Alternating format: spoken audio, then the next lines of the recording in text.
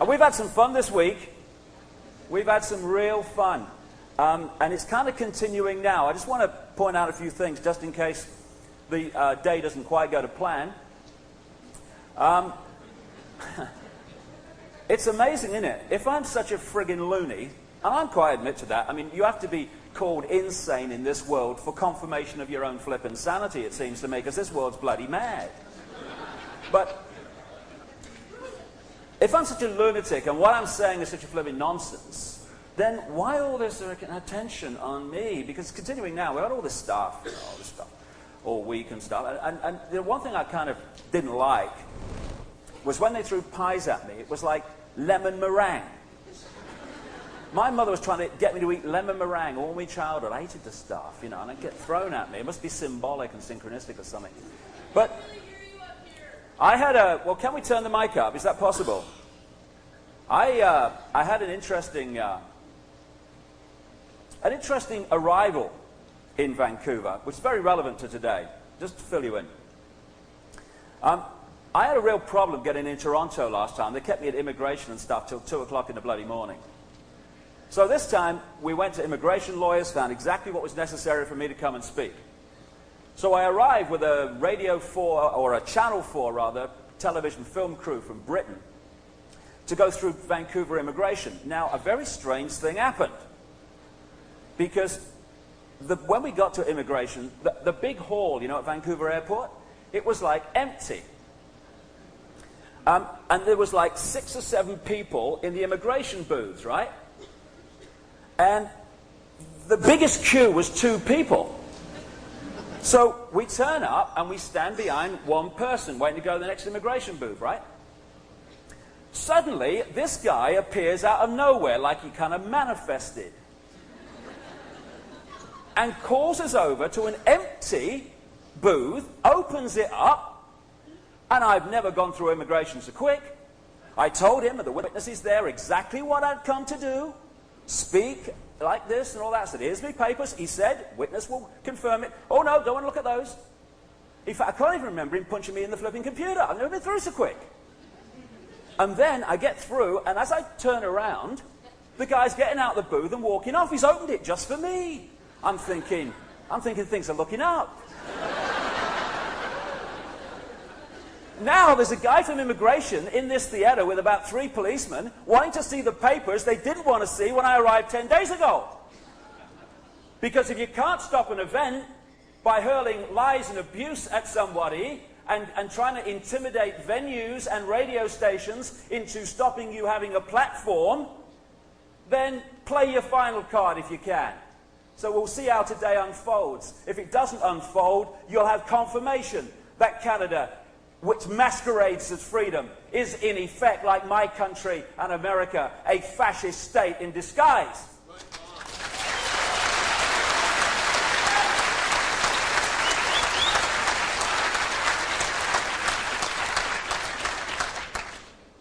So there.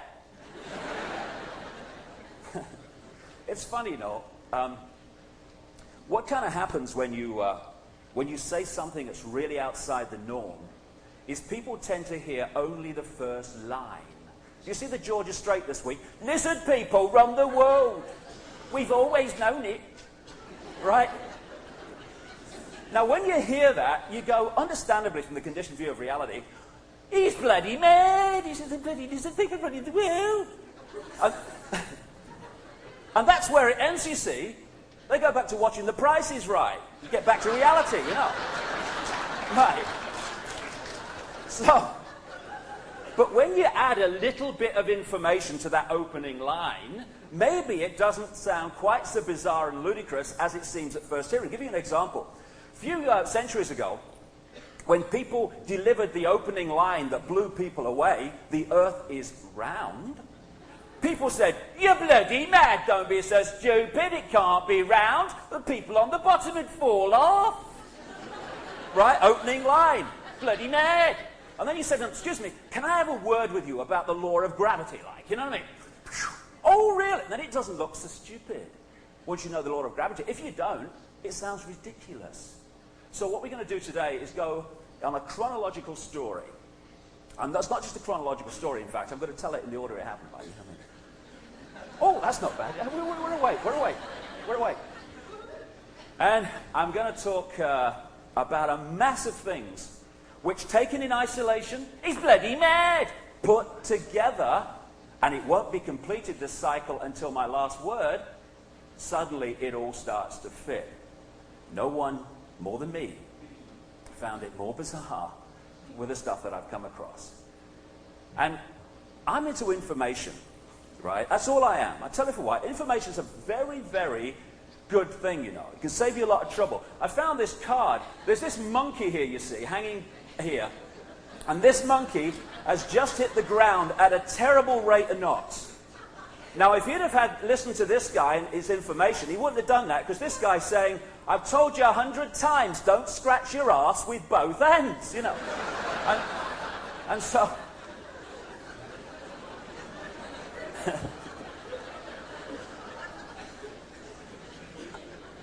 and what we're basically saying today is don't scratch your ass with both ends. This is information, and I'll make this point. Not only do I not care what people make of what I say, it's none of my business.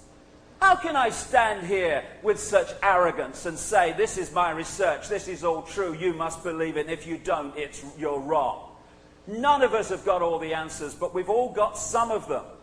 And I say this to those who talk about being anti-fascist while acting in the very ways the fascists did in Nazi Germany by destroying the ability of another voice to have a say, a voice at that time, incidentally, that was warning about what the Nazis would do if they got to power.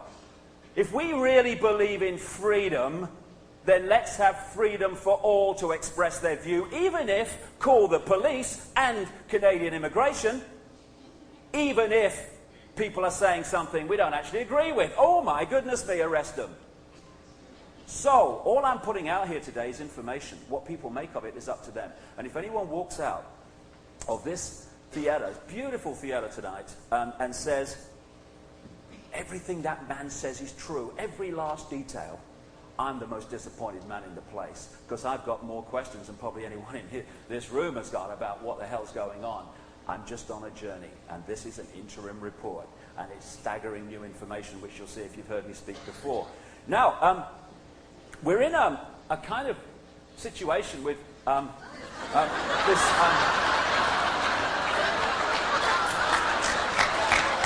we're in...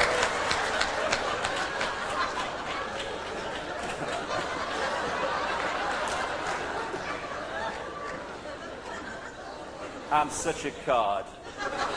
Hey, have you heard the latest about Clinton? The Roman Catholic Church has got involved. They've issued a Clinton commandment, the 11th commandment. Thou shalt not comfort thy rod with thy staff.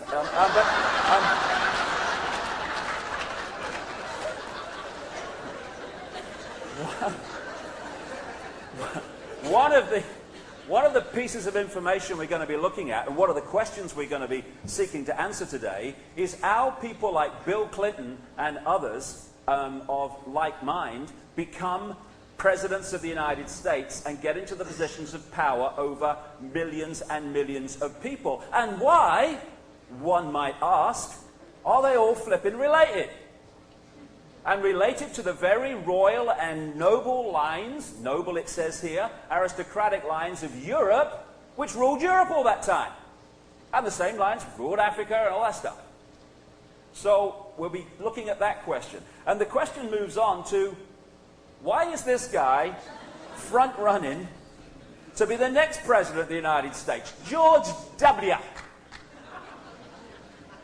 Very bright man. I always quote him on his education policy. What we need to ask is our children learning? That's what he said. The Dan Quayle of the new millennium, you know. Dan Quayle, when he came back from South America, he said, I love Latin America. I just wish now I'd have studied Latin at school so I could converse with these people.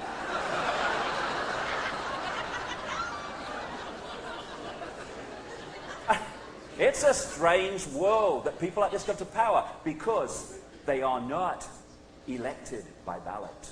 They are selected by blood, and that advances and attracts the money that allows you to become elected. And when I say about bloodlines, let me emphasize from the start, I am not talking about bloodlines that relate in any way whatsoever to Earth races as we know it. They work through all of them, particularly my own, which is my own. Let's take the flipping world over. Now, I don't know whether you saw that. I came across this program. I think it's brilliant. 22 minutes. Have you come across that? Well, I saw this great clip the other day. I thought I'd share it with anyone who's not seen it. You know this guy can't remember world leaders? Yeah?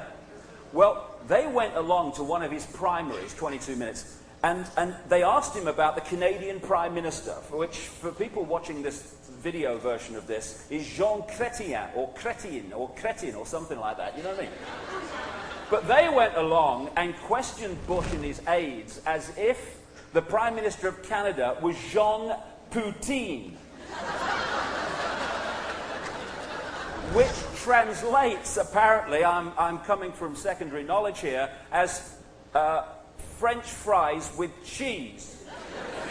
Something like that. So, let's see.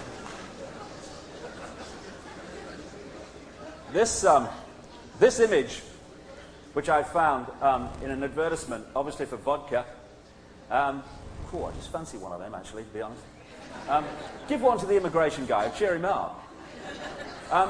Here you have all these sheep, and in the middle, with greatest respect to wolves, which are a wonderful, wonderful animal, but symbolically here, in the middle of it, is a wolf in sheep's clothing.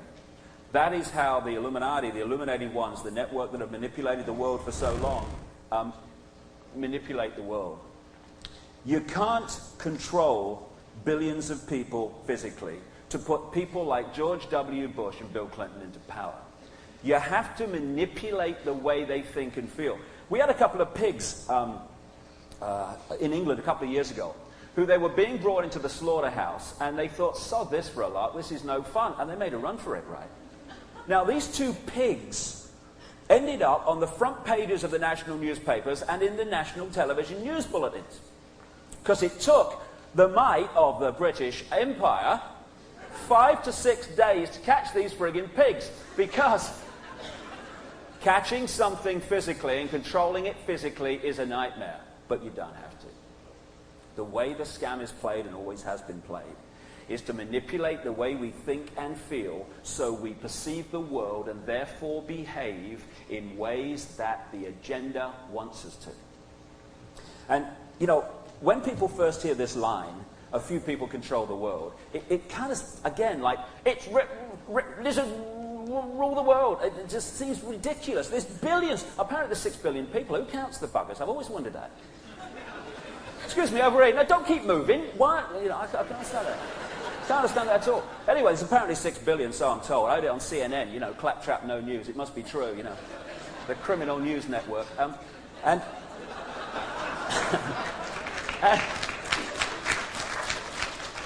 Ted Turner's very good to his mother, you know, never goes home. But you don't have to do it that way physically. You do it mentally and emotionally. And when you first hear that line, few people control the world, it seems crazy. But you know the sad thing? Not only is it possible, if you control certain institutions and certain flows of information, it's a piece of cake. And it works like this. If you look at a sheep herd, a herd of sheep, you try to control them physically. You can't do it. You need 6 or 7 blokes for every sheep. They wouldn't be guaranteed to catch it even then, if they express their uniqueness. I am me, I am free, I'm munching here and I'm staying, but that doesn't happen. I've seen it happen, we've all seen it happen. Suddenly, the farmer arrives with the sheepdog and stuff, and suddenly 1 or 2 or 3 of these sheep start to walk. And then it's like friggin' Exodus. They're all going, ba, ba, ba, ba, ba. Well, always following, you know. And if any of those sheep shouted at the one in front, excuse me, where you going? He'd probably turn around and go, I don't know, really, I just... But we follow, don't we? Don't follow me, I'm lost. And so, then you have the few of the sheep here and there who don't fancy just following the one in front. Hold on, I'm all right here, you know. And then the sheepdog comes in, symbolizing fear. And then they're in line. And this combination of bar and fear, the prison with the bars, is what controls herds of sheep all over the world every day. And if we're honest, as a human race, a human family, if we look at ourselves, we find that not only are we controlled by bar and fear, most people following the one in front, and then for those who've sussed that it's all a scam, or at least we want to do something else with our lives, the fear of what other people think of us being different keeps out those people in line also. So that combination of bar and fear, which sorts sheep out, sorts sheeple out also. But we've gone one step further, you see. We've out-sheeped the sheep because we've dispensed with the sheepdog. We police each other. What happens is that the symbolic wolf sets the norms in society. What is considered right and wrong, moral and immoral, sane and insane, possible or impossible. That sets the mental and emotional sheep pen, which the vast majority of people spend their entire physical existence in because they're not thinking for themselves. Oh, well, he's a professor, our Dave. He must know what he's talking about. He's at the University of British Columbia. You know, must be bright, you know. Not the bugger I met one, I'll tell you. But there we go. Anyway. And then you've got the people who see that that mental and emotional sheep pen of norms is actually limiting and at its extreme, calculatedly manipulating. But most of them still live their lives within it because they're terrified of what the other people who've given their minds away to the pen will do if they escape from it. The sheep are policing the sheep. You step out of line. Take this as an example. You get to the edge of this hassle-free zone. You know that if you go any further in your lifestyle and your view, that you're going to get hassled and ridiculed and condemned for the crime, and that's what it's become, of being different. And you know, any society in which it is a crime to be different is a fascist society, because it means whoever sets the norms runs the friggin' world.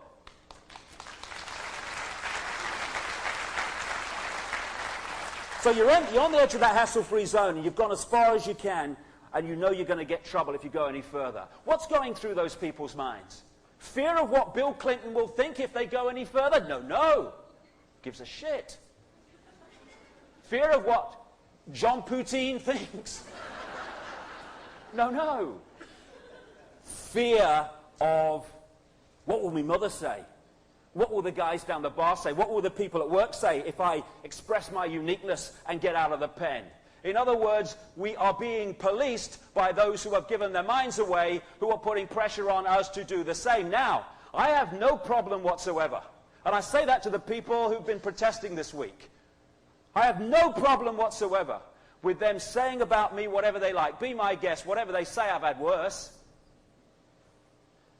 And I don't have a problem with anyone giving their mind away to norms. That's a choice, and if we're going to talk about freedom, we must be free to do that also. It's not that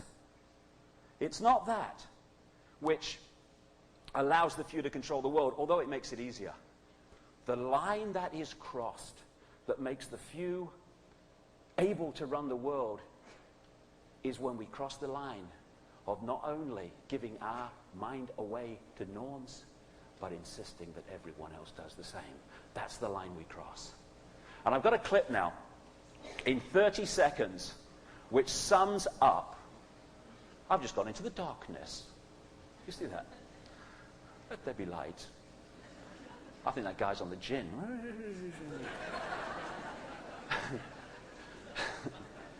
This is from...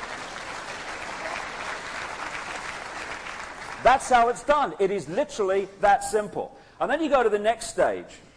The idea is to take human consciousness, multidimensional infinity. There is no we, there's just one gigantic I, which is what, in the end, when you come from that spiritual perspective, makes racism not only grotesque, but utterly friggin' daft.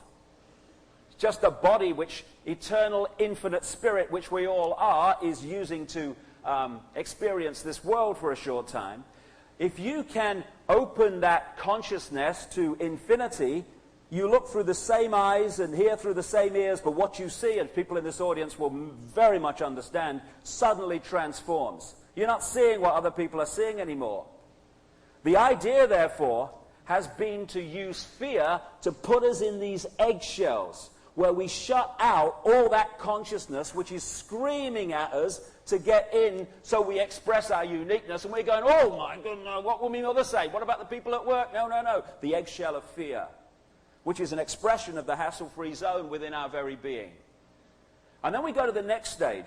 Once you have created that zone, that mental emotional sheep pen, the herd mentality, you then break the herd up into warring factions. Now, because within those norms there are no opposites, because it's so narrow and limited, you have to invent them so you can play them off against each other. If someone can tell me the difference between a Christian priest, a Jewish rabbi, an Islamic religious person, a Hindu religious person, or anyone imposing their version of life on their children or anyone else at the exclusion of all other information, then I'd like to know the difference. It's just the same state of being with a different dress on and a different name on the door. It is an opposame, not an opposite. And it's the same in politics. I'll give you a great opposame. During the Second World War, on the far left, as symbolized by Joseph Stalin in Russia, was into centralized control, military dictatorship, and, oh yes, concentration camps. Now, they were played off, because they're left-wing, you see. They were played off from the far, against the far right, as symbolized by Adolf Hitler, and he, of course, was into something very different, because he's far right and he's far left. Adolf Hitler was into centralized control, military dictatorship, and, oh yes, concentration camps. And these were played off against each other, and people still think they're opposites. Tell me the opposite of the fascist mentality of stopping those they don't want to have a public platform from having it. It's the desire, surely, to let everyone have a public platform so everyone has freedom of speech. But when you go to the opposite spectrum of that, you find that. Shut him up! I don't agree with him. We are so full of self-delusion. We're actually frightened of freedom. The freedom to passionately campaign for those we disagree with to have the same rights that we do.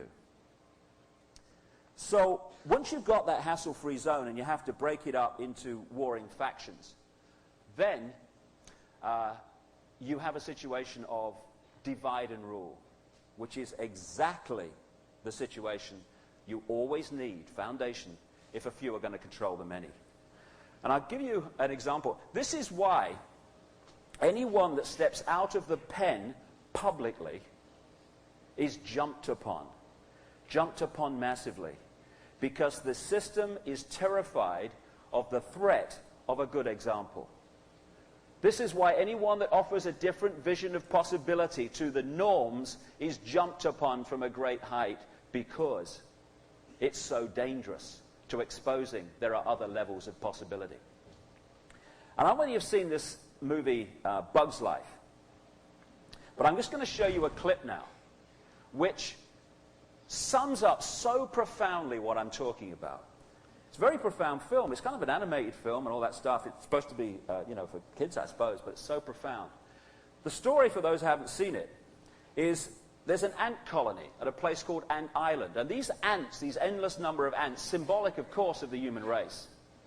But these small few grasshoppers who are dictating to the ants. Every year, these grasshoppers go to Ant Island to collect the food which the ants have spent the whole year collecting. Not for themselves, Sea tribes in black Africa and black people in Africa who are having empty bellies as I speak while the food-growing land is growing cocoa for the Western chocolate industry. These ants collect the food.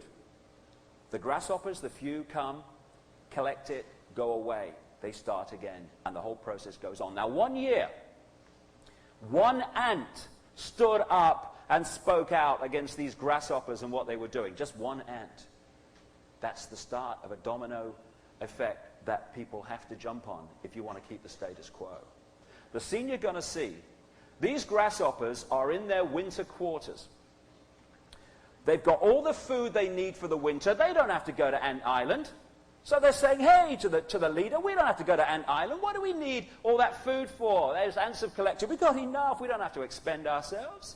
And people say to me, why do the Rockefellers and all these people who've got more money than they could spend in 100 lifetimes, why do they go on accumulating more? Because the financial system is not geared just to make the few wealthy. It's geared to be used to control people's ability to make life decisions. That's why it's there. It's about keeping people in line. Now, when it is suggested to this grasshopper chief there's no need to go to Ant Island because they've got enough, he then tells them the facts of life if you're the few who want to control the many. And it's an extremely profound clip. Let's run it.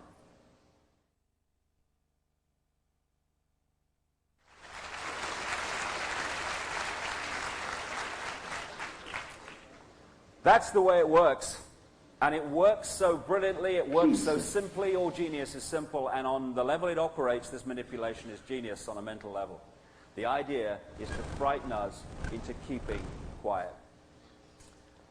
But I say this to the people who try to stop me speaking this week, people who try to stop me speaking in Toronto, people who try to stop me speaking all over the world, the immigration guy who may be still here. This is one ant. You cannot shut up, and I will not be silenced by anybody, because this is a wonderful time to be alive, because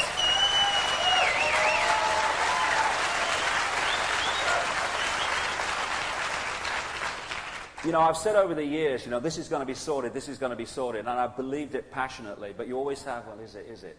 Over the last couple of years, particularly over the last year, a very profound change has taken place. Many groups of which have confirmed this by what they've been doing in this part of Canada. We have stopped running. I saw a headline, was it in Conrad Black's National Post or Vancouver Sun? He owns the bloody lot anyway, but there was a big headline, a big picture of Chrétien. You see it this week? And the headline was, Chrétien, I'm running. And you're not going to be alone in the next few years, darling, I'll tell you.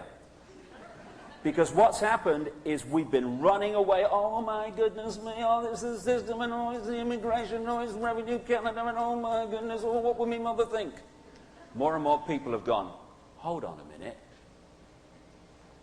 You depend on your power on me running. Have some of this. And people have started running at this system. And we've started to see that what seems to be an all-powerful edifice is actually a house of cards, and the house of cards is coming down. It's a wonderful, wonderful time to be alive. So, what we're going to look at today is what comes out of this manipulation of the human mind. One of the great things that has been used to condition us is what we call the education system. I love that. The way they use words, isn't it? Indoctrination system. Can't call it that. That's just what's going on. Education system. Gandhi once was asked what he thought of Western civilization, and he said, I think it would be a very good idea. And the way the education system works, I think it would be a very good idea if we had some, is to turn people into left-brain prisoners.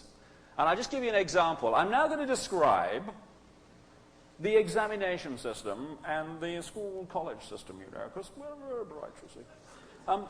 What you do, as conventional science has accepted in the whole thing, that we have two sides of the brain. One, that's logic, worldview, the left brain, physical worldview, intellect. Can I see it, touch it, taste it? Oh, it exists then.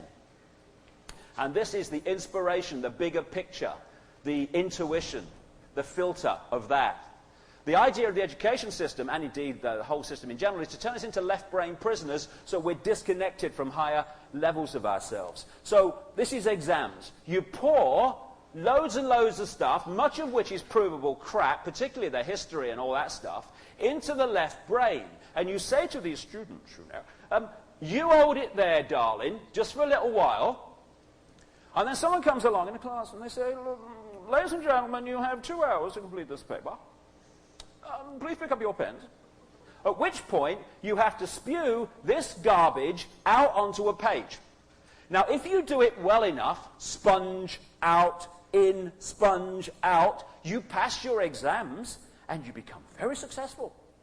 My little girl's very good at school, you know, passed her exams, going to university. Poor sod. And you're successful in this system. Come on, yeah. Now what happens? If you are I am me, I am free, you take all this stuff into the left brain and you pass it over to the right brain. And the right brain looks at it and goes, ah, it's a piece of shit. If you then regurgitate the fact that it's a piece of shit onto your exam paper with provable support, you fail your flipping exam. The whole system's set up for the system to say, tell me what I want to hear and you'll be okay. Tell me what I don't want to hear and I'll jump on you. So what we're going to do today, we have this smoke screen in front of us. You know, this is reality. Oh, yeah. We're going to have a look behind and see what's really going on. Symbolized magnificently by this wonderful card I found. This is a peacock.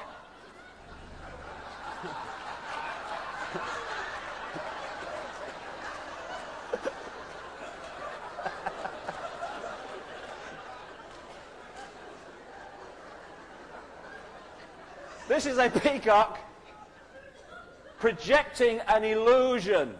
But these two women peacocks have seen through it. Cut the crap and show us your willy. So what we're going to do today is look at this system there and say, cut the crap and show us whatever you got. It's going to be a laugh. This is the mechanism by which throughout history, this goes back so long, the few have always controlled the many.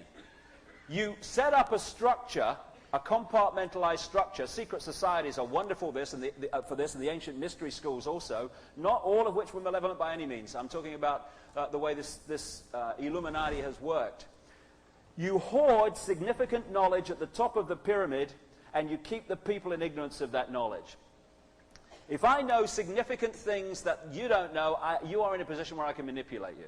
If you know the same as me, because we have the free flow of information, then manipulating becomes very, very much more difficult. So over the period I'm talking about, literally thousands of years to today, a structure has been created in which significant knowledge is hoarded there, and it's passed over through initiation and other secret networks only to those chosen to have it, and the people are kept in ignorance of it.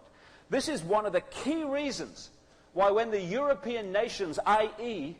the Illuminati manipulated European nations, because it's European-centered at operational level, when they went into Africa, into the Americas, into Australia, and into the Asia as far as China, one of the key things they did under the guise of Christianity and destroying Satan was to destroy ancient knowledge and ancient accounts of history, because they wanted to keep the people in ignorance of what had happened and what was happening, and even the true nature of who they are spiritually. And they've done it magnificently and hoarded it there. And I'll give you a quick example of the kind of stuff that's held there and not kept in the public arena. About 2 or 3 years ago now, I was invited through a third party to meet this guy in North America who works for the CIA as a scientist. He is an expert in magnetics, which is a cutting-edge area of expertise now. He told me the story of how he joined the CIA thinking he was serving his country, because most people, you know, people say, it's the Freemasons, it's the so-and-so. It's not it's the anything.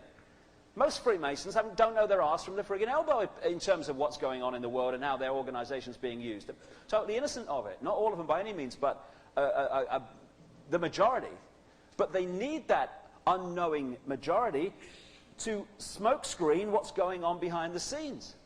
So he told me that he joined the CIA thinking he was serving his country.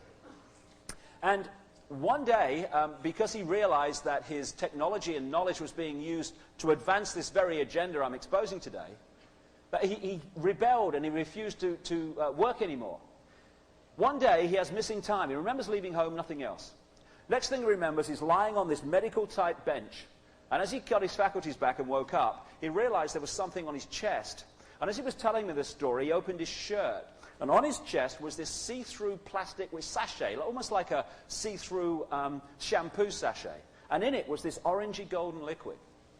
And he said, what they did is they've manipulated my body to need this drug to survive, and it has to be replaced every 72 hours. And if he does not do as he's told and use his genius for malevolent reasons, then this is not replaced and he starts to die. And he's got kids. He wants to see them grow up. And he's not alone. And what he told me is that up there is the technology that can create abundant growth in deserts without water, using magnetics and resonating the natural energy fields and vibrational fields of the earth and indeed the plant itself.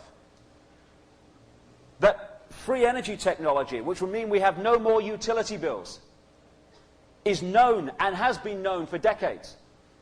The cure for cancer has been known for decades. Why are these things kept out of the public arena? Because if there were no empty bellies, if everyone had abundance, which this planet could provide, if we ran it right and shared it outright, if we had abundance, we would have choice. Abundance equals choice, choice equals freedom. So they manipulate scarcity because scarcity equals dependency and dependency equals control. And if you have enough have-nots, then that frightens the friggin' life out of those who have, because they see what happens if they don't serve the system. You'll become one of them. It's all fear and manipulation. And so when I started to understand, particularly with a book called And the Truth Shall Set You Free, which incidentally was funded by a Jewish friend of mine in England,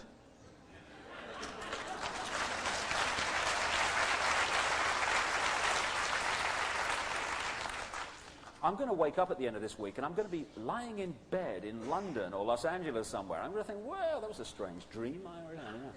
Anyway, I thought I was in Vancouver. Isn't it strange?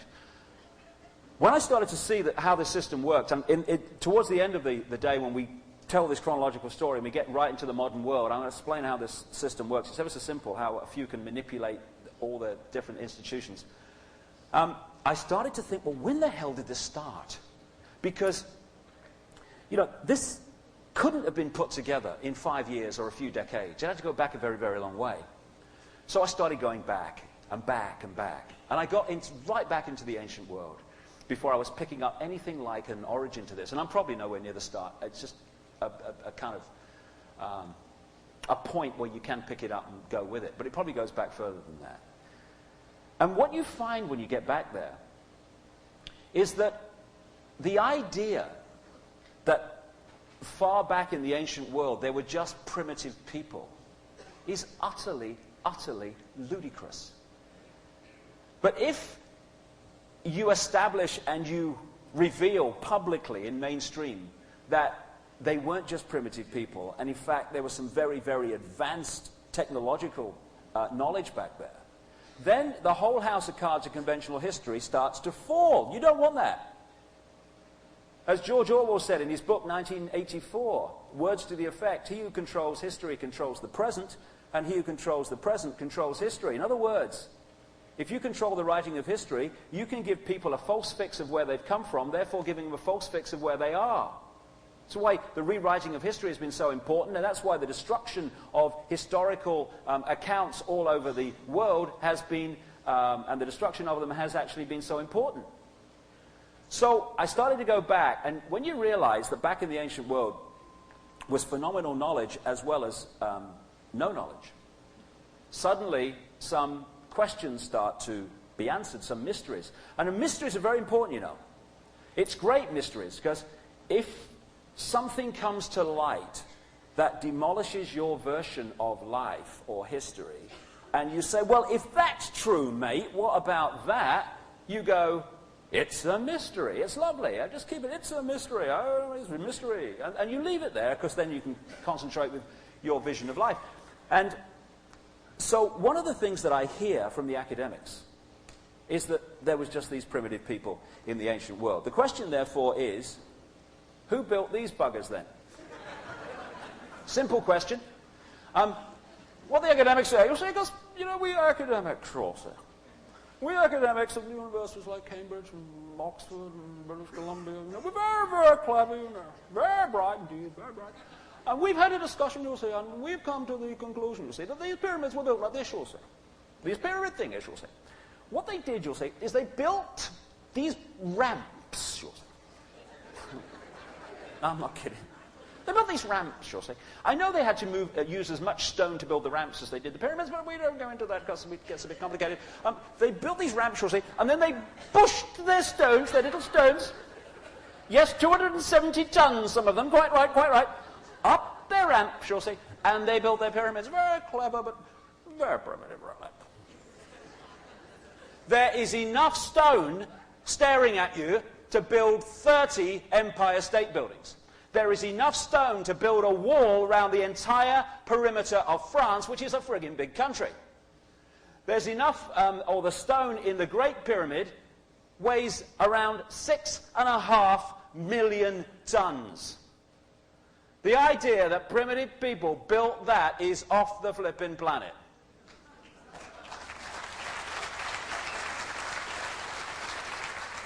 This is Peru, right? 440 tons this sodding thing is. I mean, Bill and Fred down the builder's yard have moved that in, haven't they? Oh, come on, Fred, bit more. 440 tons. And when you look at the way that these ancient structures all over the world, and interestingly, the older the structure, the more amazing it is. Obviously, some knowledge was lost the nearer we got to the modern world. I mean, I've only seen some of these documentaries recently, which is not exposing the manipulation, but just looking and asking the question, who the hell built these things? But they've shown that this phenomenal workmanship and the techniques are found all over the world. There was some kind of global knowledge way back in the ancient world. I mean, you know, Fred and Bill have hit this with an hammer, haven't they? Look at it. And it's just magnificent. That's just one stone. This is a place called Baalbek in the Lebanon. To build this, they had to put 3 chunks of stone, they're called the trilithon, each of which weigh 800 tons in this structure, and this one's 20 foot high up in a wall. There's another one that's 1,000 tons, which, so I read, is about 3 jumbo jets. Primitive people did this. When you keep going through, this is, if it bloody changes. There you go. Oh, yeah, this is... Oh, sorry, I slipped that one in. This is Jean Chrétien. That's a mistake. Sorry. No. This is Easter Island, the mystery statues, look. I mean, some people might wish that was Chrétien because that weighs 10 tons, apparently. You know what I mean? Actually, it's more like Al Gore. He's also got some constipation. You know, keep trying, get. You're all right. You'll be all right. You look at the Nazca lines in Peru, where with one continuous line, they scored away the top surface over vast areas of the Nazca Plains and created these amazing depictions of animals and spiders and insects. Fantastic, one line. And these were only seen in their entirety, some of them, in the middle of this century, just before the last war, when people were starting to fly over them, because some of these things can only be seen in their entirety from 1,000 feet, 2,000 feet. And on a hillside in Britain, in Dorset, you've got amazing confirmation of the prophecy abilities of ancient people. Because these people clearly knew that Bill Clinton was going to come at some point.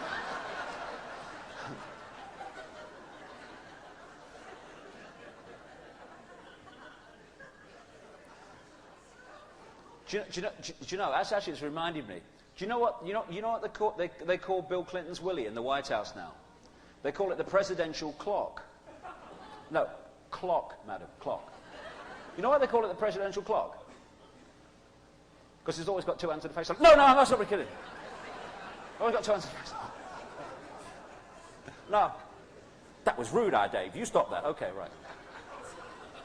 He's a member of the club, look. Actually, talking to clocks, guy goes to heaven, sees St. Peter. St. Peter shows him around. And he sees this field of clocks in heaven. And they're all going around at different speeds. And he says to Peter, what are that field of clocks? He says, well, everyone's got a clock when they go to the earth. And every time they tell a lie, the clock moves quicker, you'll see. Because St. Peter obviously went to British Columbia University or Oxford, essentially. I've only got one accent, you see. You'll get me. Anyway, so he said, well, that's interesting, he said, but what's that clock over there going round like an aircraft propeller? He says, oh, that's Bill Clinton's, he said. We use that as a fan.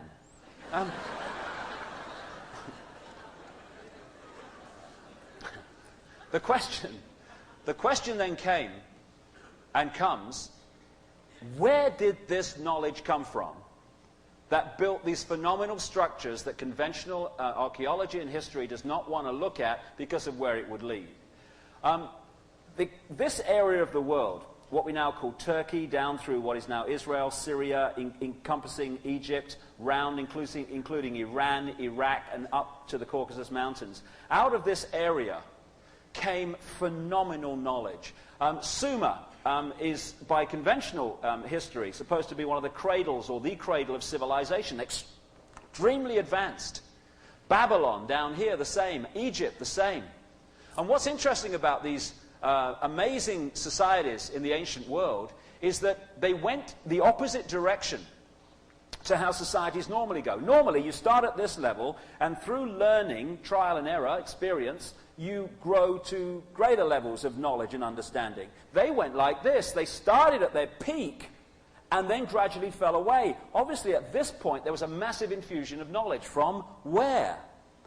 So when I got back in the ancient world and I'm scanning around, I had two things in mind. One, where did this knowledge come from and when did this manipulation start? And secondly, why are the ruling families of the world today, whether it's the British royal family and the aristocracy of Europe or the Eastern establishment families of the United States, why are they obsessed with interbreeding with each other? It's not just snobbery. You go back as far as you want, these families have interbred incessantly.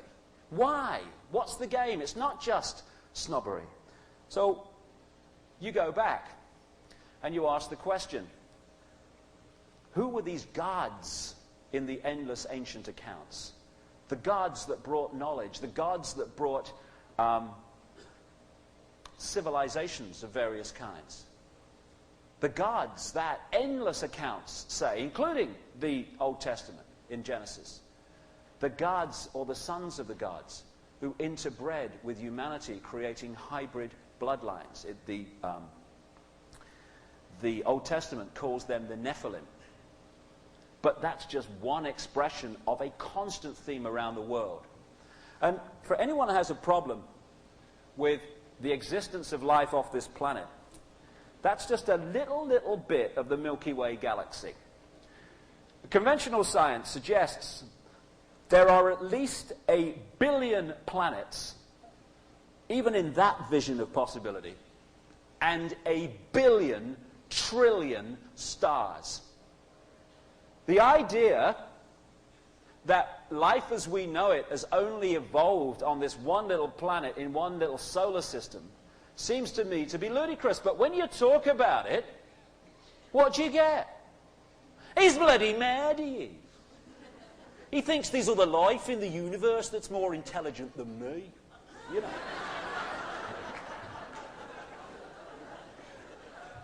And you're giving it, look, darling, I've seen cups of coffee more intelligent than you. We don't have to go off planet for this. And when you go and scan these ancient accounts, and my goodness me, I've only done a bit of it. There's so much. You find these recurring accounts. This is just part of something which has become known as the Sumerian tablets. In 1850, in what we now call Iraq, tens of thousands, and more were found later, of clay tablets were found that were buried, it's estimated, around 2000 BC, but they tell stories that go back thousands and thousands of years.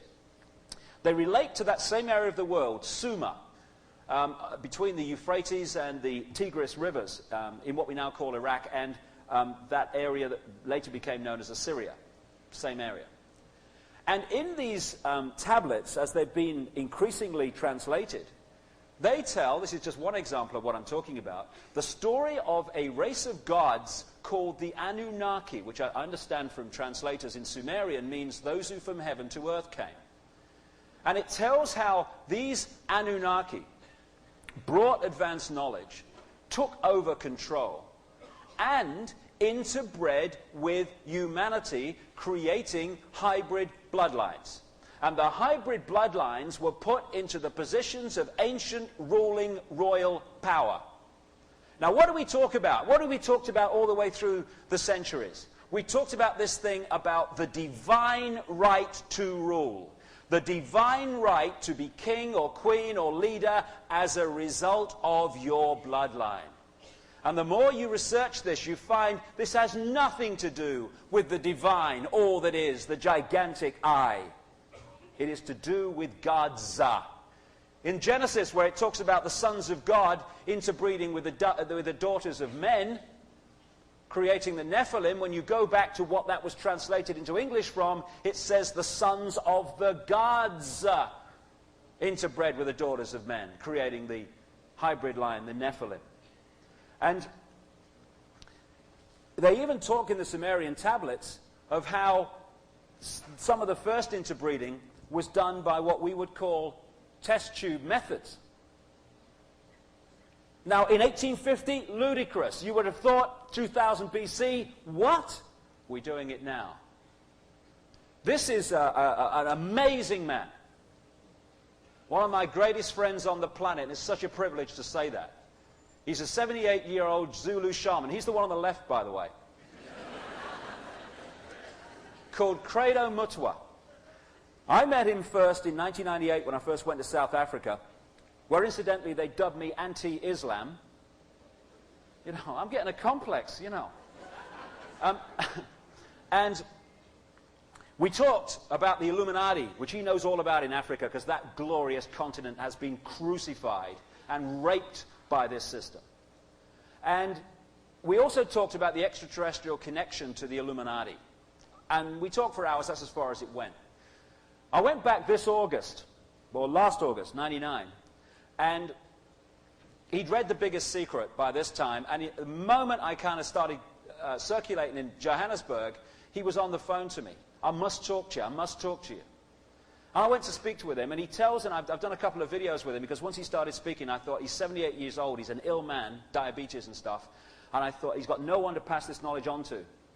And I thought, I've got to get this knowledge down, because my goodness me, it mustn't be lost. And I talked for him for hours and hours and hours. And he said, I've read the book, and I'm going to tell you what I know. I shouldn't tell you what I know because I was initiated not to, but the world's got to know this, not the few anymore. And he told me the story of Africa, the black African history. And what he told me was the same story that I'd uncovered around the so-called Western world.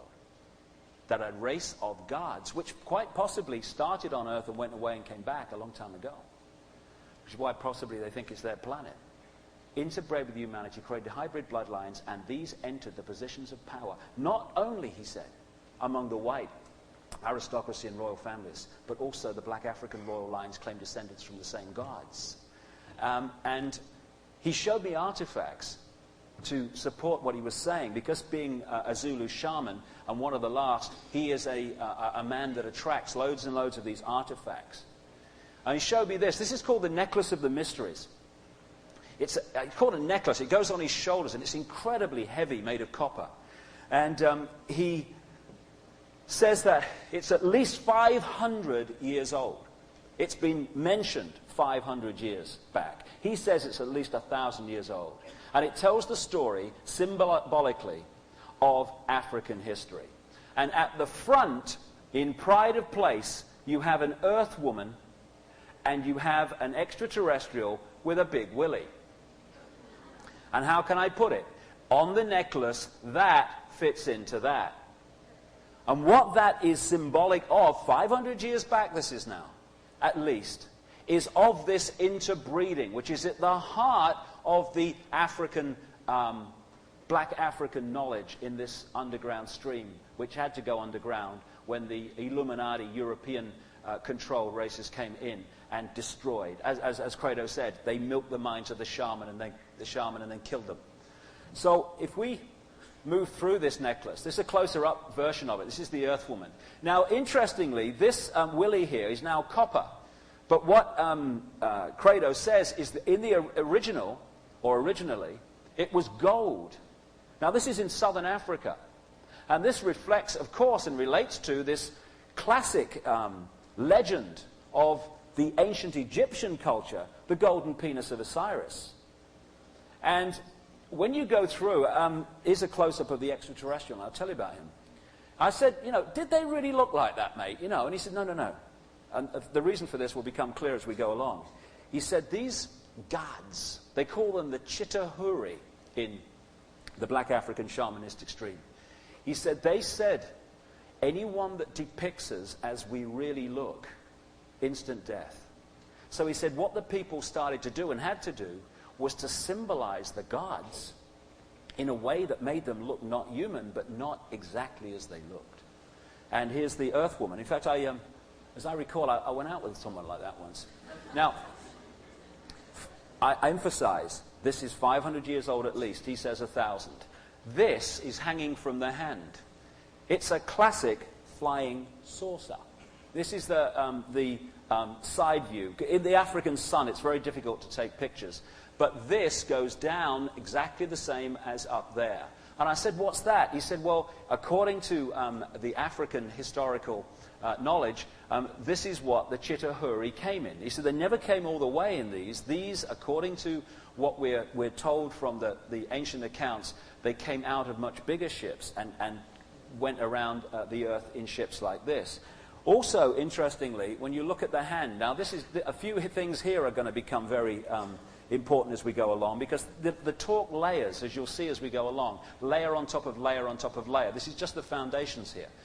Here we have the sun, and the symbolism of the sun is massive in the Illuminati, as you'll see. Here you have the constellation of Orion. Now, lots of people who have investigated in the modern world UFOs and stuff have connected some of these extraterrestrial beings to Orion. Here's a 500 at least year-old artifact from Black Africa showing the symbol of Orion. Over here you have what has become known as the Star of David. Again, people think it's a Jewish symbol. Well, the Jewish religion uses it. In fact, it is an ancient esoteric symbol that can be found all over the ancient world, going back as far as you want to go. It seems to be a symbol to do with the fusion of spirit into matter, the fusion of male and female, the fusion of opposites into harmony. Now, in the center here, you have that image, the cross in the circle. That will become very significant as the day unfolds. But here, perhaps the most significant in relation to the Illuminati is the eye, the all-seeing eye. We will see, as this day unfolds, the fundamental symbolism to the Illuminati, all around us again and again, of the eye, the all-seeing eye. So I said to Credo, what's that? He said, that symbolizes the Watchers, which is one of the names they used in the ancient world for these gods. He said that symbolizes the Watchers, the all-seeing eye of the Watchers. Now, as the day unfolds, you'll see the significance of that in terms of the Illuminati. Interestingly, the arrogance of the European streams who think, and the arrogance of the modern world, where we think we're at the cutting edge of human knowledge. This is 500 years old, maybe 1,000. I keep repeating that for emphasis. This is on it also, and that is the depiction of the ancient Zulus of the earth. They knew it was round, long before Galileo. Their name for time and space is almost exactly the same word, because they knew all that time back that time and space was the same. But it's Africa and they've got black faces, so they must be not very bright. The arrogance of it. And again, all around the world, you see the depictions of gods, this recurring theme. This is in the Hindu culture, where they talk about gods in very advanced technology flying through the sky. Also, interestingly, Credo talks about the fact that these gods had elongated skulls. I took this picture from it's a member of the royal family of ancient Egypt. And it's a very, very round skull, elongated skull. Now, I have a picture, couldn't get the computer to download it this morning, unfortunately, of a skull found at Chichen Itza in the Yucatan, in the old Maya area. And it was found some time ago. I think it might even be in Vancouver now, somebody was telling me. And it's a mirror of that. And again, when you look at other depictions of Egyptian royalty, no wonder they had big bloody hats, you know. This elongated head. And one of the things that Credo said to me, he said, look, he said, there's still black African tribes today, you might have heard of them, who when their children are born, they bind their heads to elongate the skull. And he said, when I've gone to them and said, why do you put your children through this agony? The reply is, because they have to look like the gods. And it's interesting, you see that elongated skull. This is from the Cairo Museum, just down from the Giza pyramids. This is a skull, I think this was found in South America. This was found in South America, again, the same thing. What I'm saying here is that there is far more to life and where we've come from and where we are than ever we are being told. Again, as Credo said, you know, whether they had big heads or not, they were imitating the gods with these big, high headgear. So, let's get down to it, shall we?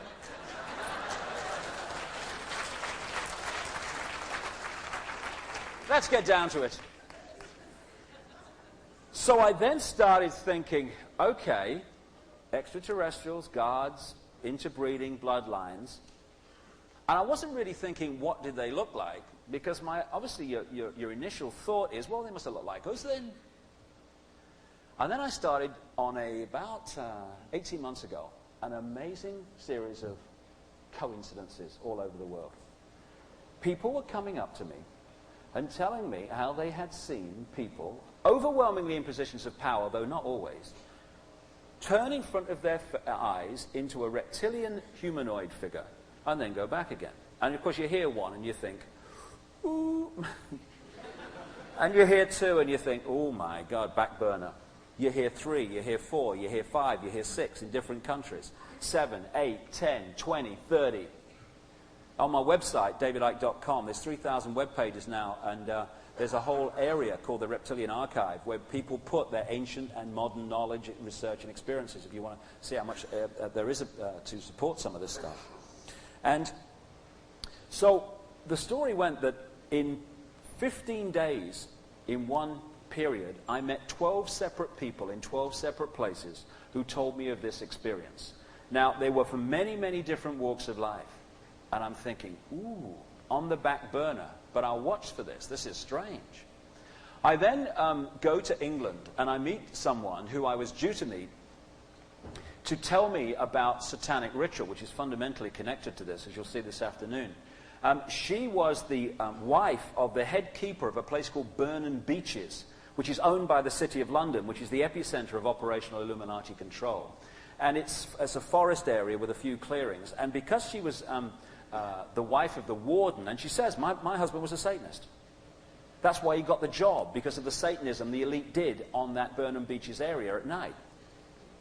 She said, and one day, she said, I'm walking through the forest, and I saw a light. She said, I went through to see what the light was, and she said, I saw a satanic circle where all the usual horrors were going on. And she said, I was astonished to see that the man I was looking at conducting it was Ted Heath. Now, Ted Heath was the Prime Minister of Britain between 1970 and 74, and was the man that took us into the European Community, now Union. And she talked about one of his Chancellor of the Exchequer of the time, Anthony Barber, was next to him in this circle. And she explained what happened and all that stuff. And so I'm thinking, wow, this is amazing stuff. Anyway, we talk about it.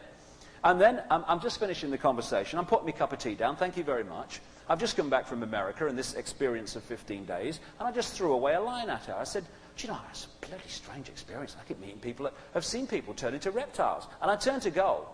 And I heard this, like that. I turned around. She's on a bloody seizure. She said, oh, my God. She said, I thought it was only me. She said, oh, my God, I wasn't going to tell you that bit. And she explains how she saw this guy, Ted Heath, during this circle, turn, shapeshift into a reptilian humanoid figure. And she said, you know the thing that fazed me most? No one else in the circle seemed at all bothered, as if it was the most natural thing in the world. I then get invited to go to the House of Lords to meet some lords to talk about the conspiracy, which they know is going on. They just want to talk to me about it. And there was a woman there, and she was saying some very interesting things about Diana. You know, Diana, Princess of Wales and stuff, Princess of Wales. And after the meeting, I said to her, hey, I want to talk to you. We've got to talk. She says, we have. I said, how do you know this about Diana? She says, well, my closest friend was Diana's closest confidant for 9 years. She says, I think I can get her to talk to you. So we talked. I talked with this lady. I didn't go to see this confidant of Diana to talk about shape-shifting reptiles. I'm hoping this thing might go out of my life and just kind of, you know, be a strange phase. Because, I mean, do I want to stand up and say about reptiles? Well, I don't really bother, but I'd rather not. Anyway, we're talking, and she's telling me about the horrific things that happened to Diana in relation to the Windsors, and how the Windsors take people out and stuff like that. Anyway, he then says to me, do you know what Diana's nickname for the Windsors was? I said, no, go on. She said, the reptiles and the lizards. And she said, Diana used to say to me, in all seriousness, they're not human. And she said, you know the Windsors are a reptilian bloodline. And I'm thinking, not a friggin' nother. And she explained, because this lady is a healer, and she worked not only with Diana, but with other members of the aristocracy and the lower levels of the royal family. And she picked up a heck of a lot of knowledge in this. It's amazing how many people know about this. It doesn't go to the public arena, because, I mean, who's going to have the guts to stand up on a stage and say that reptiles run the world? I mean, who's going to do it? No one's ever going to do it. We're never going to find out, are we?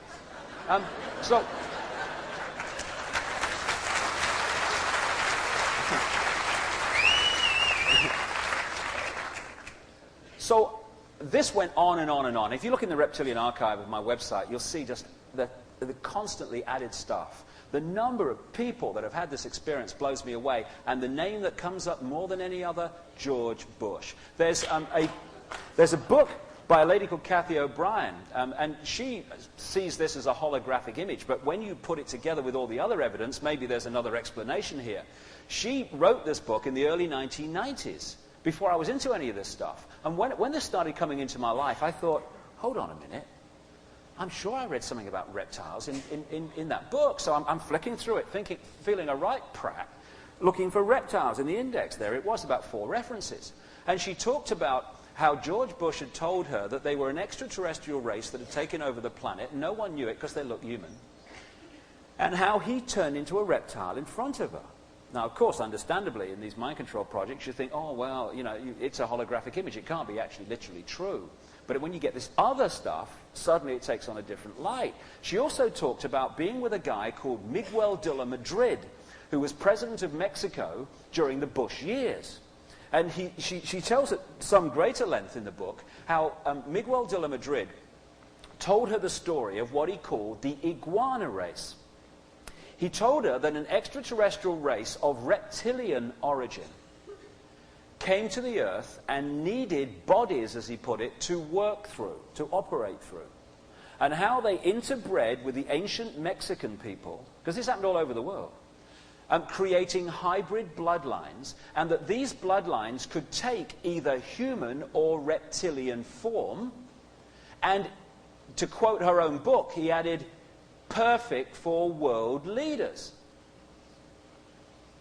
And more recently, I've met more and more people who have come from the inside and said the reptilians are behind the Illuminati. And it's interesting that when you go back, as I did, I thought, well, you know, time as we know it, a few thousand years, is actually nothing in truth. So if it's happening now, there must be references to it in the ancient world. Well, if you're looking for references to a serpent race, serpent people, snake people, it's absolutely friggin' enormous in the ancient world. And one example, the Nagas, the gods of the ancient Indus Valley, they said about them they could take either human or reptilian form. And it kind of sounds kind of amazing, but I was watching a film the other day, and someone said on that film, the difference between an ape and a human is 3% DNA. You know, and as I think it was Carl Sagan said, there are more potential combinations of DNA than there are atoms in the universe. This is the only humanoid form that's going to exist and evolve from that enormous infinity. Come on. And who dominated this planet for so long? The reptilian genetic stream. And I'm not seeking to demonize that. I'm just talking about one group that keeps coming up. I mean, the reptilians are just the reptilian genetic form is a genetic form. So what? I'm talking about one group within it.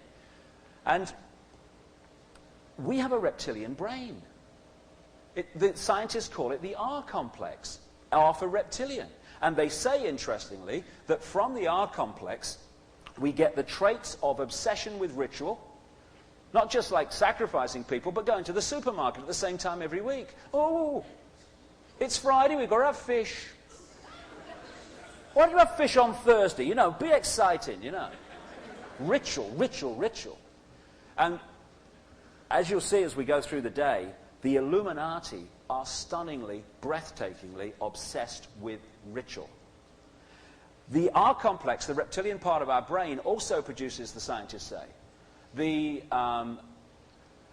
concentration and the obsession with top-down hierarchical power over structures, the pyramids. And also, it's from, they say, that part of the brain that we get what we call cold-blooded behavior, being able to do things to people by being emotionally detached from the consequences of what you are creating for them. When I talk to a guy who's come out of the Montauk mind control project, they call them Montauk boys, there's been a lot of books written about this in recent years. He talked to me about this reptilian thing recently.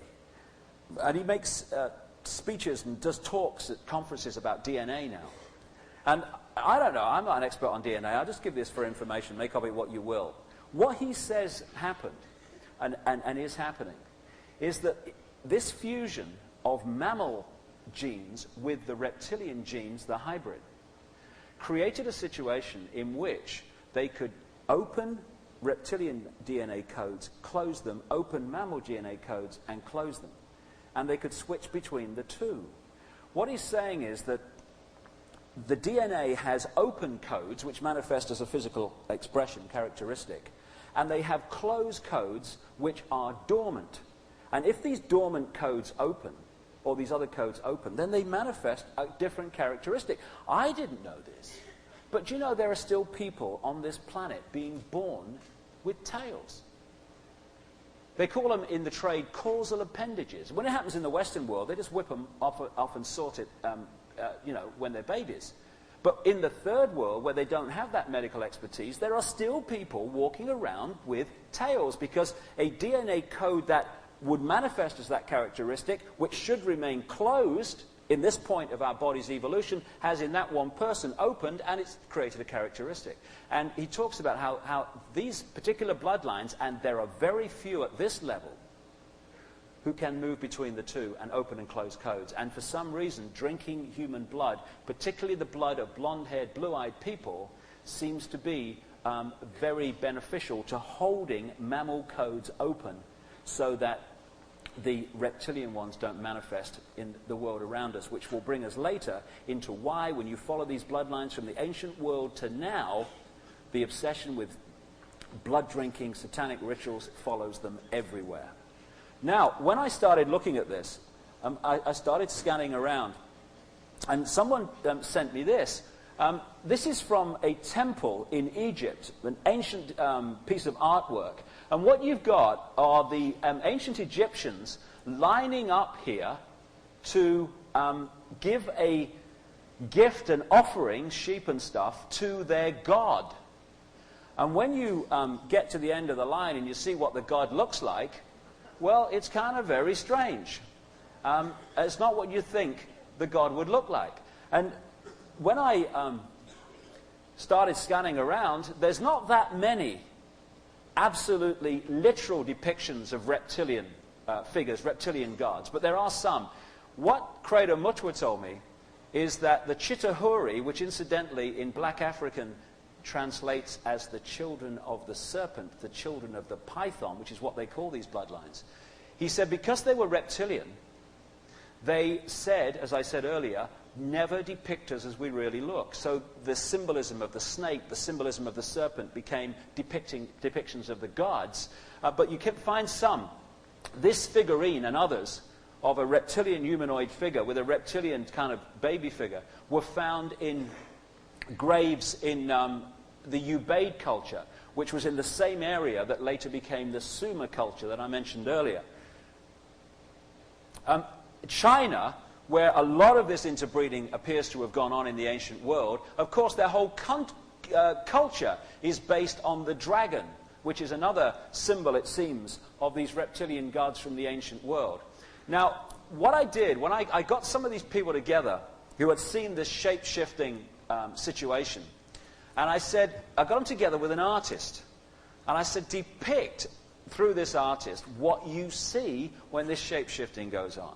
Another person who talks about this is a lady who conducted sacrificial rituals for some of these people, including the British royal family. And she confirmed exactly, with indeed more detail, what Diana's confidant was saying about the Windsors shape-shifting in the way that I'm talking about. Now, these nodules on their head are something that come up again and again with such consistency that it's just amazing, and you'll see more confirmation of that in a second.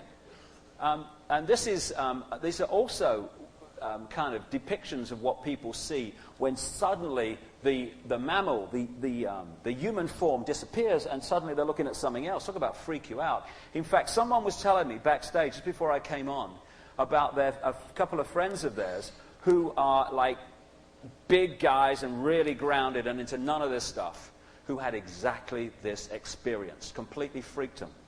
And that was in Vancouver.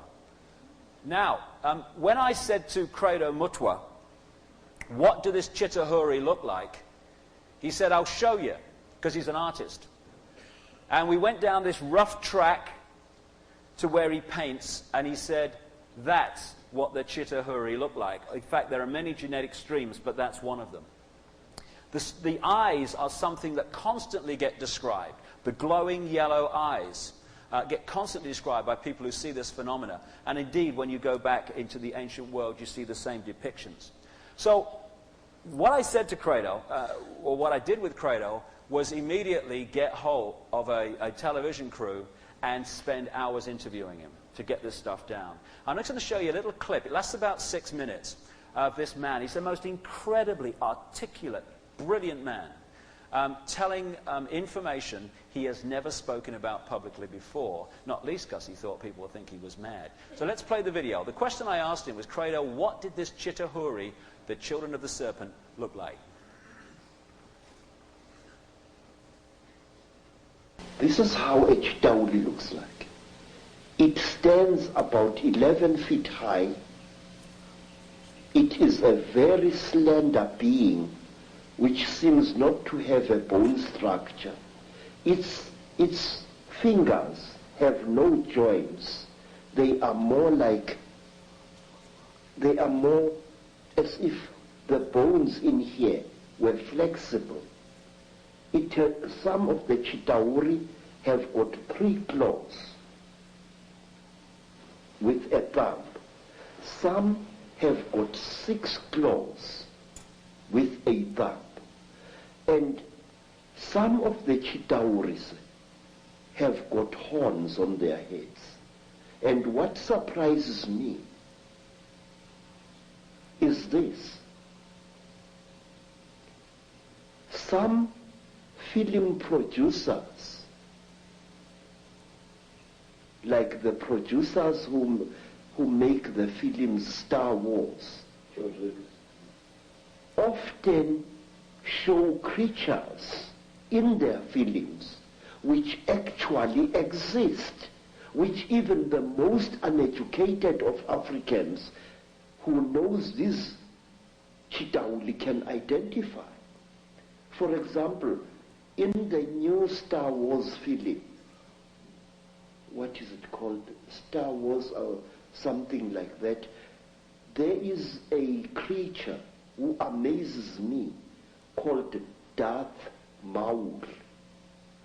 Darth Maul is a red and black being with a ring of small horns right round his head. That is exactly what the Chitauli look like. Some have got ordinary heads without any horns on their heads. These are the lesser Chitauli. But the royal Chitauli have got a ring of sharp horns all around their heads. And the very high Chitauli, like their king, Mubaba Samahongo, they have got very long horns which grow this way. Not that way like a bull, but this way like certain antelopes. Now, I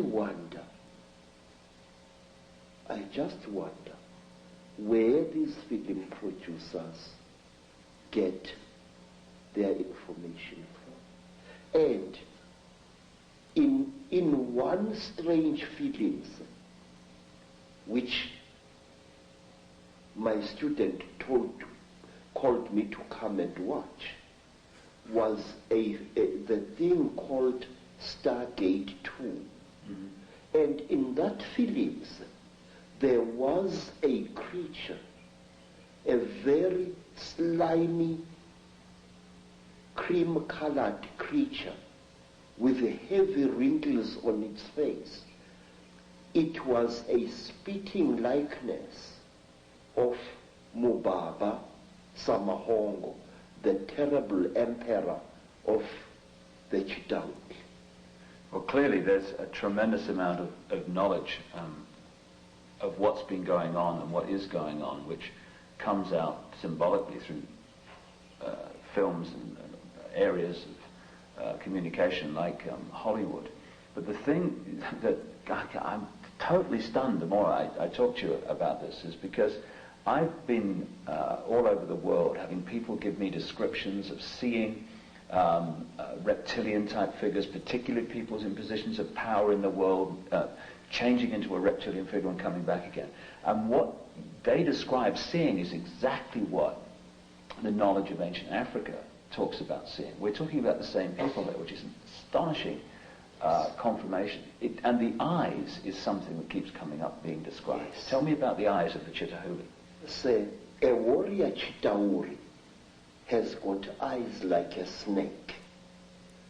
These eyes are yellowish with split pupils, and they glow in darkness. So if a Chitauri, a warrior Chitauri, one of the lesser classes, is hiding in a cave, you can see its eyes burning. But a royal Chitauri has got 3 eyes. It's got the yellow eyes, which glow in a strange, almost ice-like way, like jewels, like certain types of yellow jewel.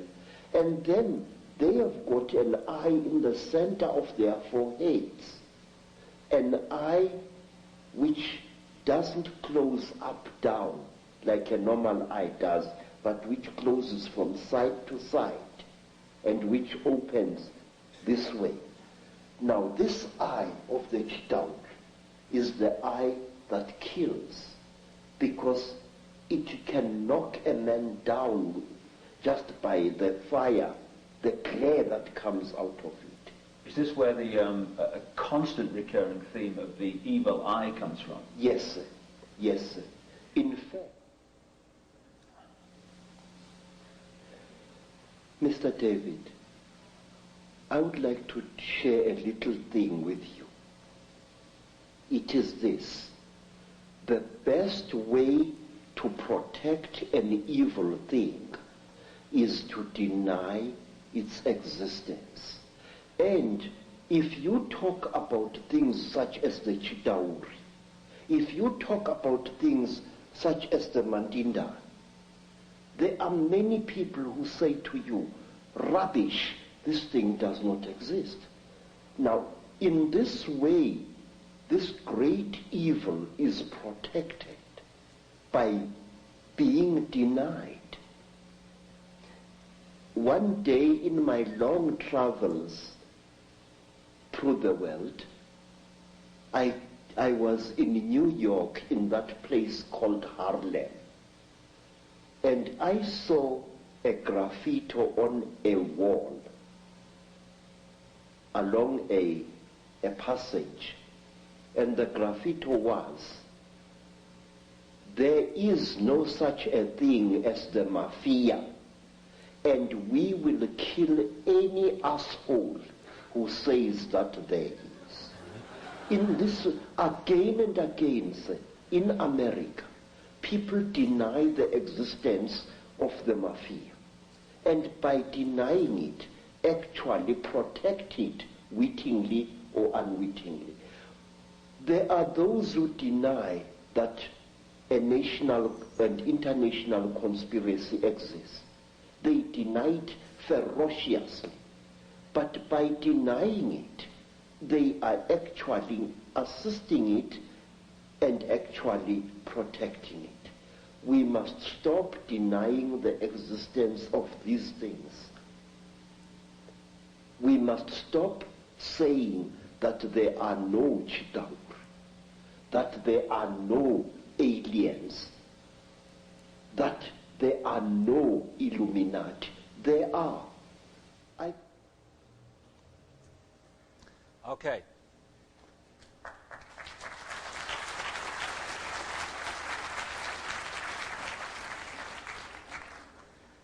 He's an amazing man, and for those who seem to indicate from what they've said about me this week that by definition, if you talk of a global conspiracy, you are a far-right Nazi, maybe those people might ponder on this after hearing those words. Credo Mutwa had his son murdered, his house burnt down, and his body battered to the point of death for opposing the racist apartheid regime in South Africa. And what those that have their sweeping definitions and their lack of brain cell activity are saying is that he, as you've just heard, must therefore be a far-right, racist Nazi. The ludicrous of it takes the breath away. Now, one of the other things that people see is this kind of ethereal type, reptilian type figure, which locks in, again it comes up again, into these lower levels, these lower chakras, and almost like, as we've had repeated throughout history, people get possessed by this consciousness and starts taking over their thinking processes.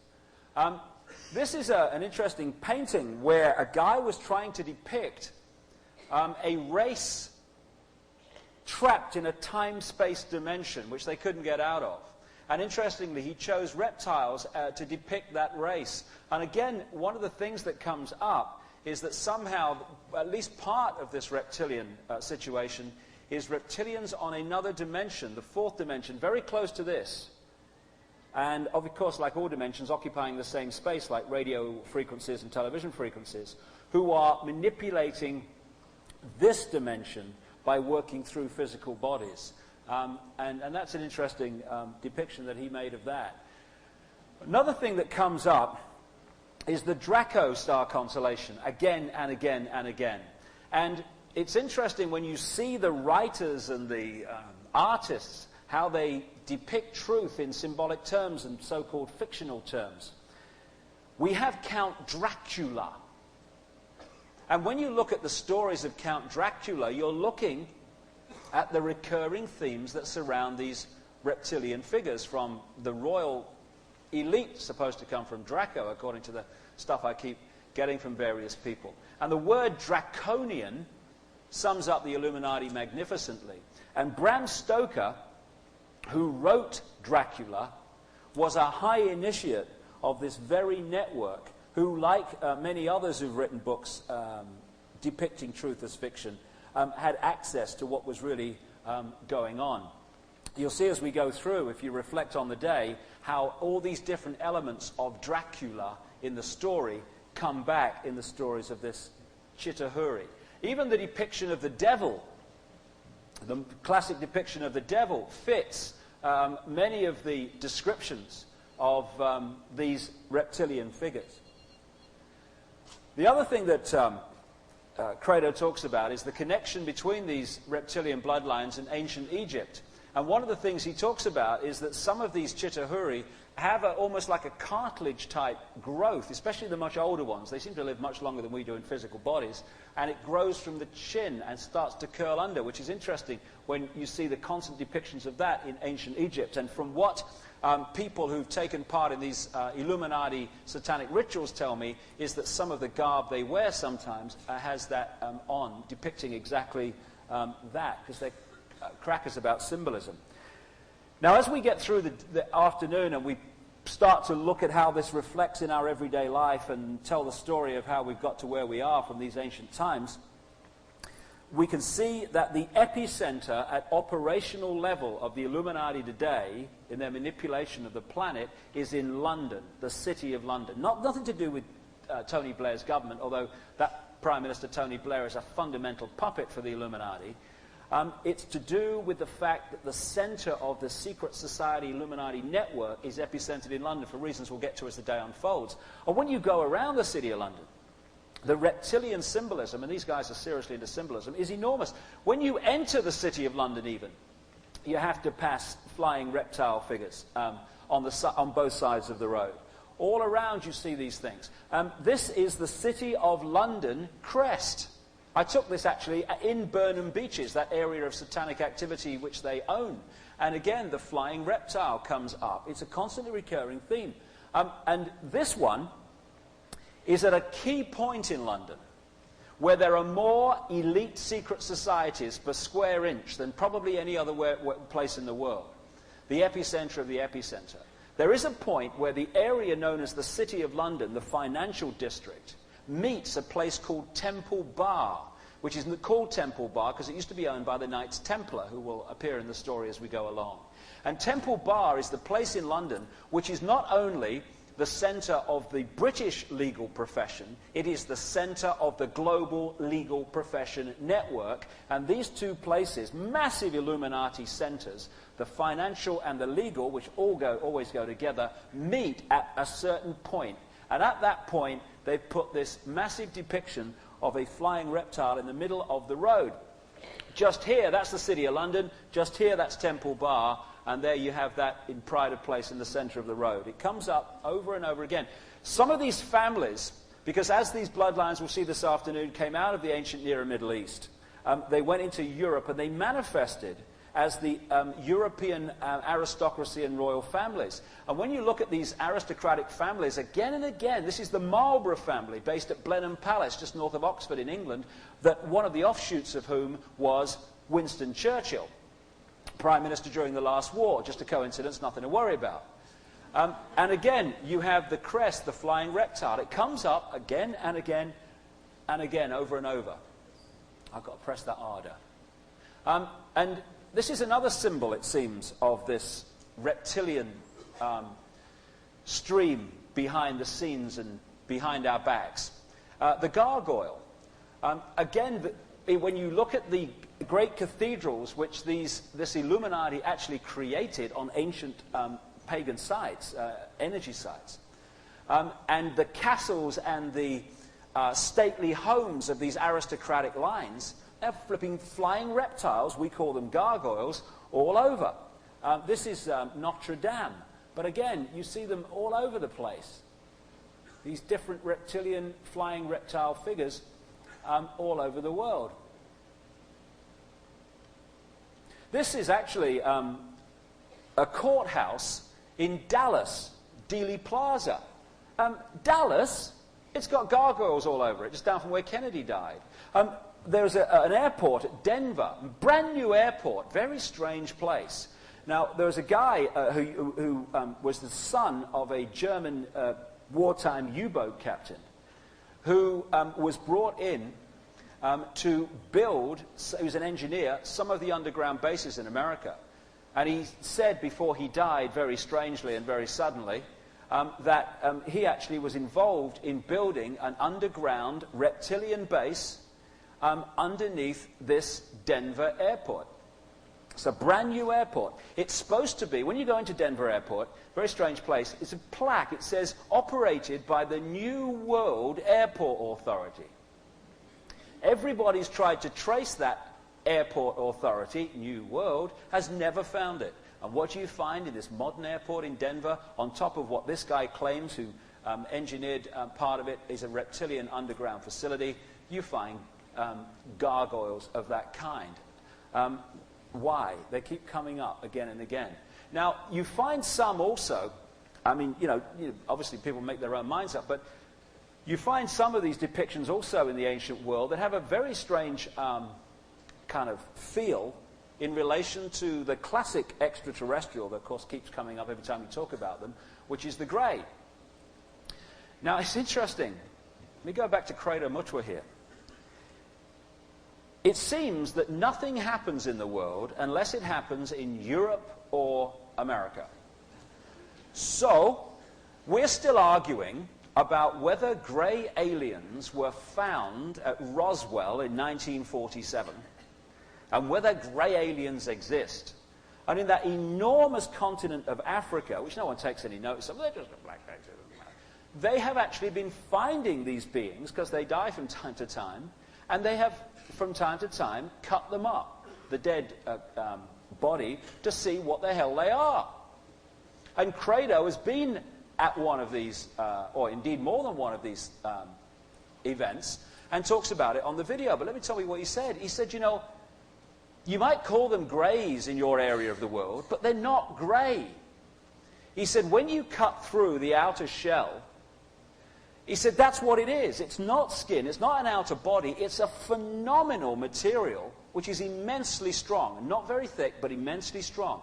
And in his own words on the video, he said, you have to not just have a sharp axe, you have to have a new sharp axe to break out of this, through this outer shell. He said, and the big black eyes, he said, are not eyes. He said they are very sophisticated material, you might call them goggles, which protect the real eyes from the sun, because these beings seem to have a problem being out in bright sunlight. Dracula could go out in sun, remember?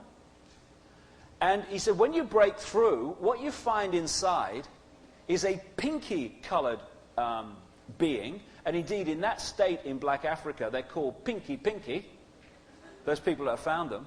And they have scaled skin, like a fish, as he said, and their eyes go straight down like a reptile. They are an expression, an offshoot of the reptilian genetic stream. So, what happened as I'm putting together this research is that this interbreeding, which I'm focusing on in this area of the world, it went around the world in other places, as I've talked about, but from this area of the world has come the bloodlines which have manifested overwhelmingly as the people in the positions of power. They moved across by land through various periods of time. They went through the name of the Phoenicians round to Britain about 3000 BC. I'll talk about that this afternoon. And basically they populated Europe. But within these bloodlines, or within these races that moved across in their various forms to populate Europe, were these hybrid bloodlines, which again and again, as you do the genealogical research, which is very painstaking, ended up in the positions of power which moved the world in a certain direction. And I'm going to come to that in a second when we get to the bloodlines. Now, what these bloodlines did was create a secret society network, which I'll talk about in more detail this afternoon, which kept the people in ignorance overwhelmingly that the bloodlines existed, and also using things like inquisitions and what have you, sucked ancient knowledge and esoteric knowledge out of the public domain into the hands of the few so they could be in complete ignorance of what was really possible and who they really were. Press it harder, you prat. Prison without the bars. Over a period of time, there has been an evolution as these bloodlines have moved into the modern world from over-control by them manifesting as royal kings and queens and such like, where you know where you are, you're in a dictatorship, they aren't elected, they just come in by bloodline. There has been a movement from the prison with bars, which you can see, to the prison without bars that you can't. There's two types of control. There's the dictatorship you can see, Nazi fascism, Stalinist communism, apartheid regime in South Africa. You know where you stand. You can touch it, you can feel it, you can taste it, and you can focus on that because you know that's your controller.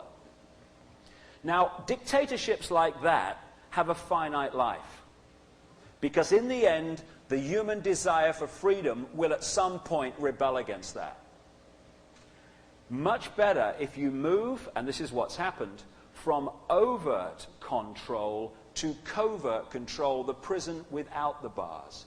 And what has happened is that as these bloodlines have expanded across the world, first going into Europe and then through the British Empire, which wasn't the British Empire at all, it was the Illuminati Empire based in Britain, and through the other European empires, these bloodlines came out to the Americas, to Australia, to Africa, the Far East, etc. And at that point, because of the empires, etc., and the colonies, there was over-control by the Illuminati in Europe. You knew where you stood. Look, we're a colony. They tell us over there, thousands of miles away, what to do. What has happened, particularly in this century, earlier in North America, is that they have given the illusion of pulling back that control through independence. But as they have, on the surface, moved out of Africa, moved out of America and out of Canada, they're not so much out of Canada, what they've left behind are the secret society networks through which they operate and the bloodlines which enter the positions of power. And I'll give you a wonderful example of what I mean. There's no better example than this. During the apartheid regime in South Africa, there was overt control. They knew where they stood. They had never had a vote, they never had a say. A small clique of white people were controlling the vast majority. You could see it, you could touch it. You knew where you were. As a result of that, a build-up of resistance both within South Africa and increasingly outside South Africa built up, and eventually the apartheid regime had to fall. That was overt control gone. But before, this is provable, before Mandela was brought from Robben Island and a blackface was put in the presidency, a small clique of European-controlled families, very small clique, controlled more than 80% of the stock on the South African stock market. They owned the diamond mines and the gold mines on which the economy depends, and they controlled the media through various frontmen. Then we had this massive movement to freedom. You give black people a vote every few years, but you stitch it up so only one party's going to get in anyway, so whoever's leading that is your guy. Now, 5 years after Mandela, now we have Thabo Mbeki, his successor in power. Many things have changed. On the surface they have, underneath, nothing. The same people who during apartheid held all that power still hold it. The same families still control more than 80% of the stock on the South African stock market. They still own the diamond and gold mines on which the economy depends, and they still own the media through various frontmen, not least an Irishman called Tony O'Reilly, Henry Kissinger's mate and the Rockefeller's mate. So nothing has changed. All that's happened is we've moved from overt to covert control, but now, even though the same people are controlling South Africa as before, where is all this shout about human rights? Where are all the banner wavers? Human rights, apartheid, freedom! They've gone off somewhere else. Oh yes, South Africa's sorted. No! Just appears to be. And I talked to Winnie Mandela, who came to one of my talks. She seems to understand that this is what's happened. It's all a scam. And this has happened in Canada, still controlled from Britain. About time we got Madam off the bloody money, it seems to me.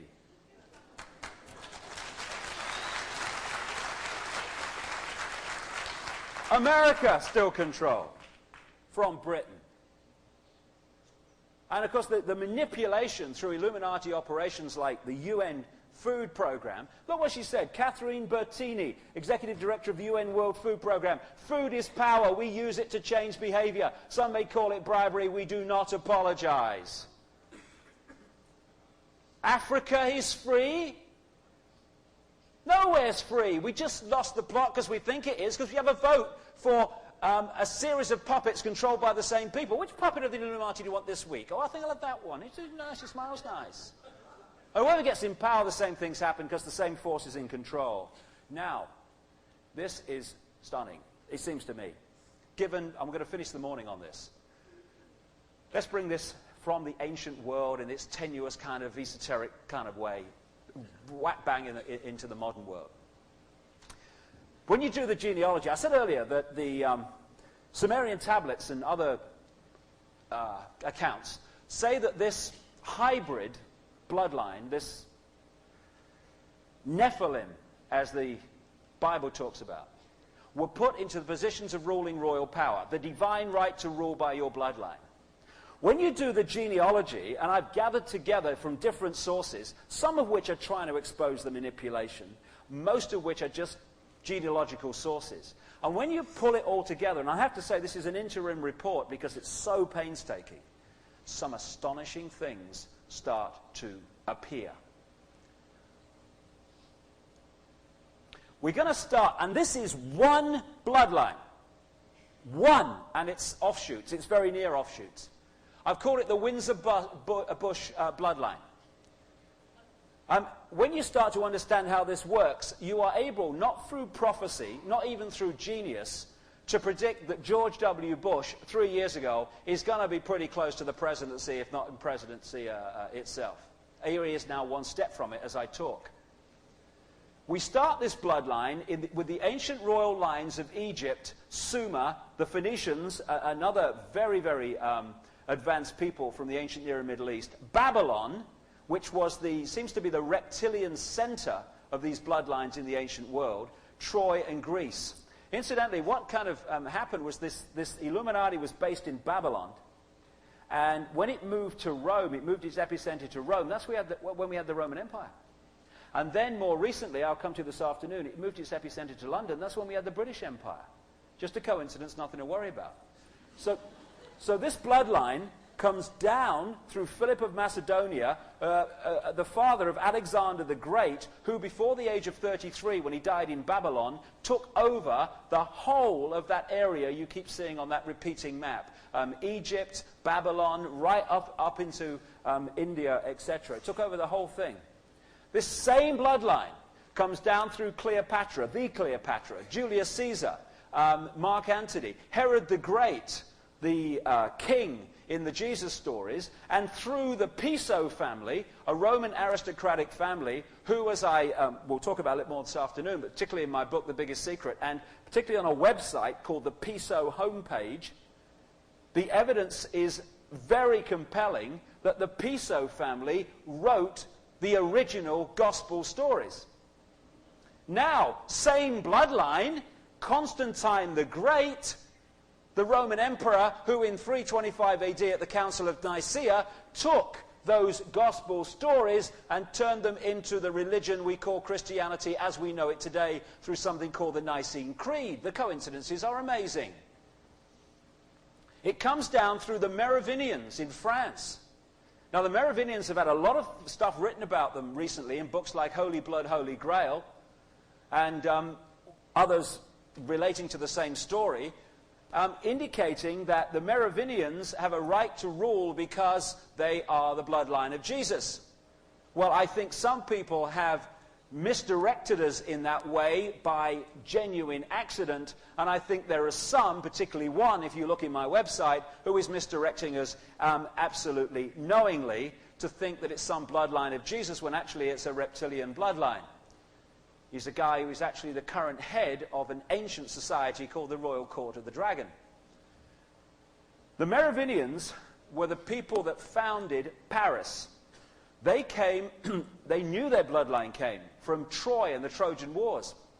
So they named Paris after one of the people involved in the Trojan War stories, Prince Paris. They worshipped an ancient goddess, which these ancient people very much did, called the goddess Diana, a goddess of the moon. Just outside the original Paris, the Merovingians, they built sacrificial chambers, underground chambers, for their rituals to the goddess Diana. Where they built those chambers is now called the Pont d'Alma Tunnel, where Diana, Princess of Wales, died in the car crash. Pont d'Alma actually means bridge or passage of the moon goddess, which is what Diana was supposed to be. That was a ritual murder when you see the massive symbolism and other evidence surrounding it.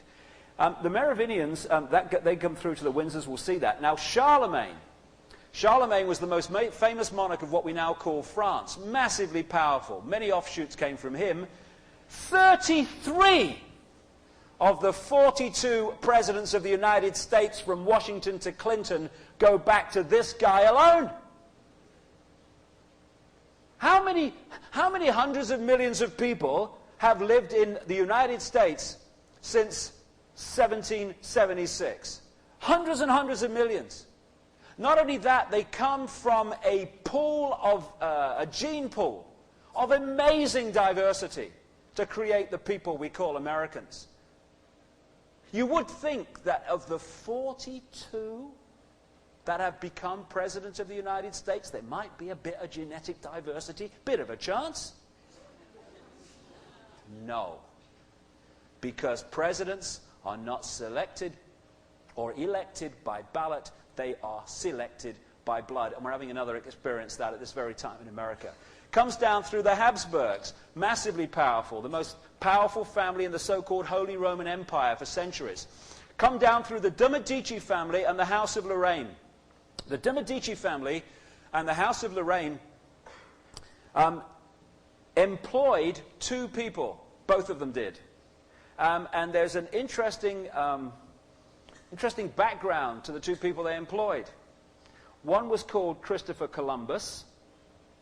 Both major Illuminati bloodlines, this one massively so today, very much involved in the reptilian research, the area of Lorraine near the French-German border. And the other person, both of these Illuminati families with the underground stream of knowledge they were keeping from everybody employed, was a man called Nostradamus. The reason Nostradamus had phenomenal knowledge compared with the rest of the population, I'm not saying he was a bad man or anything like that, I'm just saying where he got it from. This underground stream that has been keeping it from the rest of us all this time, right to the present day. So the bloodline continues. Comes down through the Plantagenet royal dynasty that manifested out of France into Britain. King John, who signed the Magna Carta, the kings of England, Henry I, II, and III, the Stuart dynasty, the Georges, George III there, involved when the Declaration of Independence happened in the United States, through these Edwards to Queen Victoria, a German bloodline on the British throne, all the way through all these others up to the present day, Queen Elizabeth II, Prince Charles, and right down to the present day. It goes through the French royal dynasties, right the way through these to Louis XVI and his wife Marie Antoinette, who were both killed in the French Revolution. And one of their children, very small boy at the time, one of the princes, escaped that. And eventually, thanks to King George III of England, because they're all connected, he was brought to the United States under the name Daniel Peyser.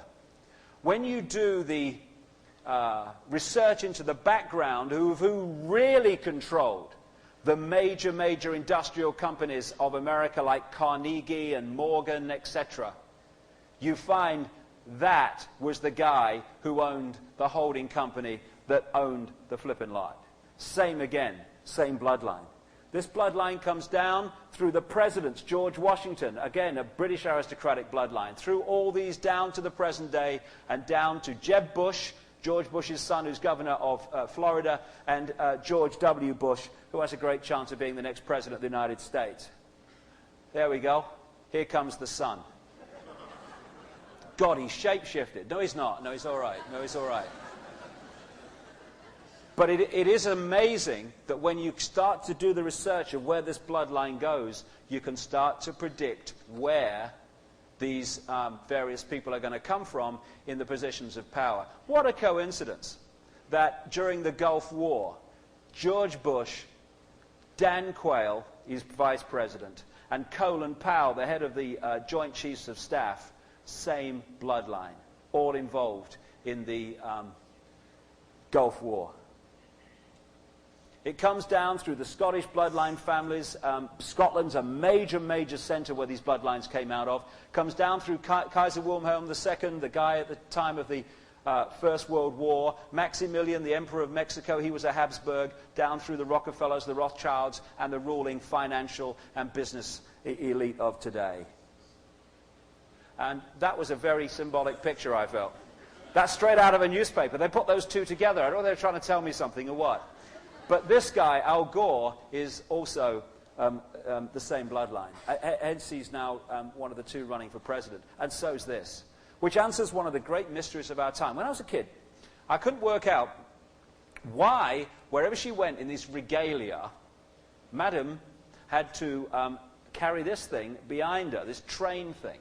Well, now it can be revealed. It was to hide a friggin' tail. So obviously, that's what it was about. And it's funny, though, how this thing comes together.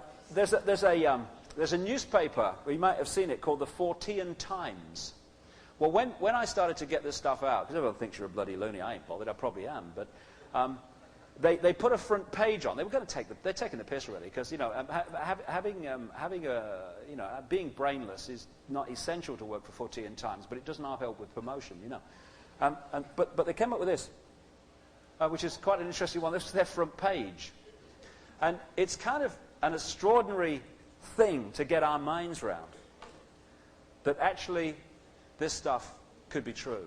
At the very least, as we move along in this, there is a case to answer and many questions about what the friggin' hell is going on. And it's interesting. I'll finish on this. Another 22-minute little clip coming up. It's one of the most extraordinary things I've ever seen on television, I must say. They wouldn't do it in Europe. But you have a Governor-General, right, who is the Queen's representative in Canada. And they're just symbolic heads. They just do as they're bloody told. The real stuff goes on underneath and behind the scenes. But the way that this Illuminati have created this web works like this. I've been in 25 countries in about 3.5 years, and that gives me the gift of seeing that what appears to be happening in one country, if that's the only place you live, is actually happening everywhere.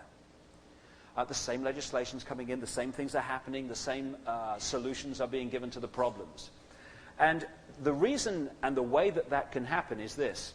It's a web. You have the epicenter in London, other places too, but particularly London. Then in the various countries, America, Canada, South Africa, wherever, you have what I call the bloodline branch managers. And what they do is orchestrate around them in their particular country, their sphere of influence, the financial, political, media control to bring into their sphere of influence whatever they are told to. So from the epicenter comes, now is the time to play this card. This is what we want to happen in the world.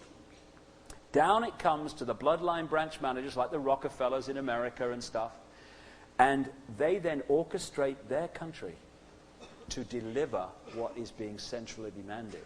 So when you people like me who are traveling around the world all the time, you're going, my God, this is happening everywhere. This is how it works. And so the Governor General in Canada is just a symbolic person, but it's extremely symbolic of the way it works, with the representatives of the different countries orchestrating that country in line with the central agenda. What happened here is that this lady, for people that don't know, I'm sure everyone knows here, I've just learnt it, used to be a television presenter, this present Governor General. And what 22 Minutes did was turn up at one of her official functions and ask a few questions. This is what happened.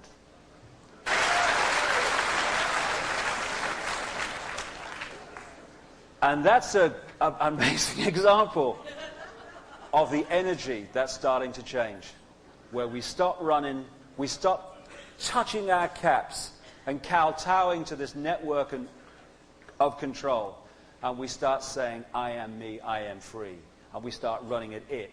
And this world's going to be free for the first time in known human history, and it's going to be free in our lifetimes, because the momentum has started, and it's gathering all the time.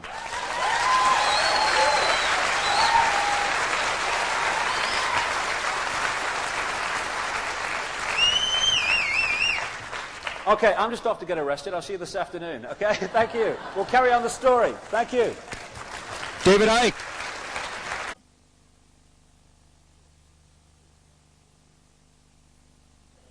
The immigration and the police escort has gone home.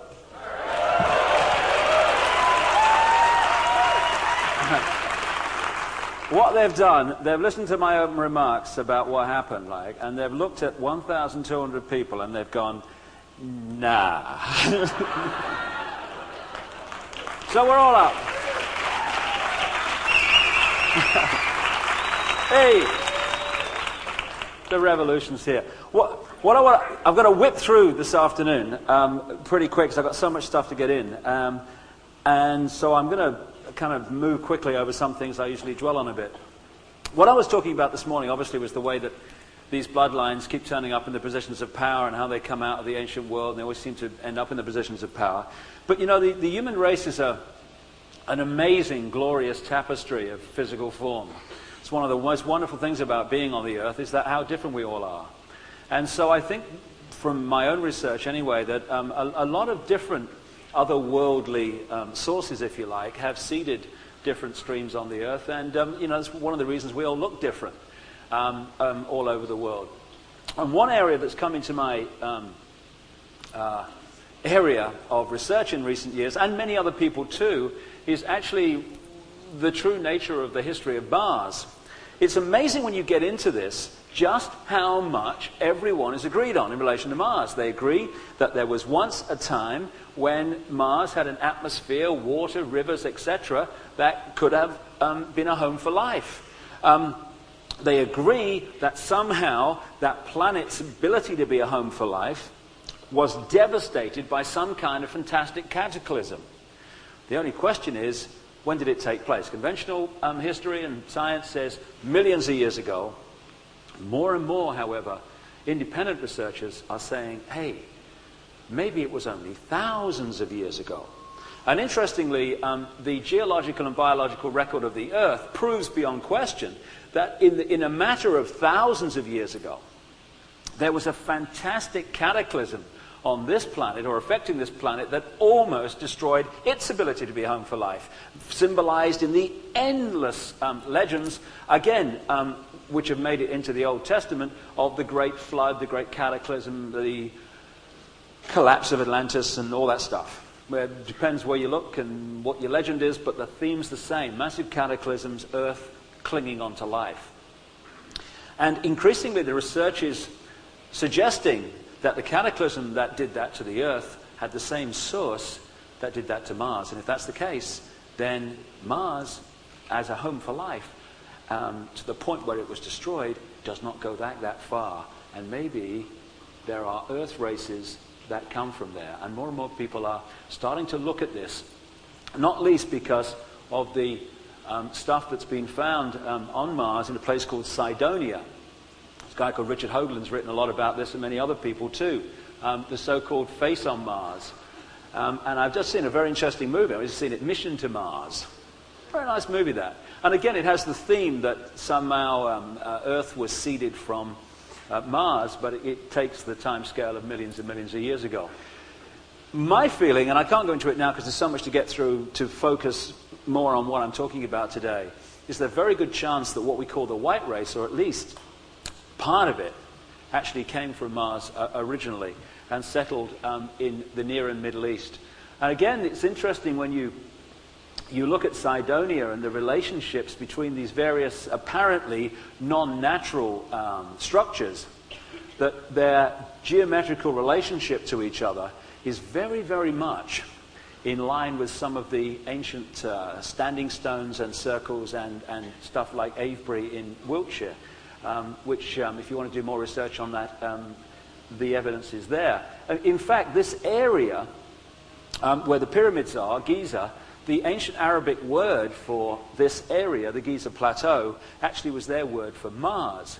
And there's other names and attachments and connections to the Sphinx which link that to the name for Mars and the symbolic name for Mars. So I think that the Martian story is actually one that in the next few years we're going to see more and more evidence coming to light about, which leads to the fact that actually Mars as a dead planet does not go back that far, and in fact we may have many, many connections with it. What is interesting is that out of that ancient Near and Middle Eastern area, which some researchers link to this Martian race, which they say is the white race, or at least one of them, is a group of people called the Phoenicians.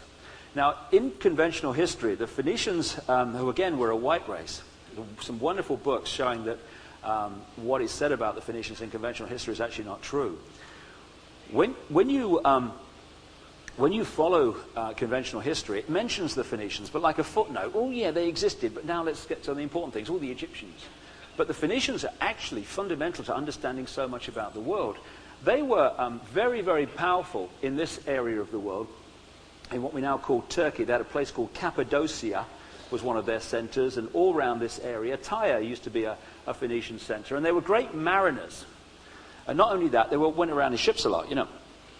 And when you do the research, you find that from this Phoenician group and their travels around the world came so much to explain some of the mysteries. About 3000 BC, they went around Spain and into Britain.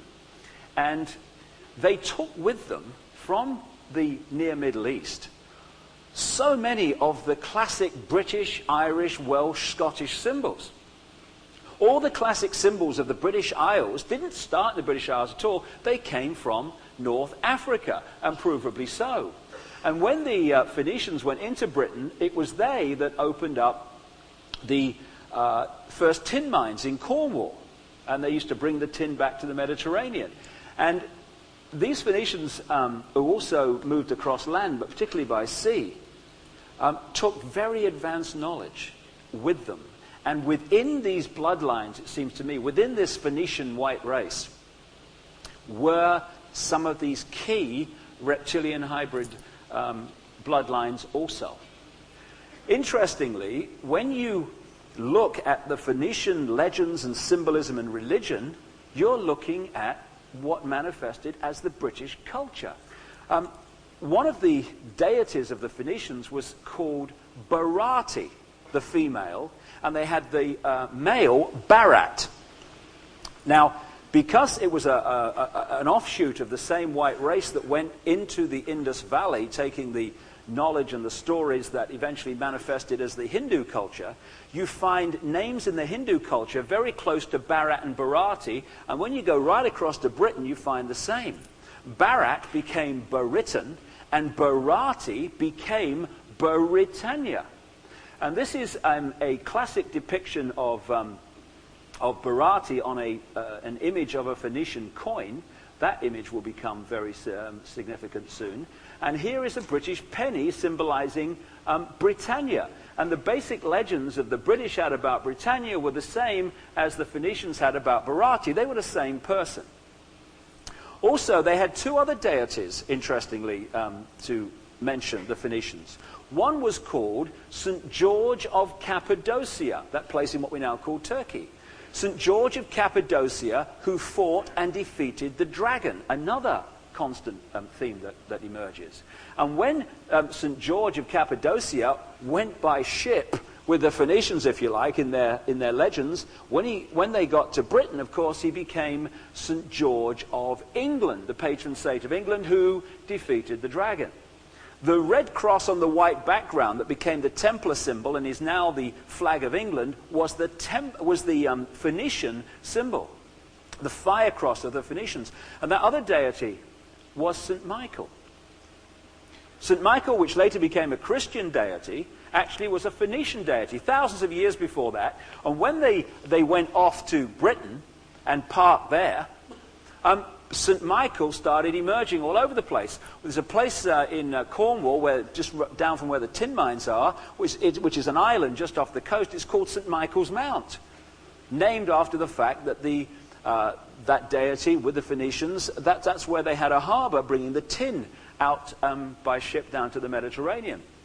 And people think that it all started in Britain. And if you look at it, this is important. It's not just historical naval contemplating, because what we call the British culture has, in so many different forms, become the world culture. And here is a depiction of a Phoenician high priestess. And what they used to use was the swastika. The swastika is an ancient esoteric symbol found all over the world. Now, what the Nazis did, and people think, if you don't do the research, that they invented the swastika. No. What the Nazis did, and what all Satanists do, is they take an esoteric symbol and they turn it around to consciously indicate the negative. This is why the classic symbol of Satanism is the five-pointed star, reversed, so it's pointing down, not up. Reverse symbolism. You'll find this in the Illuminati all the time as they use this stuff. This is a Phoenician standing stone in Scotland. Again, the swastika, which the Nazis reversed to indicate the negative. Not surprising. Now, all over the west of England, in the chalk hillsides, are white horses, which conventional kind of histories can't understand or explain where they came from.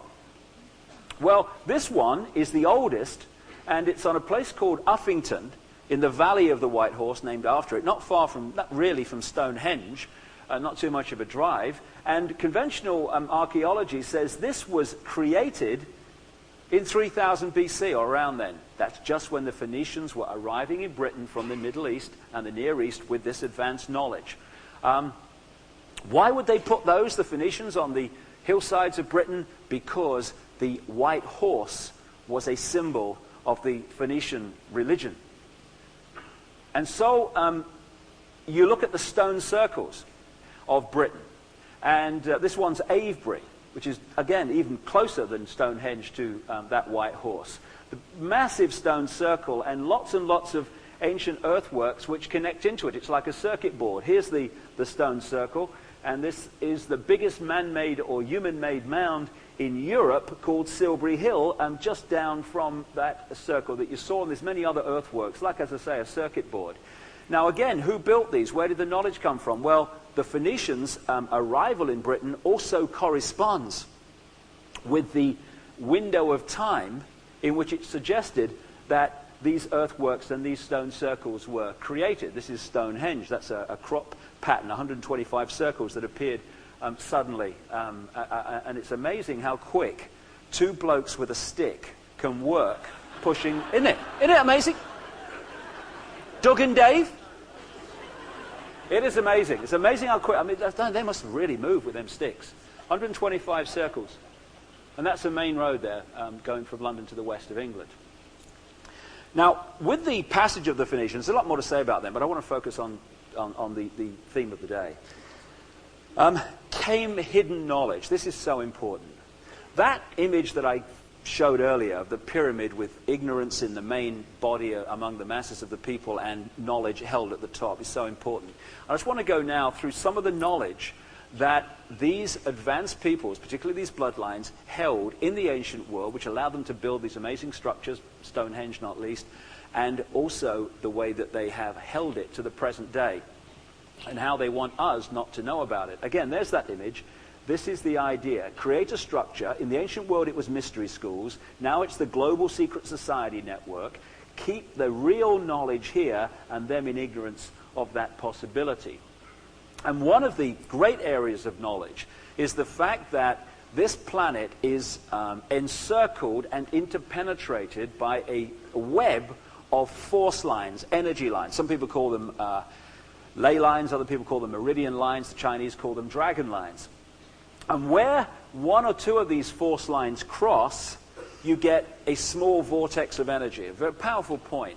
Where lots of these vortexes cross, you get, or lots of these lines cross, you get a massive vortex of energy. Now, energy is neutral. It just is. You know, I mean, energy is just like energy. It's vibrating. And you want to say, what do you want me to do? I want you to be malevolent. All right, I'll vibrate to the malevolent vibration. You're a bastard. I hate you. You know. It's just energy.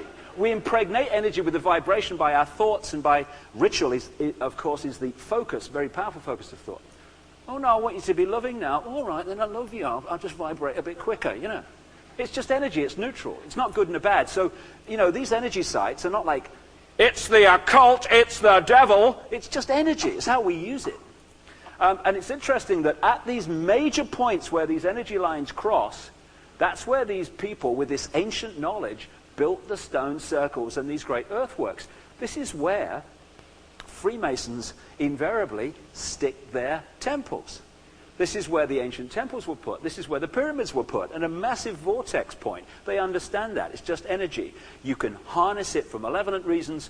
You can harness it for positive reasons. And interestingly, it would seem that the heart center of this energy grid, where more lines cross, the very heart center, is what we call the British Isles, which it seems is why all these ancient people headed there, and why the Illuminati have focused their whole operation out of there. And there are more stone circles, earthworks, and standing stones per square mile in Britain than anywhere else in the world. It's just extraordinary, because it is such a center of this energy. And they know that if you can harness and control the vibration of the energy grid by your action and by your ritual, you are vibrating the energy that we're all living in, because this is not empty space, it's vibrating energy, to the vibration that most suits your agenda. This is a key area of knowledge which we've been kept from, which has been used to control us. This is from a book, a very good book called Pie in the Sky, Pi Pi, which looks at the energy grid of Ireland and Britain. And again, talks about the fact that this is a massive center in the Earth's energy grid. Also, this is, it's not a very sharp picture, but this is from Chichen Itza in the Maya country, the pyramids on this side of the world, the American continent. When you start to research this and where the Phoenicians went with this knowledge, it's extraordinary. Phoenician artifacts have been found in the rainforest of Queensland. And again, a lot of people don't know this, that in the Grand Canyon, unmistakable Egyptian, including mummies, Egyptian Oriental artifacts have been found in caverns in the Grand Canyon, in areas, incidentally, which are still barred to the public. The Phoenician evidence can be found in New England. The idea that Columbus was the first person to get to this side of the world from the other side of the world is utterly ludicrous. And with it, they took this knowledge. So when the Europeans, the ones not in the know, came to the Americas, particularly South and Central America, they were staggered to see the same basic stories with different names, and the same basic cultures and artifacts and ways of doing things were found. It's because they weren't the first people to come from Europe. This knowledge went out a long, long time ago. Another area of knowledge is astrology. Astrology. I mean, what is it? It's bloody mad, it's the devil. Oh, we know it's the stupid astrology. What is it? All astrology is the science of how the movement of the planets creates a vibrational expression which affects constantly the Earth's energy field.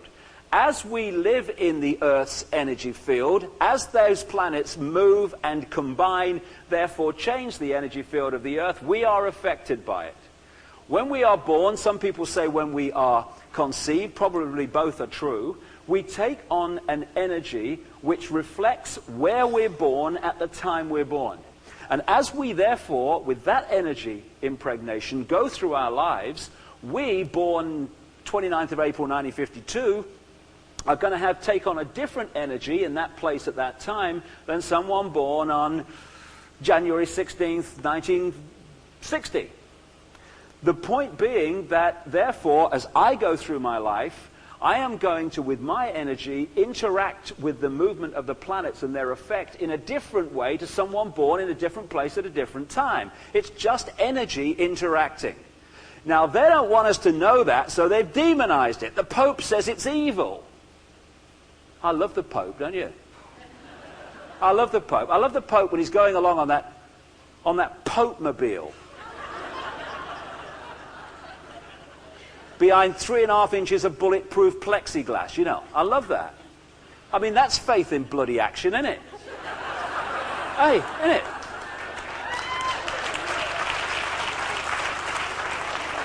Anyway, now, while they're demonizing it and laughing at it, and of course when you read your bloody astrology in the bloody local paper, I mean, of course not everyone's going to act like that. It's too far out, too generalized.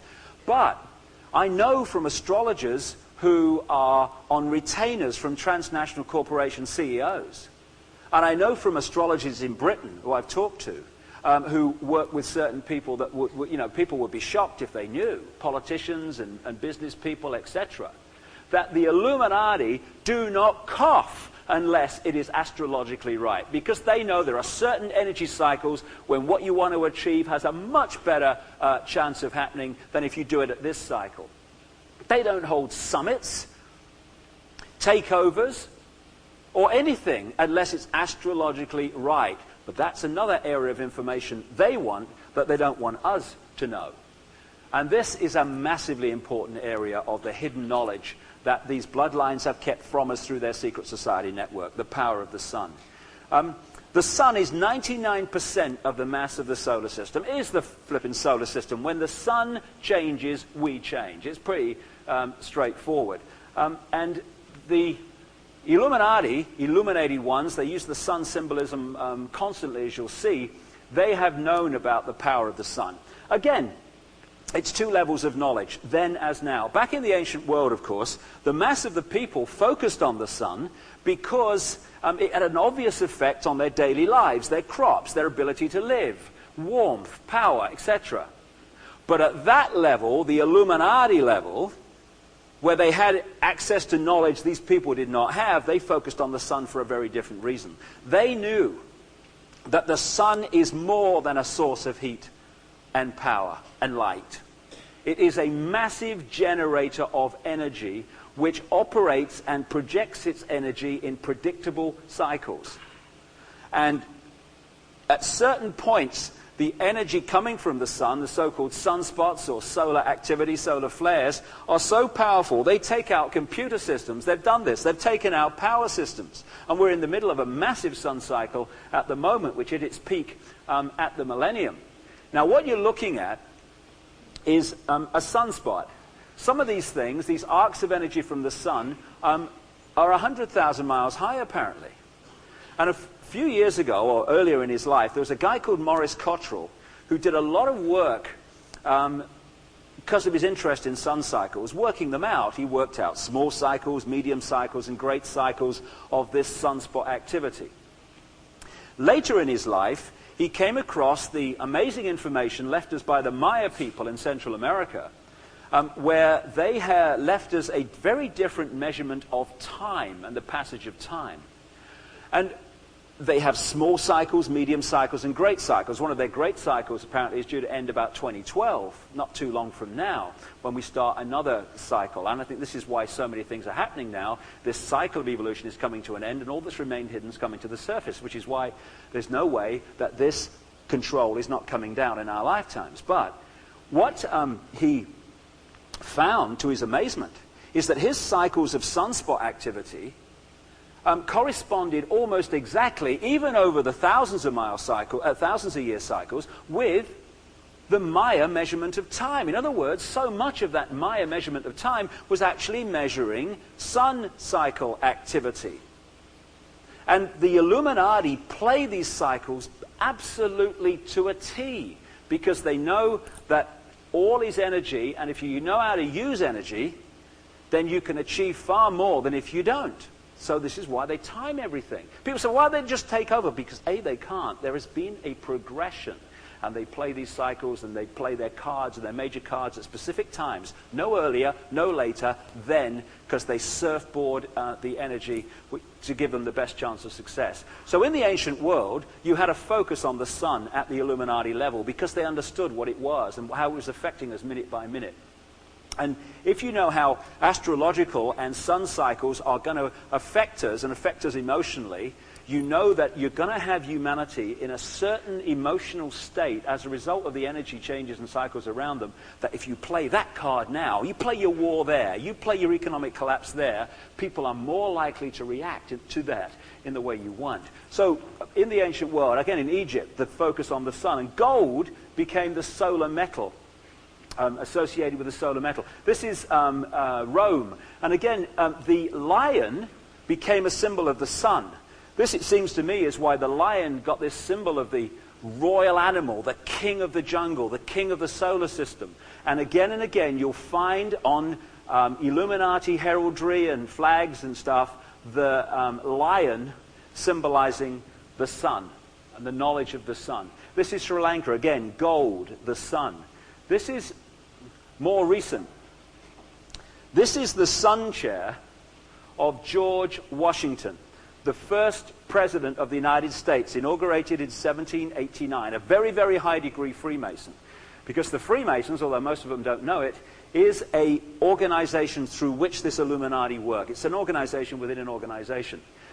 Now this symbol has become an Illuminati symbol. It's the sun coming over the horizon. And it symbolizes the ancient son of God of Egypt, Horus. The Egyptians used to symbolize the cycle of the sun through the day as Horus, the sun, born at dawn. And so the symbol of Horus is the sun coming up over the horizon, coming over in the east. And then at the end of the day, hence, by the way, we get horizon, that word, and then you follow the cycle to the end of the day, and they used to symbolize then, as the sun went down into the dark place, setting, they used to say that it was their symbol in ancient Egyptian myth of the negative force, the dark force, set. Hence we have sunset. So when the Illuminati use this symbol of the sun rising over the horizon, it is a symbol of the ancient son of God of Egypt, Horus, which these bloodlines certainly go back to. And the symbolism of this sun cult, this Illuminati, is all around us in terms of flags and what have you. This is the Tibetan flag. You have the sun rising over the horizon, over the pyramid, over the mountains, coming up in the east. And Tibet, I mean, the Nazis, who were kind of into this esoteric stuff in a very malevolent way, they were sending people off to Tibet to kind of find out more and more information about this stuff. Tibet seems to be a real depository of ancient knowledge, some of which is used positively, some of which is used very, very malevolently. This is the seal of Arizona. Again, the sun over the horizon. You know, if you just saw one, you'd say, oh, well, it's just the sun over the horizon. You know, it's sunny in Arizona. But this comes up so often, this sun over the horizon, as you'll see as this day unfolds. This is Illinois, where the sun doesn't come out quite so bloody much. Again, sun over the horizon. And this symbol relating to the sun is where we get so many stories that have manifested as what I call prison religions. I think religion is one of the greatest forms. No, I think religion is the greatest form of mind control ever invented. And when you do the research into it, you find some strange areas of where it's come from and how it's manifested in the modern world. In ancient times, they used to use, this is long before Christianity, they used to use this symbol, which is not negative in itself, it's just a symbol of the sun's journey through the year, or the earth's relationship to the sun during the year, of course. They used to draw the circle. They used to put the signs of the zodiac around the outside. Zodiac comes from a Greek word meaning animal circle, appropriately. Then they used to break this circle up with a cross, creating the Four Seasons, who were a very good pop group in the 60s, as I recall. They had that Frankie Valli, who used to sing as if someone was squeezing something very hard. Do you remember him? Jerry. Anyone below my age is going, what's the prat talking about? Who's Frankie bloody Valli? But show my age. And then they used to put the sun on the cross in the center of the circle. I've heard that somewhere before. Now, at this point, the seasons break up with the winter solstice, December 21st, 22nd. At that point in the ancient world, long before Christianity, they used to say that symbolically the sun had died because it was at the lowest point of its power in its cycle, in the northern hemisphere anyway. 3 days later, on December the 25th, they said that the sun was born or born again because it had started its cycle back to the peak of its power in the summer. And so, deity after deity after deity pre-Christianity was given the birth date of December the 25th. If you want a son of God who died so our sins could be forgiven, born on December the 25th to a virgin mother, or even a virgin mother, then take your pick, because there's endless numbers of them. And when the sun reached this point, which we call Easter, it was a fixed point in the ancient world. The sun was symbolically entering the sign of the ram or the lamb. And at that point, they used to sacrifice lambs to the gods because they thought they would look kindly on them in their crops and stuff in the spring, what have you. And so you have the symbolism, thousands of years before Christianity, of the lamb who died so our sins could be forgiven. And what you've got is you've got religious texts, not least those in the Bible, Old and New, which are written in two ways with the same words. If you understand the knowledge because you're initiated into it, you see the numerology, the codes, the symbolism in the text, and you read it in a certain way. If you are not in that knowledge, i.e. the masses over hundreds and hundreds of years, then you take the same texts literally, or you dismiss them, but for a long time they've been taken literally. And so you have, in the same text, an ability to pass on advanced knowledge to initiates who understand the coding, and texts which you can turn into a prison religion by taking them literally. And I'll give you an example. Something I said? I'll give you an example. One of the ways that it symbolized the sun in the ancient world was as the cycle of a man's life through the year. On December the 25th, they symbolized the sun as a baby. He grew up, and at the peak of his power, the sun's power, at the summer solstice, they symbolized this man, symbolizing the sun, as a massively strong man at the peak of, course, the sun's power in the year, with long golden hair being symbolic of the big rays of the sun at that time of the year. Hence, of course, the lion, the mane of the lion, the long golden hair, the rays of the sun. When the sun came down in this cycle, symbolizes this man, down towards the fall into the house of Virgo the Virgin, the house of Delilah, they symbolized this man's son as having his hair cut short because the rays of the sun he symbolized were getting less and less powerful. And by the time they got round here, they symbolized the sun as like old Father Time as we do today. Of course, what have I just said? I have just described the story of Samson. Samson. And again, we're taking literally across the great spectrum of life and belief, stories and texts that are symbolic. Now, this is not a negative symbol in itself, I say again, but because of what it symbolizes, it became part of the secret language of the Illuminati. And you'll see as the afternoon unfolds how their secret language is all around us, and when you start to see the symbolism, you start to read what you couldn't see before. So this became an Illuminati symbol. This is what the Celtic cross is, the cross and the circle. I took this in a graveyard in Ireland. There again, you've got even almost a symbol sun on there. That's what this is. NATO, as we get towards the latter part of the day, we can see is a wholly owned subsidiary of the Illuminati, which is being manipulated to become the world army, the world police force. They want a world army. They're moving there vastly quickly. And, of course, the horrors and suffering in places like Kosovo, Iraq, and Bosnia have massively advanced NATO's ability to be cast in the role of the world army. Again, the cross and the circle. And that's what this is. This is the CIA symbol. Again, the cross and the rays of the sun. These are classic Illuminati symbols which turn up in the positions of power. I took this image in the city of London, just across from St. Paul's Cathedral, in the heart center of the Illuminati manipulation of the planet. And there you see the same thing. You've got the sun, a black sun appropriately. That image on the face is supposed to be Winston Churchill. Again, very appropriate when you do the research. But again, round there you've got the zodiac circle, and this is on a financial building in the city of London. Now, even in the street plans of the major Illuminati cities, you see this same symbolism, which they understand and other people don't. This is the center of the street plan of an amazing city called Paris. It's the Arc de Triomphe.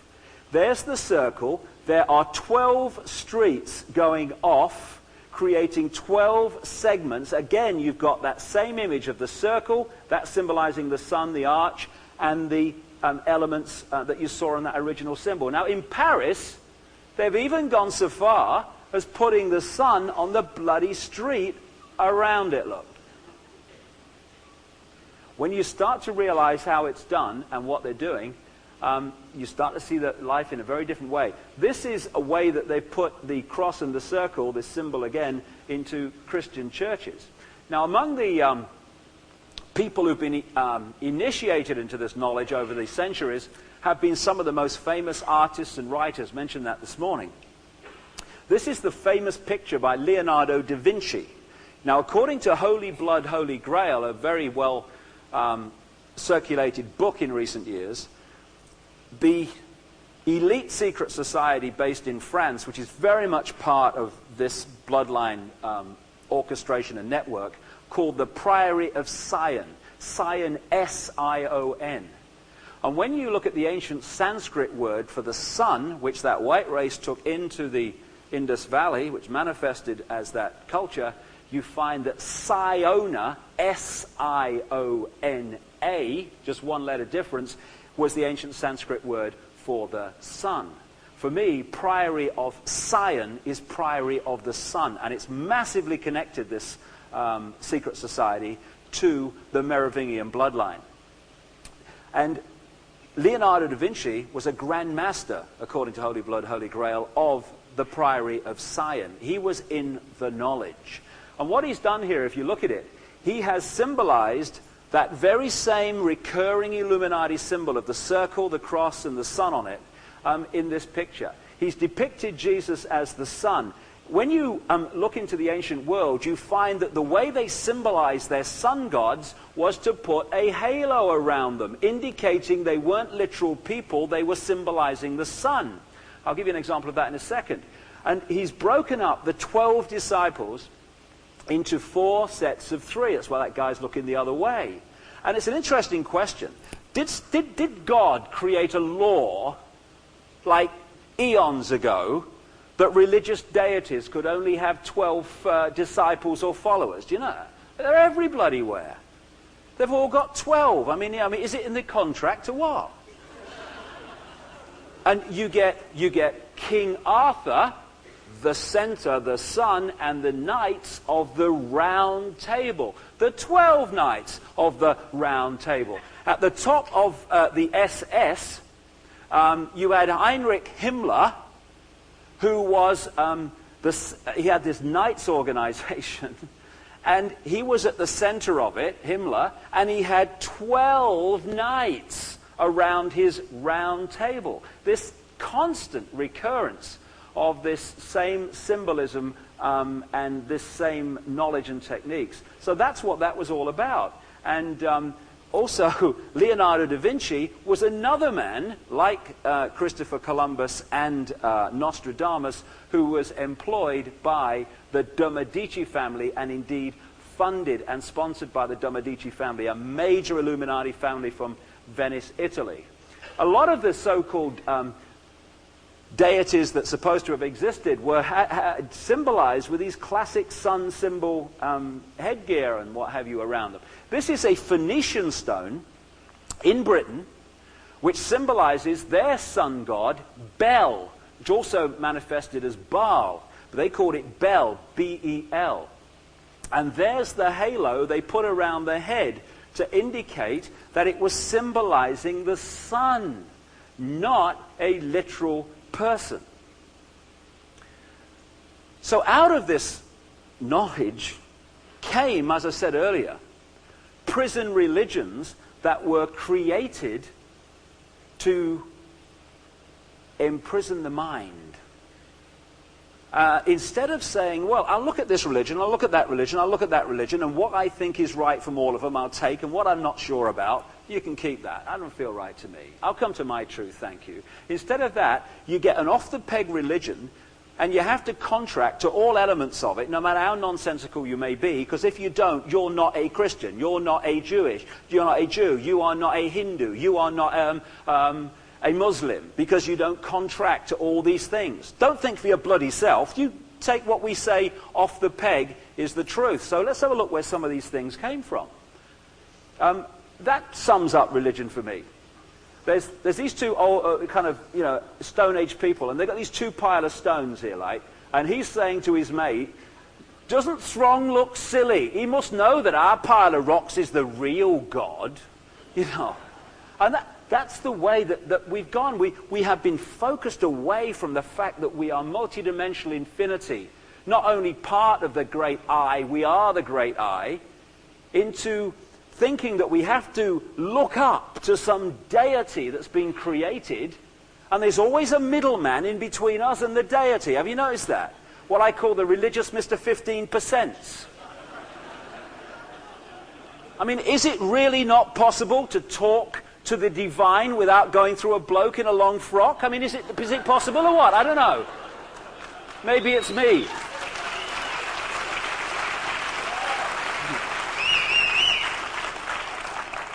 And here's something else I find interesting, because I'm a strange man. You look at the origin of all the major prison religions, and where do they come from? The same area of the world.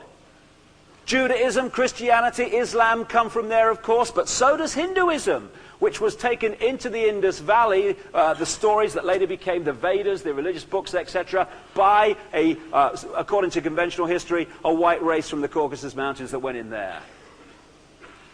And, as I said earlier, one of the focuses in the ancient world, the focus probably, of these particular bloodlines I'm talking about, was Babylon.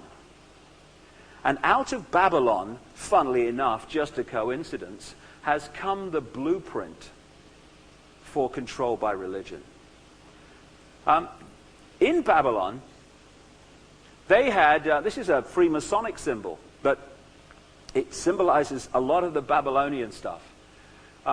This manifested this image of the eagle looking both ways here as the Roman god Janus, of the face looking both ways. And one of the major mind control projects on the planet is the Janus Project, based at NATO headquarters in Brussels, Belgium. But in ancient Babylon, they had three deities in their trinity. That comes up again and again.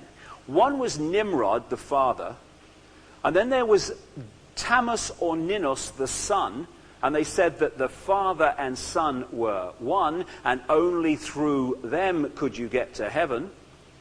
And the female aspect of the Trinity was Queen Semiramis, who they symbolized as a dove.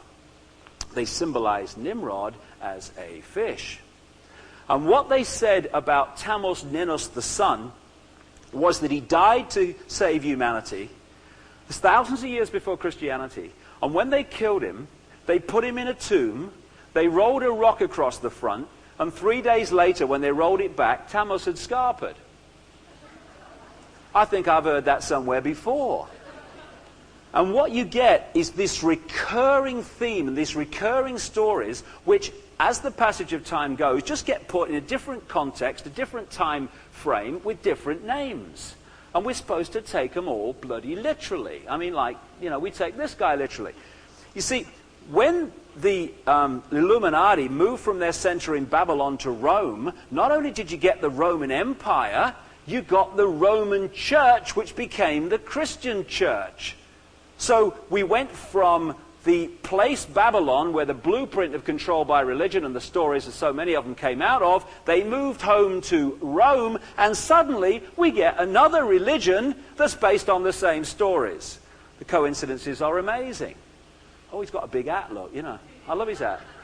Actually, someone pointed out some of the symbolism of that. When you look at that hat sideways, it's like a fish head, And the fish head keeps coming up in terms of Nimrod, which symbolizes a fish. Now, this is a wonderful example. You look at the deities who died so our sins could be forgiven, died at Easter, and born on December 20th, the Virgin Mother. There's endless numbers of them. This is a classic, one called Mithra. Mithra was basically replaced by Christianity. And the reason that so many people moved from Mithra worship across to Christian worship was because it was so bloody seamless, or just the names changed. Everything else was the same. They symbolize Mithra as a lion, the sun. They said that he held the keys to heaven. And there's the serpent, the snake, going around him. They said of Mithra, he was born to a virgin mother. He died to save the sins of humanity. They brought gold, frankincense, and myrrh to his birth. And on it goes. It's just a mirror.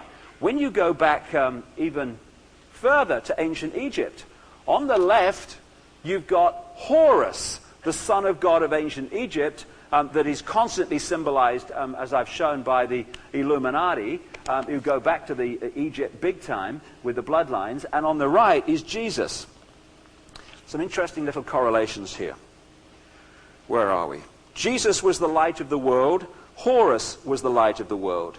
Jesus said he was the way, the truth, and the life. Horus said he was the truth, the life. Jesus was born in Bethlehem, the house of bread. Horus was born in Anu, the place of bread.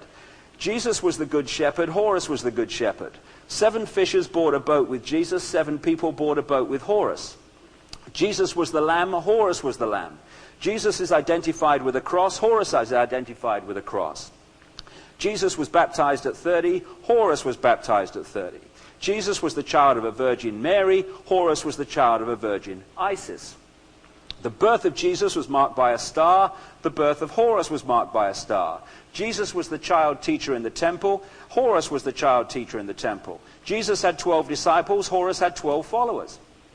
Jesus was the morning star. Horus was the morning star. Jesus was the Christ. Horus was the Christ. Jesus was tempted on a mountain by Satan. Horus was tempted on a mountain by Set. Did they have plagiarism laws in those days? I don't know. We seem to be following ourselves rather obviously here. And what these things kept doing was creating prison religions, not only prison religions that were fiercely enforced to keep people from expanding their minds to see the true nature and magnificence of who we all are, whatever our genetic background. This, you would think, is Mary holding Jesus. It's classic. This is how the ancient Egyptians depicted Isis holding the baby Horus. The cross supposed to be a Christian symbol. No. It goes back as far as you can follow history, the cross.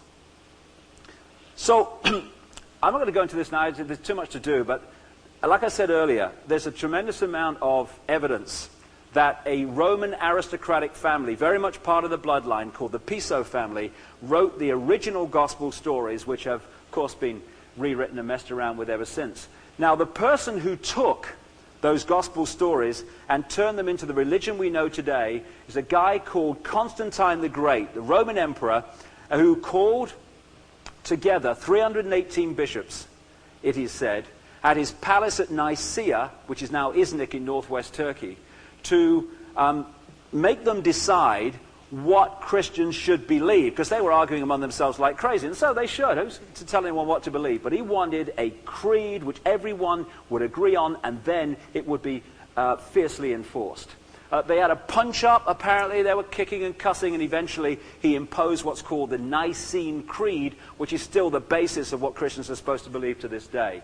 This cross is part of the mythology that the night after, or the night before the Battle of Mithrian Bridge, when he was fighting to become emperor, that he saw this cross kind of manifest in front of him, and Jesus said, by this cross you will conquer, in this sign you will conquer, to be absolutely accurate. Now that sounds like the bloody Prince of Peace, doesn't it? I mean, it really does. And Constantine the Great wasn't a Christian. He was a sun worshipper. He was one of the bloodlines. He worshipped a deity called Sol Invictus, the unconquered sun. And to him, he was creating just another sun-based religion for the masses to take literally, to keep them in line. And that's where Christianity came from, although the vicar didn't tell me that. And here's the Christian bloodline, getting back to bloodlines. It's amazing how this bloodline keeps turning up. The Piso family, the Roman aristocratic family who I feel strongly actually wrote the original gospel stories, they were the same family, and admitted to this, of Herod the Great, who they put into their stories in an historical context. They were the same bloodline as Constantine the Great, who created Christianity as we know it through the Nicene Creed. Many of the Pisos, and this is provable fact, were the early popes in the Roman Church. King Ferdinand of Spain and Queen Isabella of Castile, supporters of Christopher Columbus's journey to discover America, they were the people behind the Spanish Inquisition that burned and killed anyone who didn't agree with every element of the religion that their early ancestors on the bloodline had created and sought to impose. And King James I, a Satanist, who gave his name to the most used English version of the Bible to this day, is the same bloodline. Just a coincidence, nothing to worry about. This is what's going on behind the theme. Joseph Smith, high-degree Freemason, the founder of the Mormon Church, Merovingian bloodline. Go into my website, you'll see some ancestors of this guy who are trying to expose the Satanism that goes on in the Mormon Church, because it's just an Illuminati front, although the vast majority of its people have no idea. Brigham Young, who took over as leader from Joseph Smith. Merovingian bloodline. Who created the Jehovah's Witnesses? Charles Taze Russell. Merovingian bloodline. They're there to divide and rule us, to create prisons of the mind that we will take and allow to disconnect us from multidimensional infinity. And of course, when they die, you see some evidence of their background. This is Charles Taze Russell's grave. He was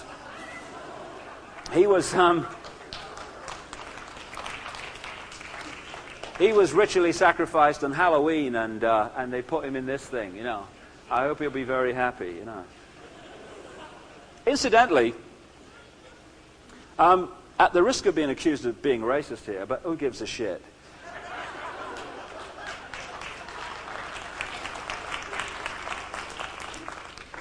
Provably, both the Mormons and the Jehovah's Witnesses, who were massively connected at the top, were funded into existence by the Rothschild Bank in New York. because the Rothschilds couldn't give a shit about Jewish people. They have mercilessly manipulated them for centuries, and in this century most grotesquely. And if we are going to allow ourselves to get pulled into the idea that because they are claimed to be of a certain genetic background, that they're not going to treat their own people like shit, then we're going to lose the plot. And it seems some people in Vancouver this week have done.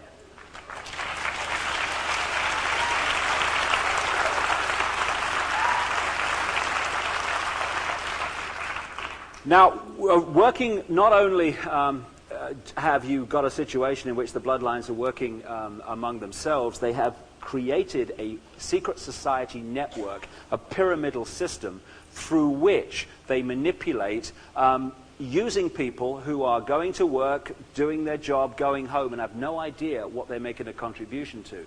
The secret society network has been fundamental to hiding the existence of the bloodlines and introducing the agenda. And when you, I'll give you just an example here. When you start to look at these different secret societies like the Freemasons are supposed to have started in like the 1700s. No, that's when they got the name Freemasonry. These secret societies today go back right into the ancient world where the bloodlines came from, Babylon, ancient Egypt, etc. I'll give you an example. Around the time of the Crusades, in Jerusalem, 3 Knights organizations suddenly appeared almost together, which still exist today and have among their number some of the top people in modern politics, business, banking, military, etc. One was called the Teutonic Knights, which relate to Germany, and it was through the Teutonic Knights network in this century that the Nazis were created and manifested in the horror of the first half of this century. Also about that time, a group of knights called the Knights Hospitaller of St. John of Jerusalem also appeared. Today, in their Catholic expression, they're called the Knights of Malta, and their official head is the Pope. And in their Protestant expression, they're called the Knights of St. John of Jerusalem, and their official head is the Queen of England. The other one was the Knights Templar, again, around the same time. Now, the Knights Templars' official history says that they were created to protect pilgrims who were visiting the Holy Land. Well, there were 9 of these buggers for about 9 years. You're going to protect a lot of pilgrims. I mean, it's just a cover story. By the way, the Knights Templar symbol was the red cross on the white background, which is the ancient Phoenician symbol. And what these 9 knights did is they parked their bums in Jerusalem, right next to Temple Mount. And suddenly, after about 9 years, things began to motor very fast. A couple of them came back and had discussions with this guy Bernard.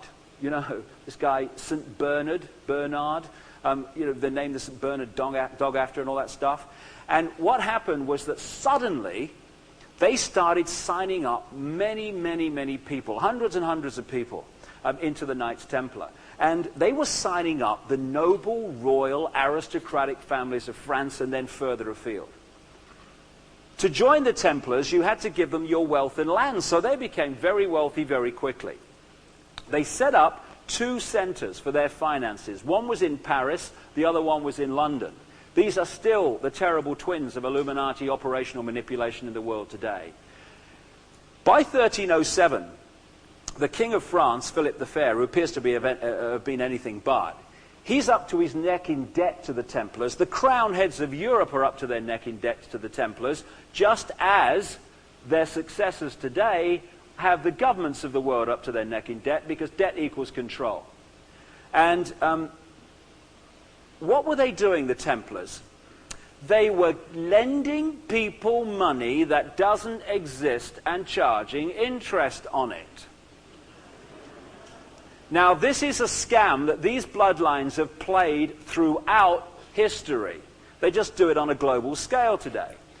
Now, Philip the Fair was really kind of fed up with this, and there are other reasons too, and he issued secret orders to purge the Templars on Friday the 13th in 1307 in France. That's why Friday the 13th has been considered unlucky ever since.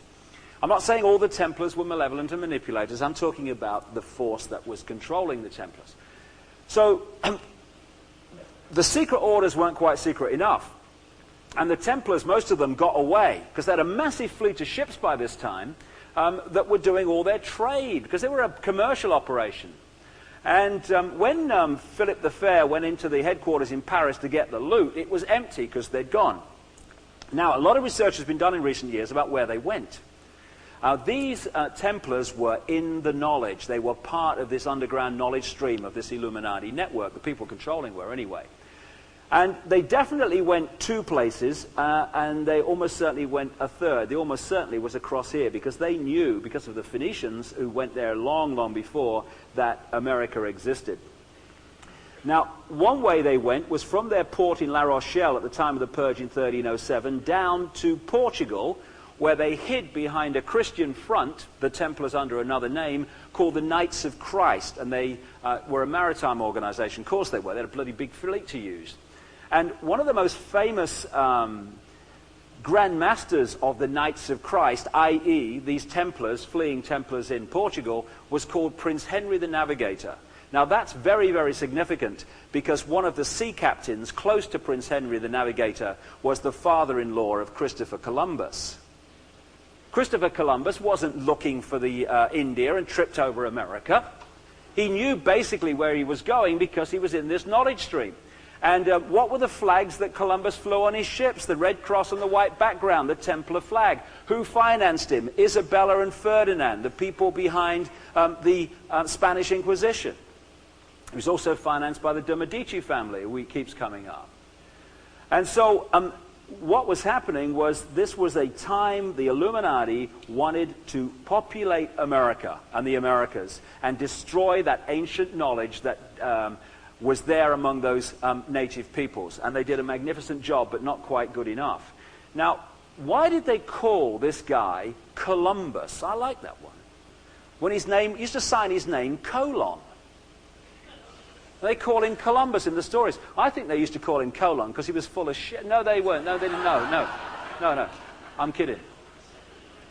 Here's the Templars here, the red cross on the white background. There's the red cross on the white background.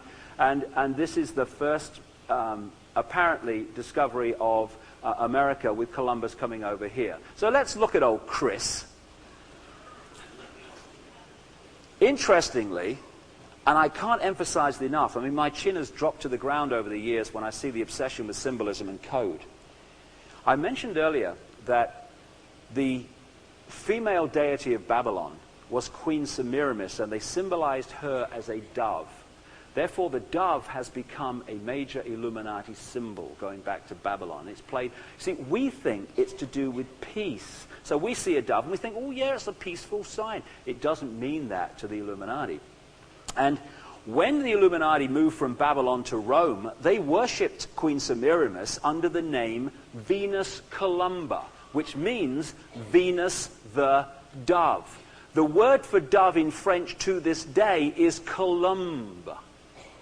So Christopher Columbus was a code name for the dove, the bloodlines moving across and parking themselves in a new area of territory, which we call North America. So we have Columbia Pictures, Columbia University, the District of Columbia, British Columbia. It's all this dove Semiramis symbolism. There again, this is a Freemasonic symbol. The dove, there's the pyramid, which will become very significant as we go along here. In the regalia of British royalty, these stick shields, these septics or something, scepters, I don't know what they bloody call them, you have the dove, the dove. And in the Illuminati symbolism, the Queen of England is a manifestation of Queen Semiramis, because it's all ritual. And on Trinity Broadcasting Network, have you ever seen that? I have to turn it off to have a fix once. I turn it on to have a fix once a day. It's so bloody funny. It's a Christian Broadcasting Network, and they have the dove there because the Trinity Broadcasting Network is a front for the Illuminati, just like Pat Robertson's Christian Broadcasting Network is. Go into the website. Now, just as the Templars came down here and then manifested over here with Columbus, so the other place they went after the purge in 1307 was around the west coast of Ireland and into Scotland. There have been some good books written in recent years documenting this.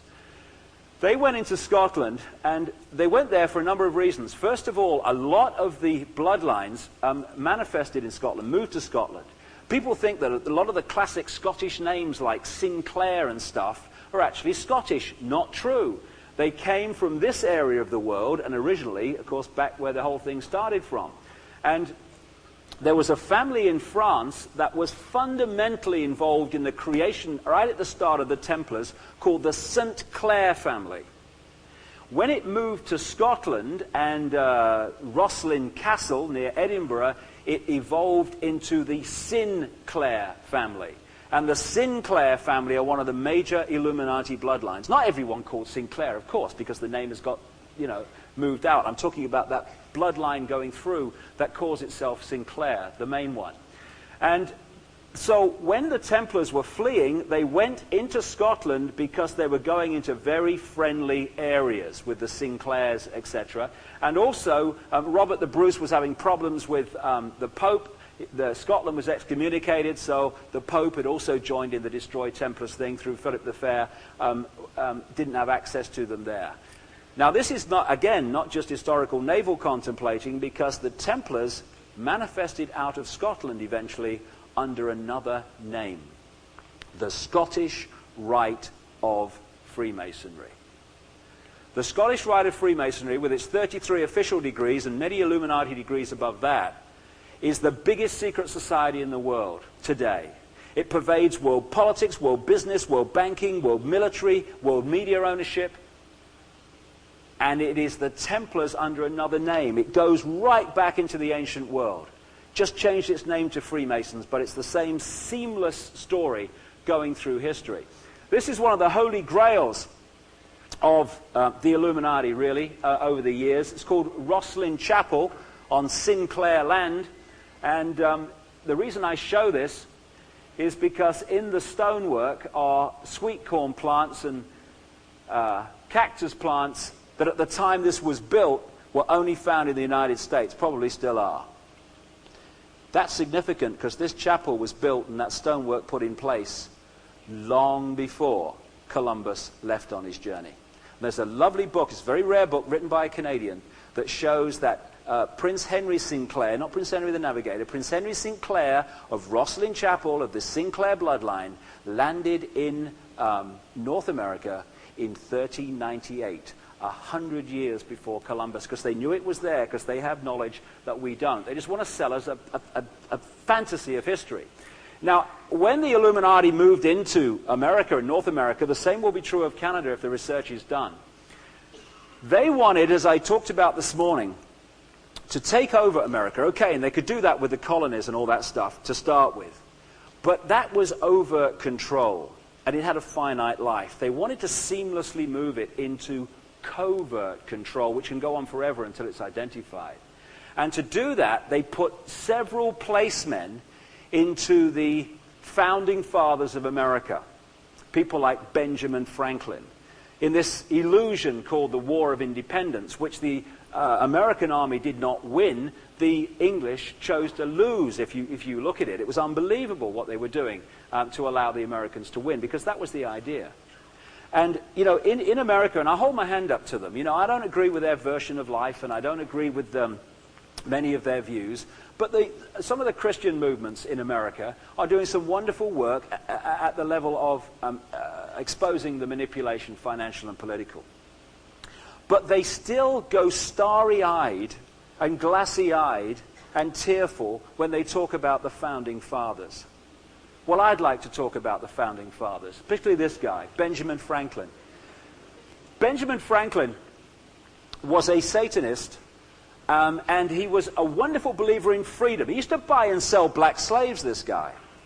Now, in the run-up to the Declaration of Independence and the War of Independence, this guy wasn't in America supporting Americans. He'd parked his bum at 28 a street near Trafalgar Square, 28 Craven Street. And he was operating in the secret society network, particularly a notorious satanic human sacrifice operation called the Hellfire Club, which included the Prince of Wales at that time. And he was operating in these networks with the very people the Americans were fighting, the people on the ground, the fodder. And I don't know whether you saw this, but it probably wasn't reported much in North America. But like I said earlier, and I'm going to unfortunately get into this a little bit later, when you follow these bloodlines, you follow human sacrifice and blood drinking, which may be because of the reasons I talked about earlier, or people tell me from the inside. But when they were renovating in the last few years 28 Craven Street in London to be a kind of a museum to Benjamin Franklin's life, they dug the floor up. And under it they found 10 bodies, 6 of them children, that had very strange things done to them. And according to this article, they've dated the bodies to the time that Benjamin Franklin and his mate were in there. And they've tried to explain it away in this article that they must have been into body snatching for medical research. Well, when you get into what the Hellfire Club was about, and this guy was a major player, maybe there was another reason why there's 10 bodies, 6 of them children, under the bloody floorboards. The first President of the United States, George Washington, was not just a high-degree Freemason. The whole inaugural ceremony was run by Freemasons. There's pictures of it, the bloody aprons as they walked down. They took over America under the guise of freedom. And then we've got old Thomas Jefferson, another bloodline guy. He actually wrote that all men are created equal while owning 200 black slaves. I mean, can I have a word, mate? Just a little word here. I mean, you know what I mean? Because right up to the present day, very easy to say. You don't have to live it, you just have to convince the people that that's the case. Then you do as you like. It's called winning elections. And now we come down these bloodlines of presidents to this guy, George W. Bush. And maybe he won't win the election, but 3 years ago I predicted that he would be the next president of the United States. Not because I'm a genius or a prophet, but because when you understand the bloodlines and how high this guy up is in the hierarchy for a president, then everything starts to fall into place. This guy, George Bush, has an astonishing history. And if you just read my books or go into the website, you'll see the sort of stuff this guy is into. It is staggering. And he is the man named more than any other as a shapeshifter. Again, rising sun. And again, when you look in these Illuminati-controlled magazines like Newsweek and Time, you see the symbolism, rising sun. It may seem an obvious headline, but to them, it's symbolic. The sun is constantly used. Which brings me to this, the secret language. If you're running a secret operation, then you need your codes and you need your symbols that your initiates understand and can read, but the general population don't even know what's going on. And here's some examples of that as we go along, because these are all around us. The Illuminati, one of the great Illuminati symbols over the years, this was a Templar symbol, was the skull and bones. This is on a Freemasonic apron from the last century. And so, as a result of that skull and bones symbol of the Illuminati, we get one of the most notorious secret societies in the whole of North America, the Skull and Bones Society. Most famous member George Bush, soon to be most famous member George W. Bush. And his father, George Bush's father, George W.'s grandfather, Prescott Bush, was also a member of this Skull and Bones Society. Invitation by bloodline only. And the Russell Trust that relates to the Russell family and Charles Taze Russell that started the Jehovah's Witnesses are the people who funded the creation of the Skull and Bones Society. And the Russell Trust used to use Skull and Bones flags on their ships as they ran drugs into China during the Opium Wars for the British or the Illuminati based in Britain. Skull and Bones is a major symbol, but the pyramid is even bigger than that. And it's not just that the pyramid is a symbol in the coded language. The pyramid is a geometrical structure which does things to energy, particularly if you plonk them in these vortex points. And so they've used the pyramid not just as a symbol, but also to manipulate energy. A few years ago, during the reign in France of the 33-degree Freemason François Mitterrand, they staggered anyone with an eye for aesthetics by building this big glass pyramid right next to the Louvre Museum, this beautiful museum in Paris. And people were staggered. And they had a ritual opening of this ugly friggin' thing. There's Margaret Thatcher and all these other people here. All the heads of Europe were there. Now, why did they put that there? In a few minutes, we'll see why they put it there. The pyramid with the all-seeing eye, the all-seeing eye, the watchers from that hand by that Credo Mutwa's artifact, is a massive Illuminati symbol. This is the guiding force that controls the pyramid. And this was put on the dollar bill, this ancient Illuminati symbol, by Franklin Delano Roosevelt, one of the major frontmen for the Illuminati in the 20th century, in 1933. And this is a mass of esoteric symbolism which the Illuminati initiates understand and the rest of us don't understand. It breaks down, it is said, all that Latin and stuff on it as he favors our undertaking new order of the ages, or words to that effect. And down the bottom, by the way, it says May the 1st, 1776. Now, people have taken that to be the year of the Declaration of Independence. That's why it's on the dollar bill. Or it doesn't say May the 1st, it says 1776. But on May the 1st, 1776, something else happened. There was the creation of a major element within the Illuminati network called the Bavarian Illuminati that was behind many of the manipulations and wars and conflicts in Europe which followed. Again, you see this. This is the R.J. Reynolds Tobacco Company. The Reynolds is one of the bloodlines out of North Carolina.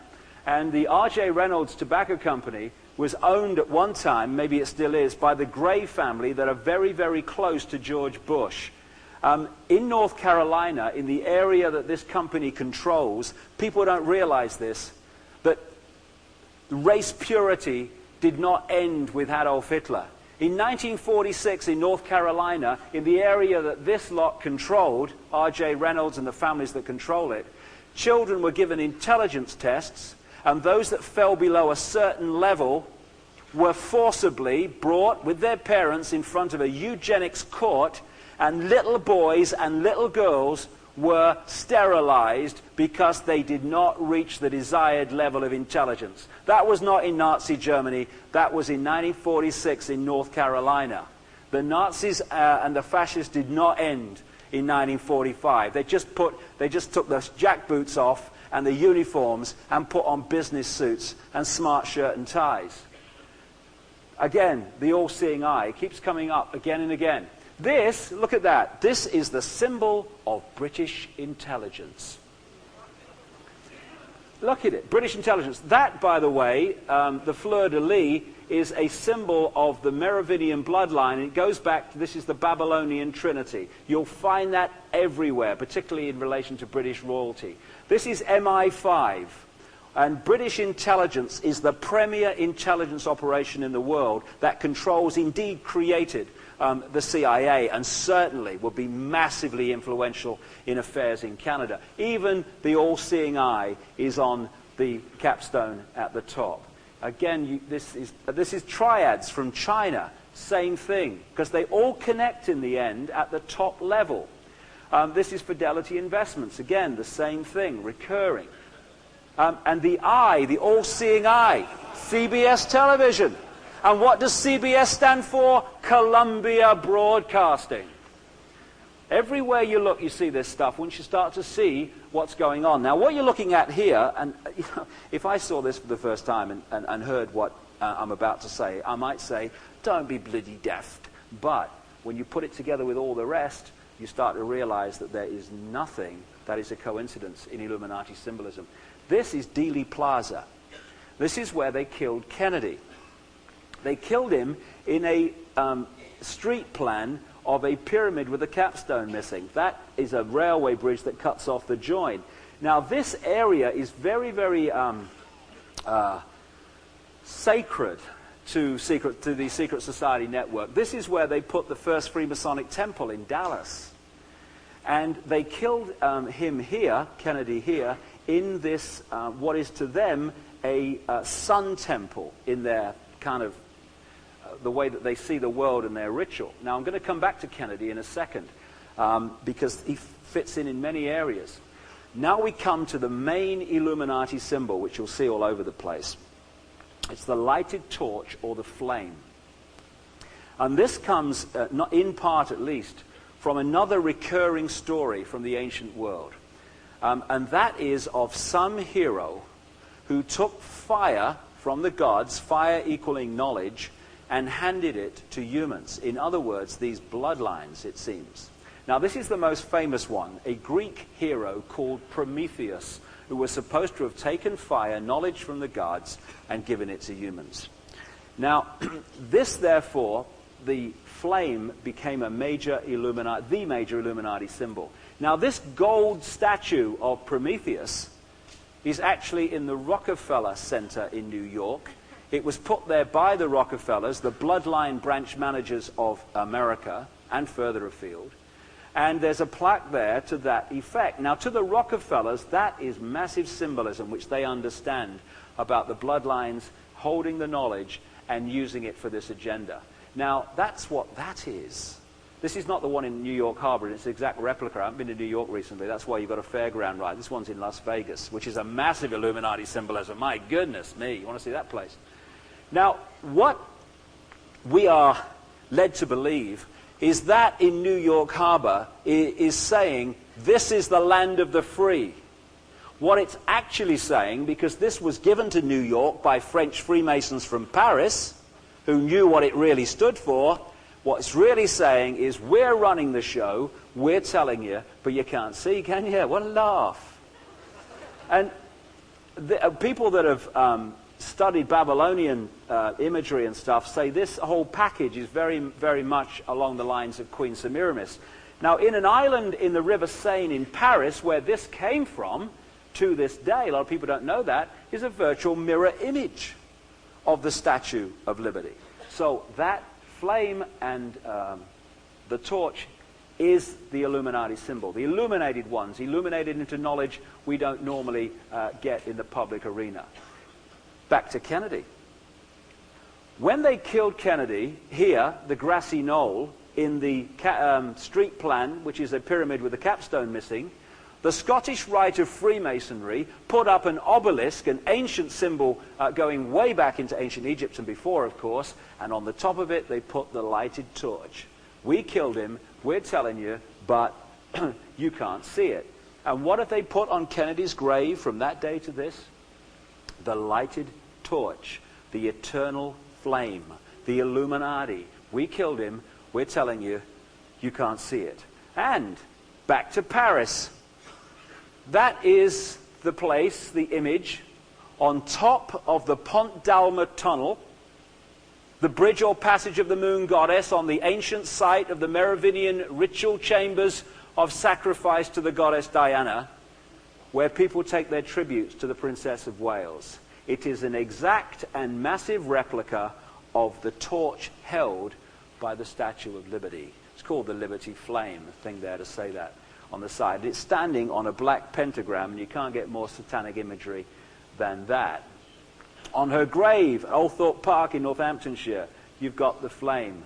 And again, Columbia pictures, Columbia, the dove, Semiramis, the lady holding the lighted torch.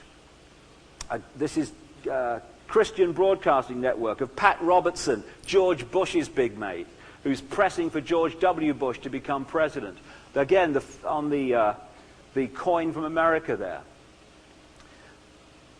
So when you start to understand the secret language and start to fit everything together as the layers come together, you can see that, or you may not see, but I can see anyway, or I choose to see, in my view, that there is a massive network of knowledge here which has been kept from us, which when you start to understand how it fits together, the world starts to change. Now, not only, I've got some amazing stuff coming up here now, not only do you get this imagery in the way that I've just described, you get it in the streets all around us, like I said earlier.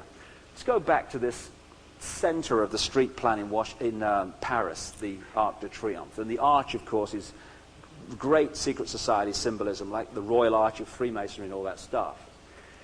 It's not just in terms of the street plans that, or the symbolism in general, that they're taking the mick. It's not even just a code. They know that everything affects energy. And if you put certain buildings and flows of streets in a certain relationship to each other, with certain symbols, you are going to affect the energy. And as we are living in energy, what that energy is doing is going to affect us. And if you can manipulate what this energy is doing, it's going to affect us mentally and emotionally. They understand how to do this. This is a wonderful example in Paris of how they fit it together. This is the Arc de Triomphe. We're going to start here, right underneath the arch, looking down the most famous thoroughfare in Paris called the Champs-Élysées. Dodi Fayed's apartment, where they were supposed to be heading but weren't, when the crash happened with Diana, is here somewhere. Now, we're going to be underneath the arch we are now, and we're looking down the Champs-Élysées. There's the flame, the Illuminati. And then we're going in an exact straight line, straight down the Champs-Élysées. The next thing we will hit is this. It's a 3,200-year-old original Egyptian obelisk from Luxor in Egypt, the Valley of the Kings, with the golden tip on the top, the golden penis of Osiris. We're going to go straight through the middle of that symbolically in an exact straight line. The next thing we hit is the arches of this structure, which is very much like Marble Arch in London. There's the obelisk right in the middle there. And we're going to continue to walk dead straight. And this is the next thing we hit. The big black pyramid that no one could understand why they would put it up next to this beautiful Louvre museum. It wasn't there because it looked nice. It's there because it's part of the build-up of the manipulation of the energy we call the city of Paris. Same everywhere in the major cities of the Illuminati. This is from a book called Talisman of the United States. A guy who has looked at the street plan of Washington and focused on the amazing imagery and symbolism within it. And of course, they started with a blank sheet of paper, the Washingtons and the Jeffersons and the people orchestrating them when this was built. And a guy called Charles L'Enfant, a French Freemason who was brought in to do the original plan. Now, this is the Congress building, and he's identified what appears to be a Star of David. But of course, like I said earlier, this is not an exclusively Jewish symbol. This is an ancient symbol that goes right back thousands and thousands of years right across the planet. It is just an esoteric symbol. It became associated with Jewish people when the Rothschilds started using it some few centuries ago. And that's from Jewish historical sources. It's just an esoteric symbol. But you show that and they go, you're anti-Semitic. No, it's nothing to do with that. It's to do with what it is.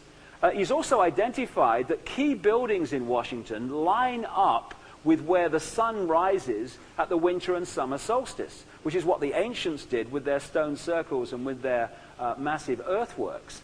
I'm going to come back to Washington in a second, because I want to give you some background to understand the significance of what I'm going to show you in that street plan, however.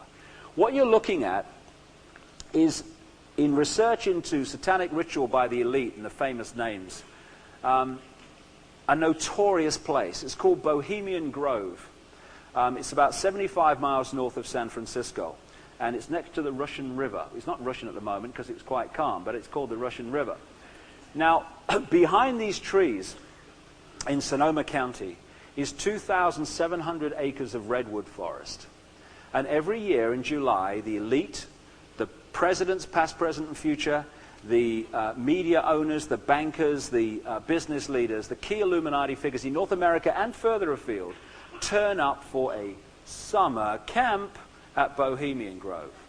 If you read Transformation of America by Kathy O'Brien and other works, you can get a feel for what really goes on in this summer camp. I took these pictures myself, as near as I could get. It says no through road there. You get up and you eventually become to Bohemian Grove some way up there. I've never been that far. Now, here's a picture from Bohemian Grove taken in 1957. This is Glenn Seaborg. I got it off a website telling the story of his life. It wasn't like from Bohemian Grove's website. Glenn Seaborg was one of the guys who helped to develop plutonium, etc. He's making a speech at Bohemian Grove in 1957. Look, over here we have Uncle Ron. I guess in 1957 he's still getting on and off his horse, is he? I don't know. I suppose he is. He's like an actor, B-movie actor. Over here, Tricky Dicky, Richard Nixon. Here they are in Bohemian Grove, another element of the Illuminati network, and both go on, despite their vastly different backgrounds, to become President of the United States. Like I say, they are selected by blood, not by ballot. Now here's another picture from Bohemian Grove, taken by a journalist on a long lens. What you're looking at during this summer camp is a ritual in which the elite of the world, or the elite of North America anyway, they dress up in long gowns with like hoods on. You know, Uncle Ron looks great in one of them, I bet, he used to. And here they are. It's much clearer on the original. It doesn't come down quite so sharp onto a computer. Now what we got here, a 40-foot stone owl. Did I come in late?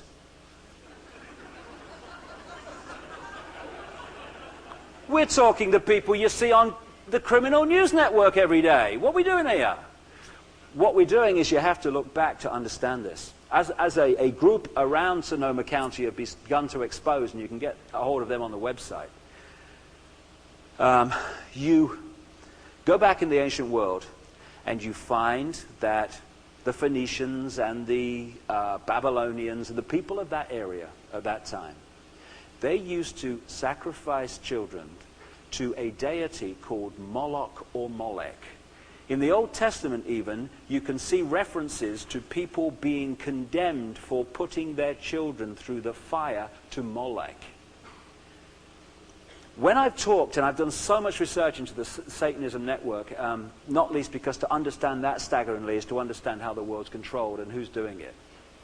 And I've talked to victims of this stuff, most of which don't survive, of course, but the few that have, comparatively. And I've talked to therapists around the world, particularly a great friend of mine in London, Vera Diamond. And they tell me that today, these elite names are still doing ritual sacrifices of children to a deity called Moloch or Molech, the same as they were thousands of years ago. So we ask the question, how do they symbolize Moloch as an owl? Which is staggering, considering this is what I discovered. It wasn't in the book, I just saw it as I was looking at the street plan of Washington. This is the Congress building, and all I've done is draw a red line around the roads within the Congress complex. It is a quite obvious owl, but don't take my word for it. This next one I have not even touched. It's a straight picture from a Washington Street directory you can buy anywhere in Washington. Not only is the Congress building in the belly of the owl, it's standing on a pyramid. The pyramid and all-seeing owl. And that in the belly of the owl, the Illuminati, you couldn't get much more symbolic than that. Now, if we move on, like I said with the Nazis, where they took a swastika and they turn it around to indicate the negative, what the Satanists do is they do two things. They either reverse symbolize symbols, the five-pointed star points down, Satanism, or they distort esoteric symbols to destroy their balance, and that also indicates the negative to them in their symbolic language. This here is the Congress building. This here is the White House. And the center of a pentagram is a pentagon, which just happens to be the shape and name of the very headquarters of the American military. So if we go back to this symbol, just let's take this example. Here's the White House. You go straight the way through there, that middle road, I think it's called 16th Street, from the White House. You get to here somewhere, and you find a very strange building in the street plan of Washington.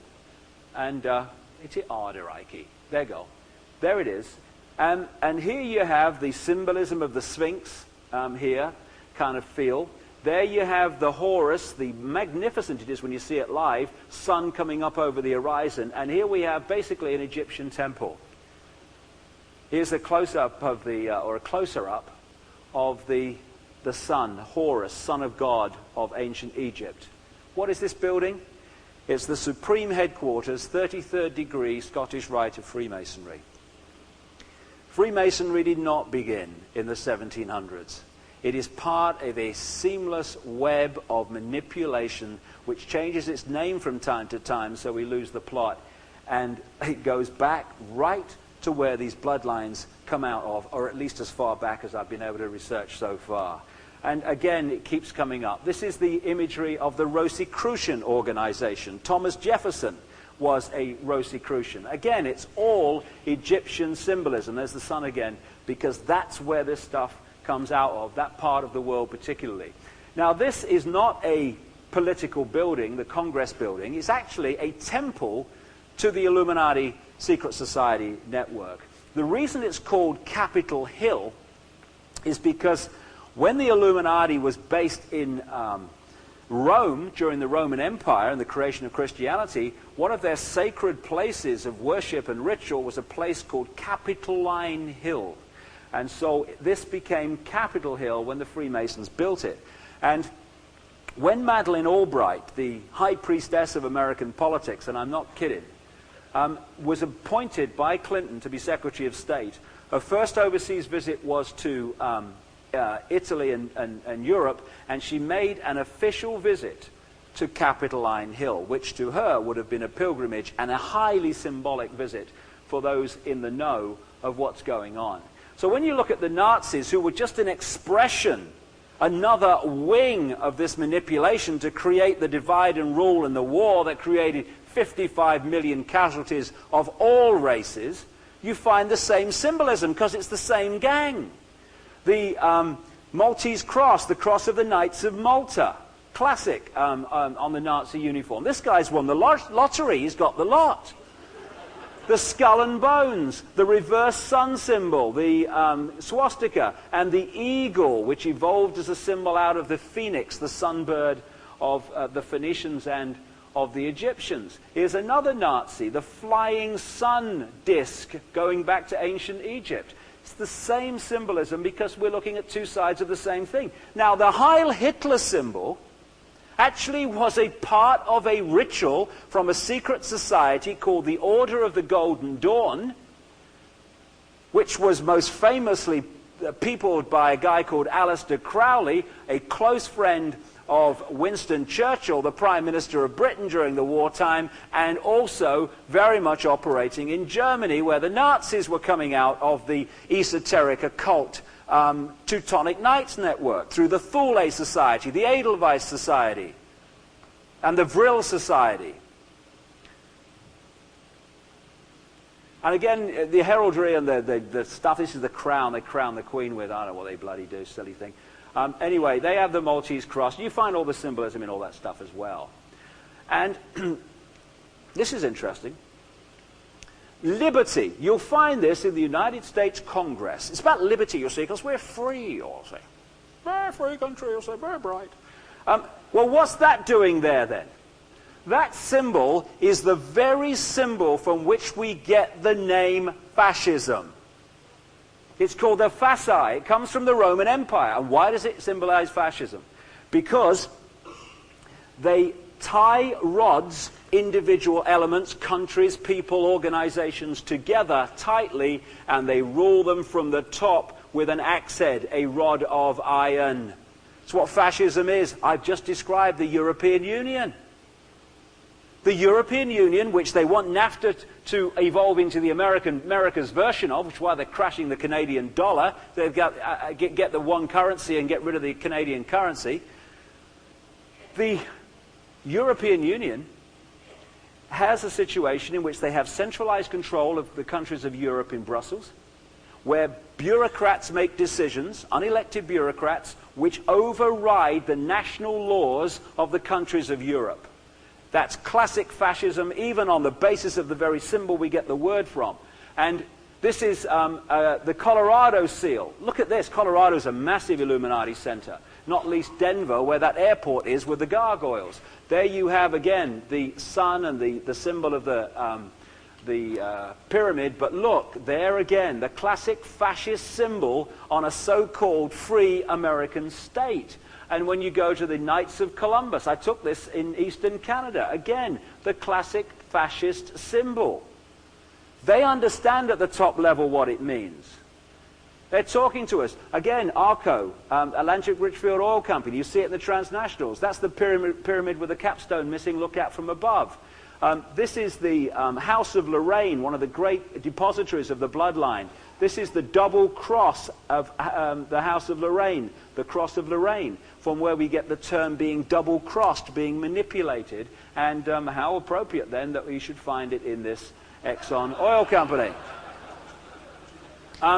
This is from a copper operation in America, and according to the research of Fritz Springmeier in a book called The Illuminati Bloodlines, this was a symbol almost exact from the Bavarian Illuminati, which started on May the 1st, 1776. And so we get in America the Circle K operation. K and circles appear, I've not really worked this out yet, appear to be a part of the code. And there you have Texaco. Again, it's all esoteric symbolism. The circle, the pentagram, and the T-square of Freemasonry. And Bill Clinton's been there as well, as you can see there. I didn't see that. But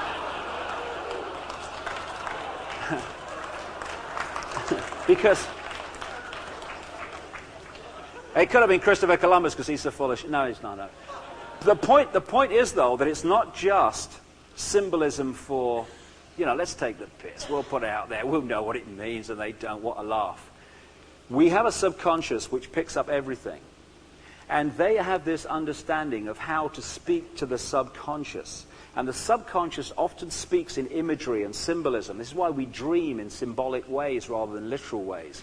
And this is why the top copywriters in advertising and stuff, they know how to use imagery and to use certain words to talk to the subconscious.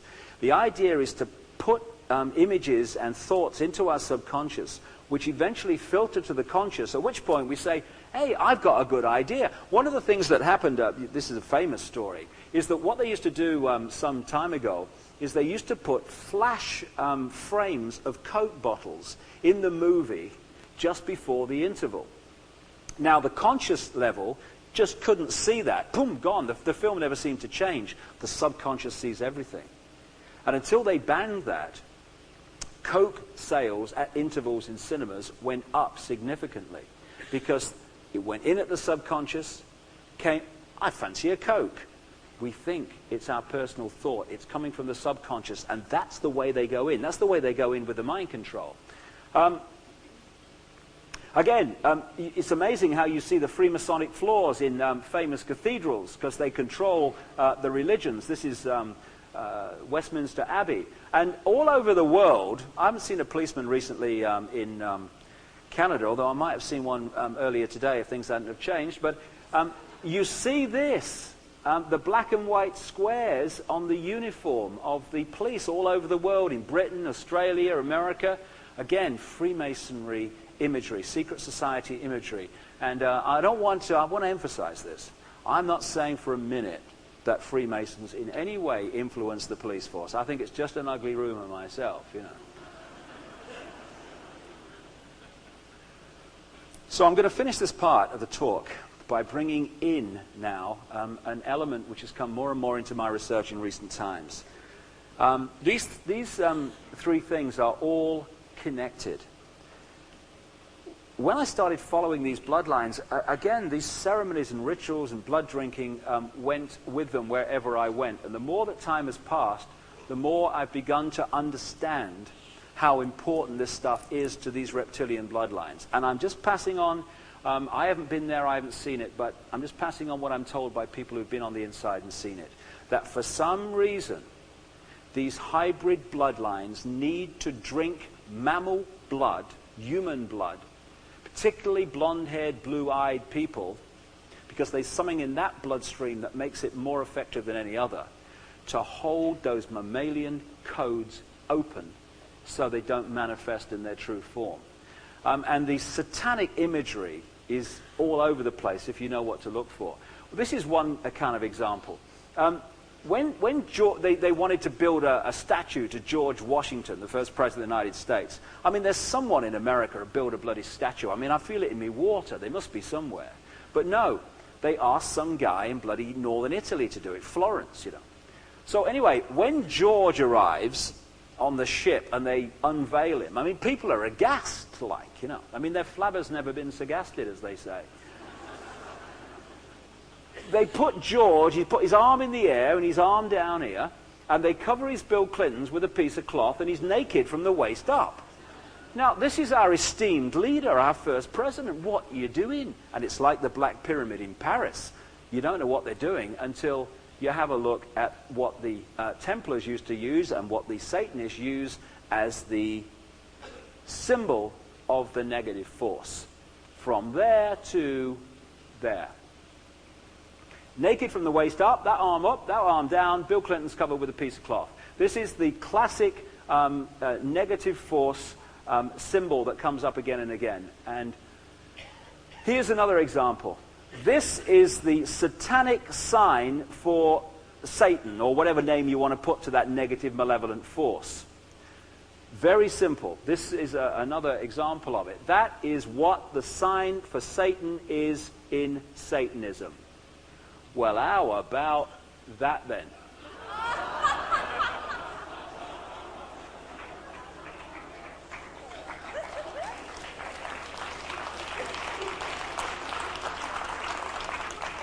That's what he did during his inauguration speech, or just after it, when he was first made president. And the number of times, it is extraordinary, you see world leaders at speeches, particularly when they get a great opportunity, when the applause starts, doing that. It's extraordinary, because that means something. And when you go through, somebody went through his speech, one of his inauguration speeches, and the symbolism in it is just extraordinary, when you know in detail what to look for. Oh, Henry looks pissed, doesn't he? This is Doris Duke, a tobacco heiress, American tobacco. She was massively into Satanism. Seems to have done her good, doesn't it, really?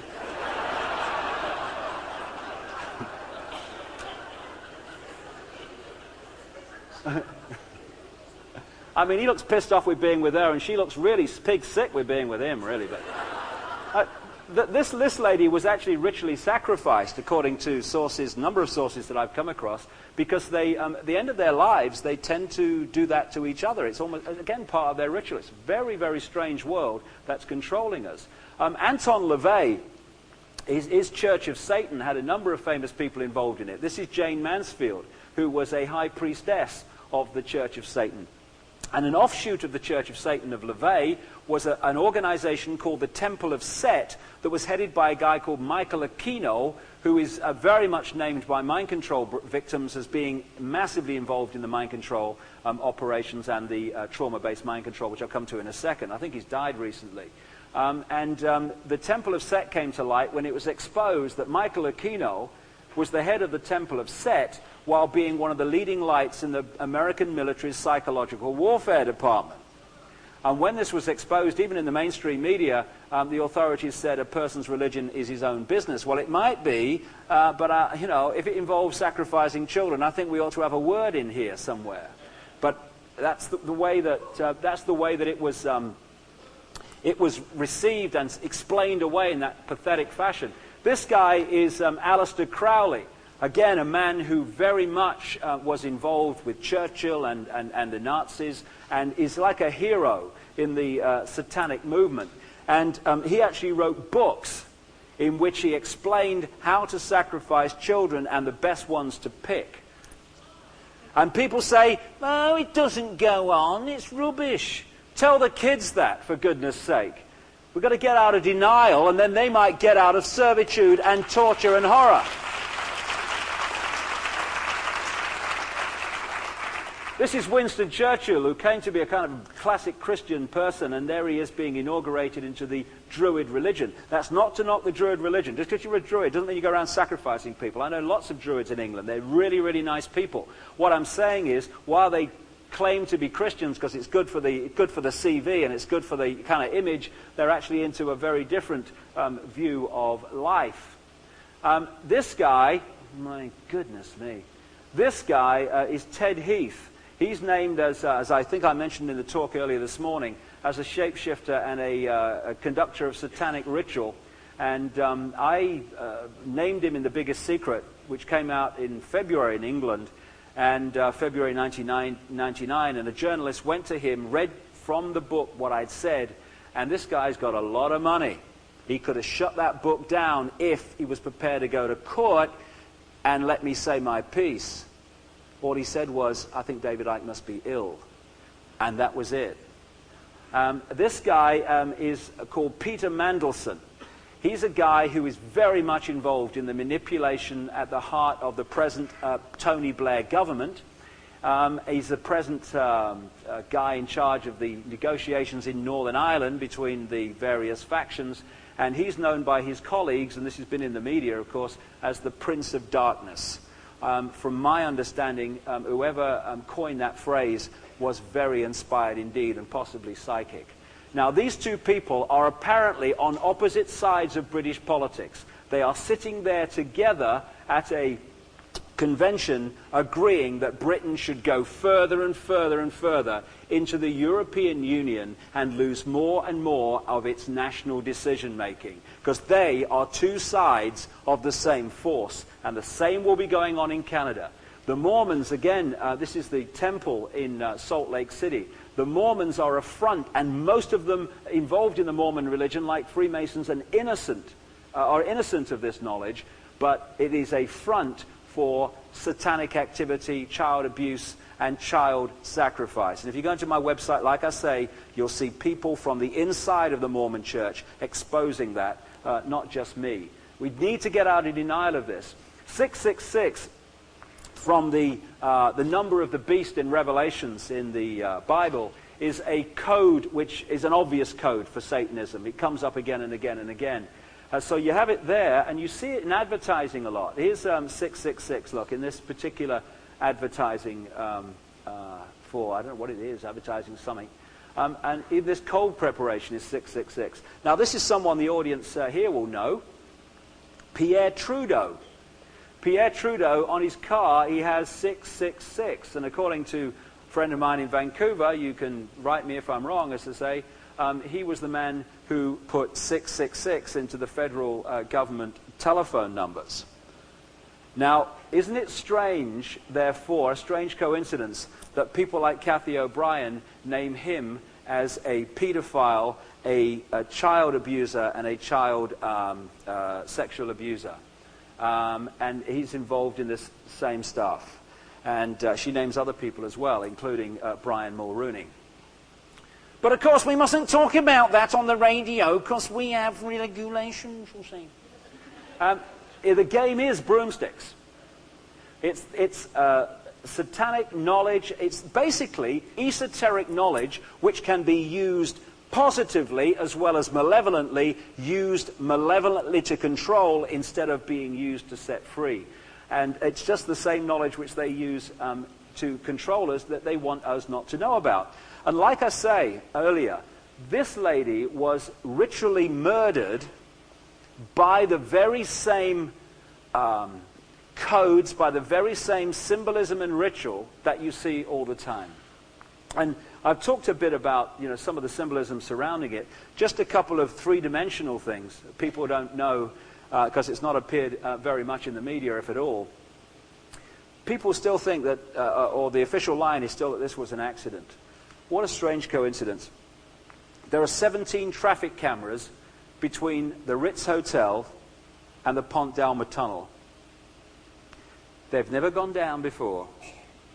All 17 went down while that Mercedes was going from the Ritz Hotel to the tunnel. And if they hadn't have gone down, there would be no mystery about what happened, because everything would be on video. At the very same time those 17 traffic cameras went down, all the police frequencies in central Paris went down also. And that's just some of the evidence that that was no accident, quite obviously. But the symbolism surrounding the legends and ritual of the goddess Diana, surrounding her murder, are unbelievable. One of the other things is, one of the things that keeps coming up in the ancient legends of Diana are lakes, islands, etc. And what they've done is buried her on an island in a lake. And when you read The Biggest Secret, 60 pages on this ritual murder, the symbolism is just beyond belief. What's now starting to come to light is the scale of child abuse in the world. I've been talking about this for years, and many, many other people have too, trying to get a voice out there amid the sea of denial and suppression. In Britain now, it's starting to unfold. Some of the walls are starting to come down because the scale is so vast. There are many, many police investigations now investigating the way that phenomenal numbers of children have been abused systematically and sexually abused, and also satanically abused in the rituals and stuff. And the abuse is suppressed through a classic pyramid system. When this system comes down and is dismantled, the scale at which the children of this world of all races, Credo Mutwa talks in detail about exactly the same in Black Africa, the scale at which our children have been abused, sexually abused, violently abused, and killed in satanic ritual is just going to blow our minds, including me, because the scale I've established is nothing like the one yet that I'm going to. And the way it works is the classic situation. The Illuminati, through their various levels, make sure that they put their people in the key positions of power in these key areas which allow the abuse to happen, then fail to investigate it, can, even if it comes to court, then destroy the case, so that the lid is kept on the unbelievable scale at which this is going on. On my website, I got approached by the parents of a lad called Zach, a little 5-year-old kid here, who was in North Carolina, in that classic area where the eugenics was going on at the end of the last century. At the end of the last war, rather, just afterwards. And he started telling classic tales that I've heard all over the world. Amazing tales of how they were taken away from the preschool he was at, and they were subjected to horrendous experiences of seeing rabbits cut up, of seeing babies sacrificed, of being forced to drink blood. And when he started remembering this, and well, not remembering it, talking about it, and the reason he's a bloody courageous kid is because what these people tell them, as he and so many other courageous kids have confirmed, they tell them, if you tell anybody, including your parents, we are going to do this to you. Now, they've seen babies sacrificed. They've seen rabbits cut up in front of them alive. They believe it's going to happen to them if they speak out. They're also told, some of them, that their parents are involved, so you tell your parents you're in real trouble. And so you've got kids all over the world who are living their little lives in terror of A, more abuse, and B, telling anybody about it because of what will happen to them if they do. And this is the structure which keeps it all quiet. And I tell you, I followed up this case in North Carolina. Do you know, it came to light in November. We are now in March. They have closed the case. And you know, the police have not even gone to that school center where he says it happened, and his mate, his little friend, is telling the same story in detail. They have not even gone and asked the other parents at that center if there is any experience they have had with their children that might lead them to believe their children have experienced anything like this. They just put the lid on, bang, bang, and left those two kids, and God knows how many more who are still there, to get on with their lives with those memories. It's not happening. Shut up. I don't want to face it. Nor do I, but if we don't, it goes on. And this links into this.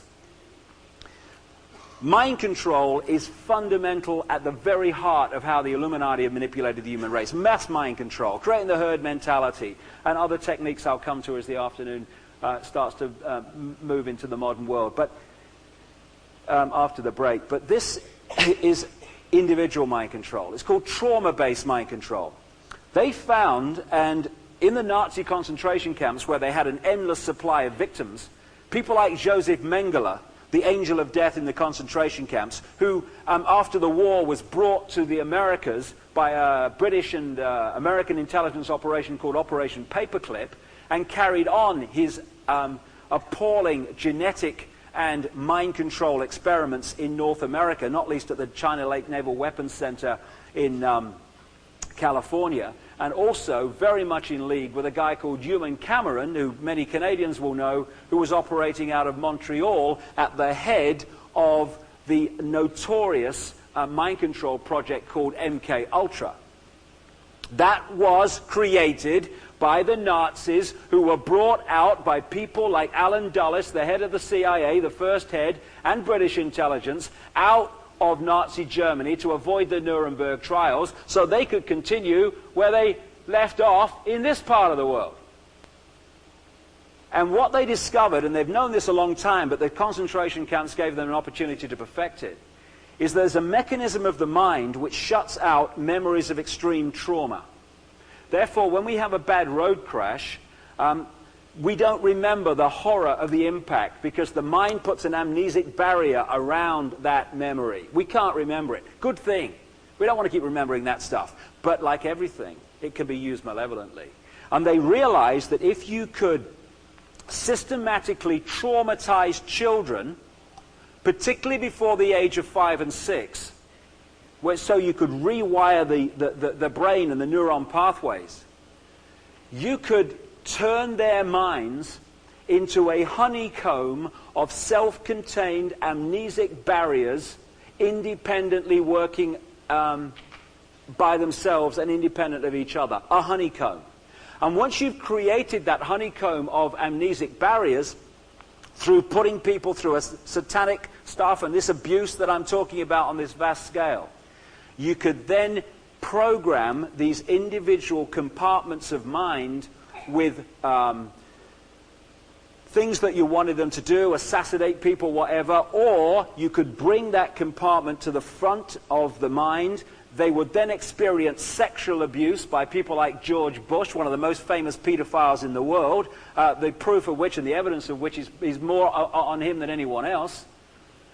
And they would feel and experience that abuse, and then you push that compartment back into the mind and you bring another one forward, and they do not remember being abused until they have the deprogramming, which breaks down the compartments, and then suddenly, my God, they remember what they never remembered before.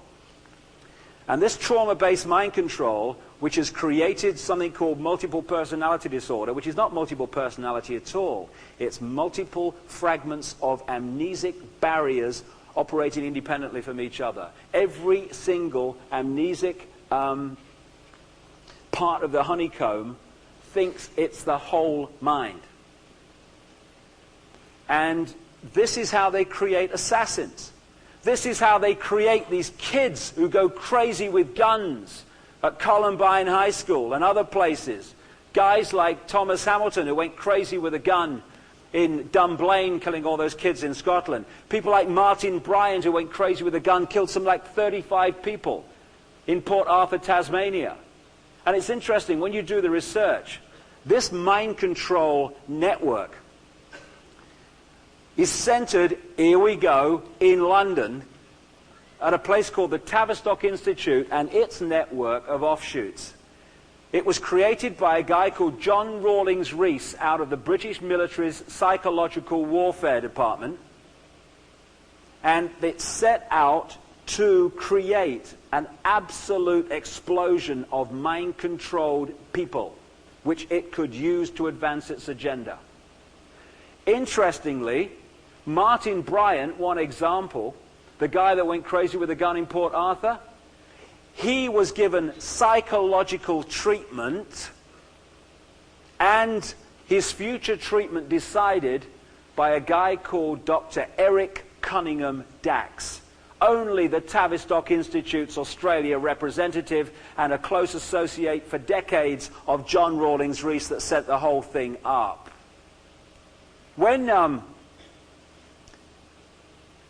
Timothy McVeigh was arrested for the Oklahoma bomb, USA Today reported, though not with the significance, that he'd been given a mental assessment after his arrest by a guy called Dr. Jolyon West. Louis Jolyon West. Louis Jolyon West, to anyone that's done any research into mind control in North America, is one of the most notorious CIA mind controllers operating out of the University of California. It was Louis Jolyon West who was designated to give a mental assessment to Patty Hearst, the newspaper heiress, when she came out of that Symbionese liberation terrorist group some years ago. This is how it's done. And we're watching a movie on the news of manipulation and manipulated, mind-controlled people who are playing out a movie to get the reaction desired, which allows us to accept the agenda required. This is what's going on in front of our eyes, and this is why there's been so many efforts around the world to stop me standing here and saying it. Some of this brainwashing stuff and mind control stuff has actually got even into the mainstream media more recently. This guy, Sirhan, when you look at the research, and I've read his psychological profile and his psychological report, this guy was in an absolute friggin' trance when he's supposed to have shot Bobby Kennedy when he was going to be on the campaign to be President of the United States in the late 60s. He's still in jail now, Sirhan.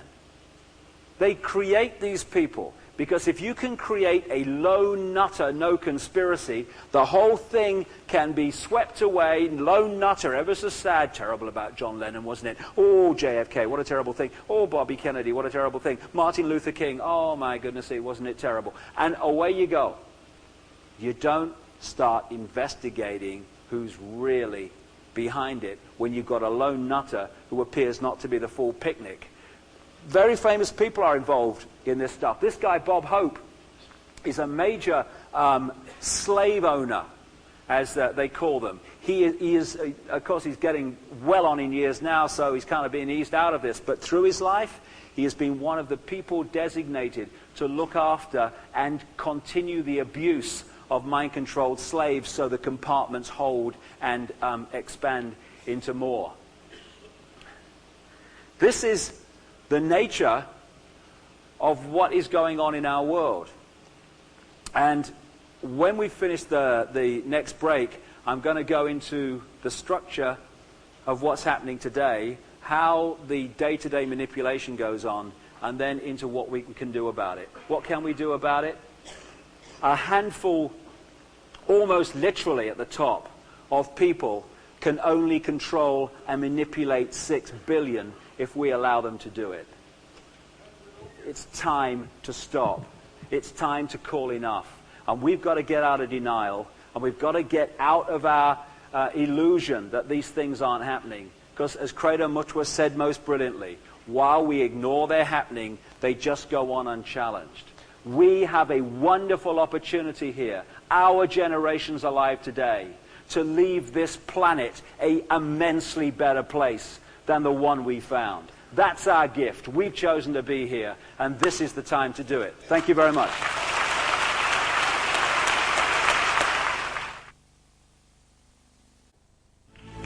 Thank you. Thank you.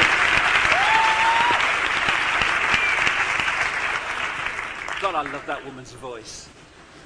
God, dear, the female voice, you know, when it's like that, unbelievable. Turn me up, I'm talking to myself. Just saying, that song's fantastic. I love her voice. Just kind of, it's that voice to die for. Can we turn the mic up? Is that possible? How am I doing? I've talked to myself twice now. Mike's in your shirt. My mic's in my shirt. Best place for it. Oh, it's come out. Do you know, You know, my mother always used to... She used to say, Dave, if you never forget anything else, never let your dingle dangle. Never let your dingle dangle, she said. And here I am, letting myself down in Vancouver, I don't know. Ooh, I'll undo my shirt. Would that be nice? You know, I'll do a strip for money, and I won't do it for even more, you know what I mean? Because you've been eating, I don't want to put you off, like, you know what I mean? We're going to talk a bit about politics now. You know where politics comes from? It comes from two words. Poly meaning many, and ticks meaning blood-sucking creatures. You know what I mean? So...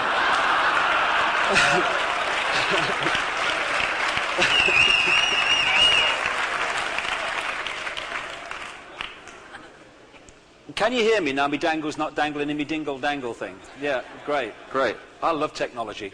I got a great friend, you know. I got a great friend who's into technology, a nice friend of mine. Nice guy.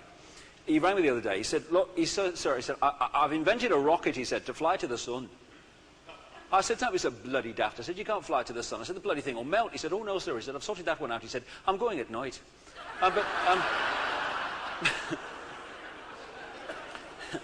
What we're going to do... What we're going to do now is look, because we've come a long way, and again, we're scratching the surface. There's so much to know, and the veil's lifting so fast. It's a great time to be alive. We're going to look at the way the story relates to what is happening in the world today, the agenda and the networks today. And this is the structure, it seems, that the world is designed to evolve into. And this is no longer, although it once was, a projection forward. I think this is what's going to happen. We are seeing this happen now in front of our eyes. The idea is for a world government, and the movement to superstates like the European Union and the evolution of NAFTA and APEC are designed to be one layer of that as we move towards centralization of power. And it's a very interesting reason, a very obvious reason, never mind interesting, why this is happening. If there is not many of you, and you wish to manipulate billions, then diversity is your worst nightmare. The more that power and decision-making is decentralized, the more diversified it is, the more diversified the countries and the cultures are as we celebrate the diversity of human creativity and human form instead of scorning it and allowing that to be the divisions through which we're divided and ruled. It's your worst nightmare. If you're going to be a few controlling the very many, you have to do two things. You have to centralize power optimally on a global level, and you have to scorn diversity and create uniformity of culture. And that's precisely what we've been moving through this century. Under the world government, it's designed to be a world central bank, a world currency, which is designed to be electronic, not cash, for which there are fundamental implications for freedom. If you now go into a garage or a shop and you hand over electronic money and you put the credit card in and they say, oh, sorry, you won't accept your credit card, terribly sorry, but you've still got a choice while cash is in circulation, which is, well, better pay cash then. But what happens when there is no cash in circulation, and the amount of actual stuff you can hold in your hand now compared with figures on a screen is a fraction and falling of the money in circulation? When that computer, or whoever programs it, says no to your credit card, or your microchip is designed to move into, then it's deciding if, whether, what, where you purchase, because if it says no, there's no other form of purchase. That's the idea. Not efficiency, control.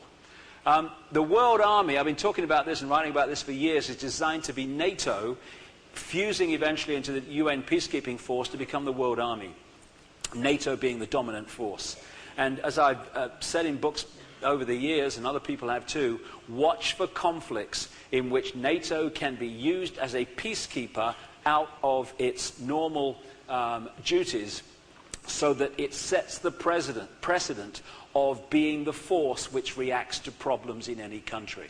And because of Bosnia and because of Kosovo and things like that, we are seeing that evolution, which I'll come to in more detail shortly. And then there's the microchipped population, which was very funny when I first started talking about this years and years ago, except now it's being introduced.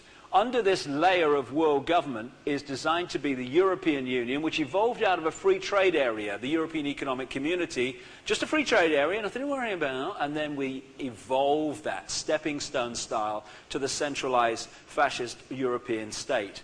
NAFTA, just a free trade area, nothing to worry about. Mr. Mulroney and Mr. Bush both got together and said, if you're ever so good for trade, oh, that's good, oh. And so we're now stuck with NAFTA, which has been great for the Canadian economy, apparently. And then you get the Pacific Union, which is designed to evolve out of APEC, the Asia-Pacific Economic Cooperation, which was set up in 1994 at a meeting in which Bill Clinton was a main attendee. And under that come nation states and regions, which in Europe, of course, are now subordinate to that. And then you get to the people. That's the idea and the structure we're aiming towards. And again, when you turn on the news, you see the rapid movement towards that. This guy with the patch on his chest works for the CIA as a scientist I mentioned at the start of the talk. He told me when I met him, 2-3 years ago now, that microchips were so small you could insert them with hypodermics in vaccination programs. And this picture, sometime later, has come out in a British newspaper from a university, Huddersfield University. It is a massive blow-up, as you can see, of an ant, and it's holding a microchip in its little pincers. That's how small they are, and getting smaller all the time.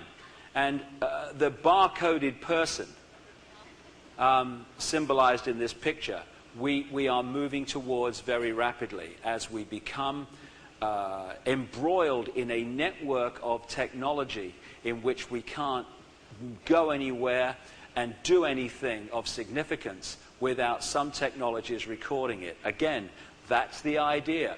And if George Orwell had called his book 1994, he would have been spot on. And George Orwell came from a level of knowledge that the agenda existed. Now, that structure I've just talked about, which we're aiming towards and moving towards rapidly, if that was offered openly, then there would be a massive reaction against it. People say, that's a global fascist state, we're not having that. We want to know, we want to decide what's going on in Canada. Come on. Not having that at all. So you have to use a technique, one of many mind and emotional manipulation techniques, so that you get the people who would normally oppose the agenda to actually see the agenda as a good idea or the only solution to problems you create. Now, in the upper levels of Freemasonry, they have a motto, Ordo ab Chaos. That means order out of chaos.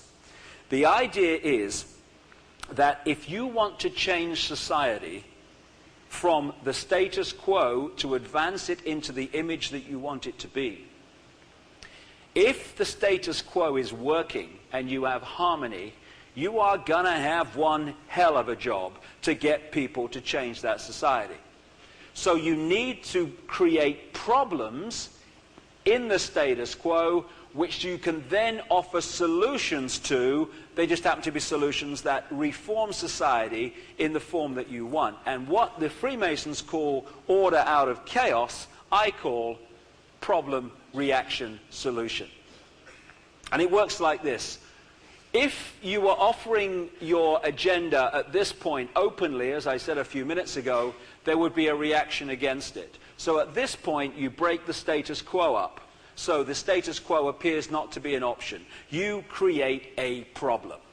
You make sure someone else is blamed for it, like some lone assassin, and you make sure that it changes the status quo in some way. It could be a run on a currency, it could be the collapse of the Canadian currency's value, it could be a war at its most extreme, it could be a government collapse, any of these things, a terrorist bomb. You then get the media, which you also control at ownership level, and by lack of vision and courage at journalistic level, often, you get them to report your problem in the way you want it reported and to blame the people you want blamed. Let's analyze this for a second. When a major event happens, like Oklahoma or a war or whatever, in the first 24 to 48 hours, Waco's another example, you are given the official version of that event. Just listen to the journalists talking and writing. FBI sources say this, White House sources say that, government sources say this. In other words, the explanation in the immediate aftermath of a major event is what the government explanation is. That explanation is at the top of all the newspapers, front page, because the event's just happened. It's at the top of every radio and news bulletin. That goes around the world. This is what happened at Waco. This is what happened at Oklahoma. Then people who are interested in what really happened start digging away. And again, the official version is demolished. Where is that reported? Not at the front page of every major newspaper, not at the top of every global news bulletin.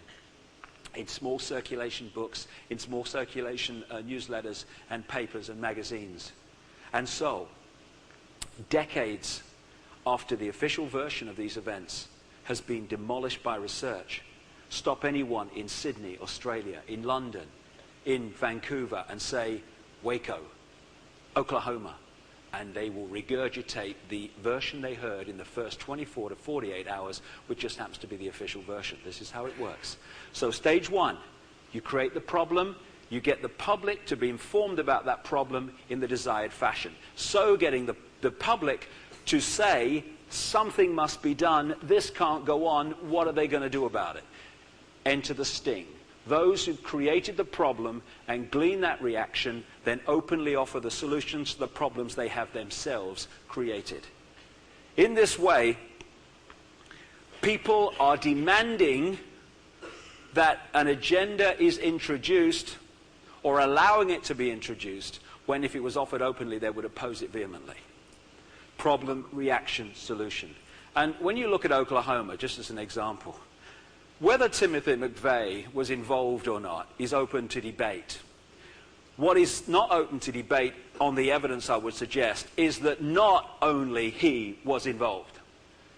As independent bomb experts who spent a lifetime in the military have confirmed, the bomb that caused the Oklahoma horror, 168 men, women, and many children, killed and maimed others, could not possibly have been caused by a fuel fertilizer device in a Ryder truck. It had to be caused by a very high-tech device on some of the pillars, or the building could not have fallen like that because it was an immense building. And it's interesting that some of the parents of children who died in Oklahoma started doing some research, made themselves very unpopular, and they established that the target, apparently, of Oklahoma, the Bureau of Alcohol, Tobacco and Firearms Department that was involved in Waco, nobody from that department was in the building when the bomb went off, but they were in full combat gear around the building an hour before the bomb went off. And when you look at the background to Oklahoma that you're not told about, quite clearly there is a great more information to know than we're being told, which would put a totally different light on what happened there and why. And why did it happen? Problem, reaction, solution. You have to have the solution to the problem. Purely and only because of Oklahoma. Anti-terrorism bills went through Congress on the nod, not a word of challenge, which took away basic freedoms in America and gave more fascist powers to the security forces and the military. Within 24 hours of Oklahoma, Bill Clinton was calling for an easing of restrictions on the military's involvement in domestic law enforcement. Problem, reaction, solution. And there's no better example of that than the Second World War. Wonderful example. You had this Illuminati, this global elite, and this is documentedly provable. They had, by this time, created Russian, which became Soviet communism. Lenin and Trotsky were funded from Wall Street and London. Provable. Why? Because if you're going to create a conflict to divide and rule and change society in your image, you have to create the sides to play off against each other. So by the time the Second World War was about to start, they had their front man in Russia called Joseph Stalin. In Britain, they had another front man who came to power just when the war was about to start, in earnest, Winston Churchill, from the Marlborough bloodline, Blenheim Palace, who was mentioned earlier. Aleister Crowley's mate. And in America, they had one of the great front men in the presidency for the Illuminati of the 20th century, Franklin Delano Roosevelt, who's related to the Bush family. Over here, the Teutonic Knights network of the Illuminati was bringing to power, through these various secret societies, the network that manifested as the Nazis. And the Nazis were funded from Wall Street and London. The Rockefellers funded the Nazis through Switzerland.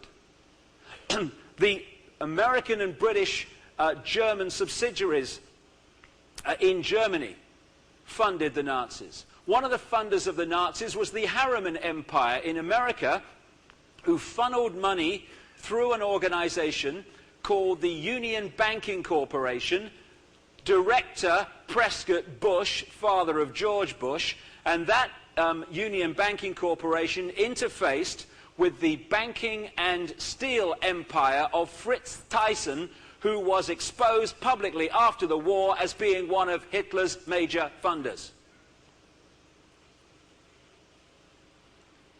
And the Harriman organization, incidentally, was one of the major funders of the eugenics race hygiene movement, now called population control in the Third World, where they are using aid to force women to have abortions and be sterilized even if they don't want to be.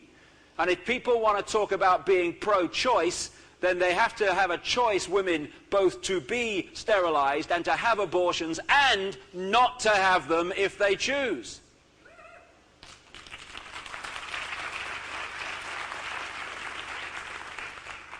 Dr. Ernst Rudin was one of Hitler's, in fact, probably Hitler's main race hygiene experts.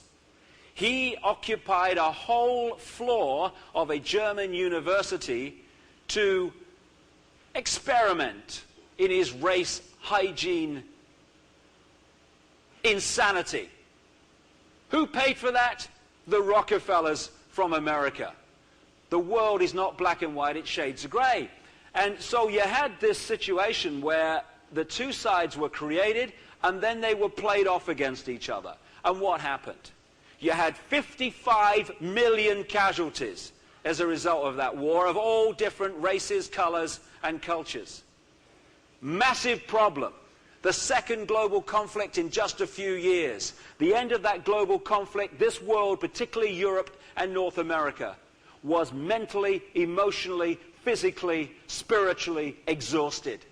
What did they say collectively, understandably? Something must be done. This can't go on. What are they going to do about it? Solution? An explosion of globally centralized bodies, the United Nations and others in finance and politics of various kinds. Why were they created and justified? As a solution to the problem of global war, which the people that introduced them had created.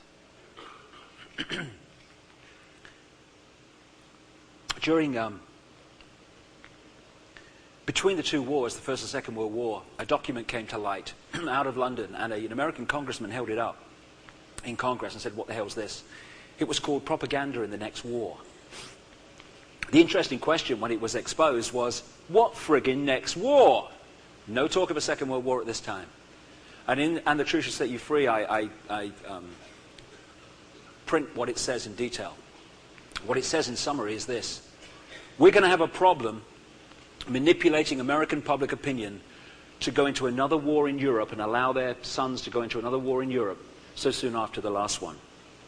What we need, it says, is for another country to attack an American state, so creating a problem, an outrage, which leads to America going in the war. I kid you not, it says in this document, Japan would be perfect.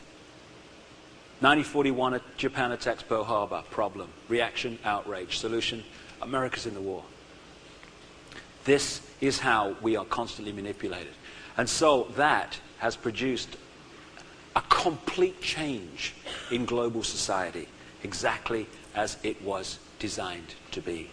And if anyone thinks that or anyone thinks that it's not possible for a few to control the world, that is the proof of it.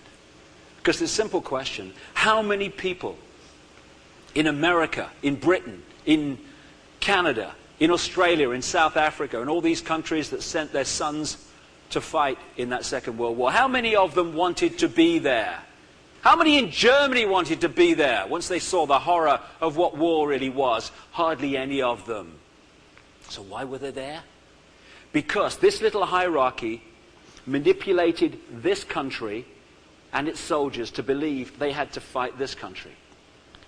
This country's hierarchy manipulated its young people to believe they had to fight this country. And these two hierarchies lock into one hierarchy that was playing both sides. Because if you want to control a game the way the Illuminati want to control a game, which is to know the result before the game started, controlling one side is no good. You will influence the game, you can't decide the outcome. There's unknown quantities. They want to decide what the result's going to be before it starts. So they work through all sides, so knowing what the outcome's going to be, because they're controlling it. And there was a song, I think it was written by a Canadian, Buffy St. Marie, which was recorded by a guy called Donovan in the 60s, which sums up the futility of war, but also where the real power and responsibility is for this. Because wars only take place because we fight them. If we didn't, they wouldn't take place. And the song went like this. He's 5'2" and he's 6'4". He fights with missiles and with spears. He's all of 31 and he's only 17. He's been a soldier for 1,000 years. He's a Catholic, a Hindu, an atheist, a Jain, a Buddhist and a Baptist and a Jew.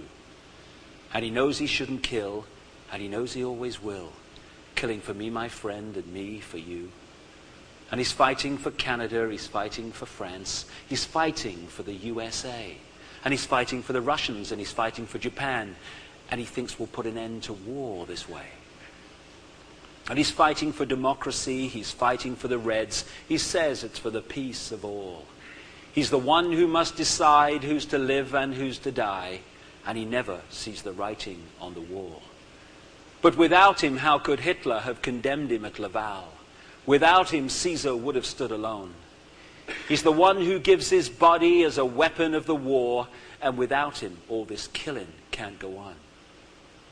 He's the universal soldier, and he really is to blame. His orders come from far away no more. They come from here and there, and you and me, and brothers and sisters, can't you see? This is not the way we put the end to war. And if we could just learn one thing as a human race, we could end so much of this manipulation. When we stop playing the game, there is no game.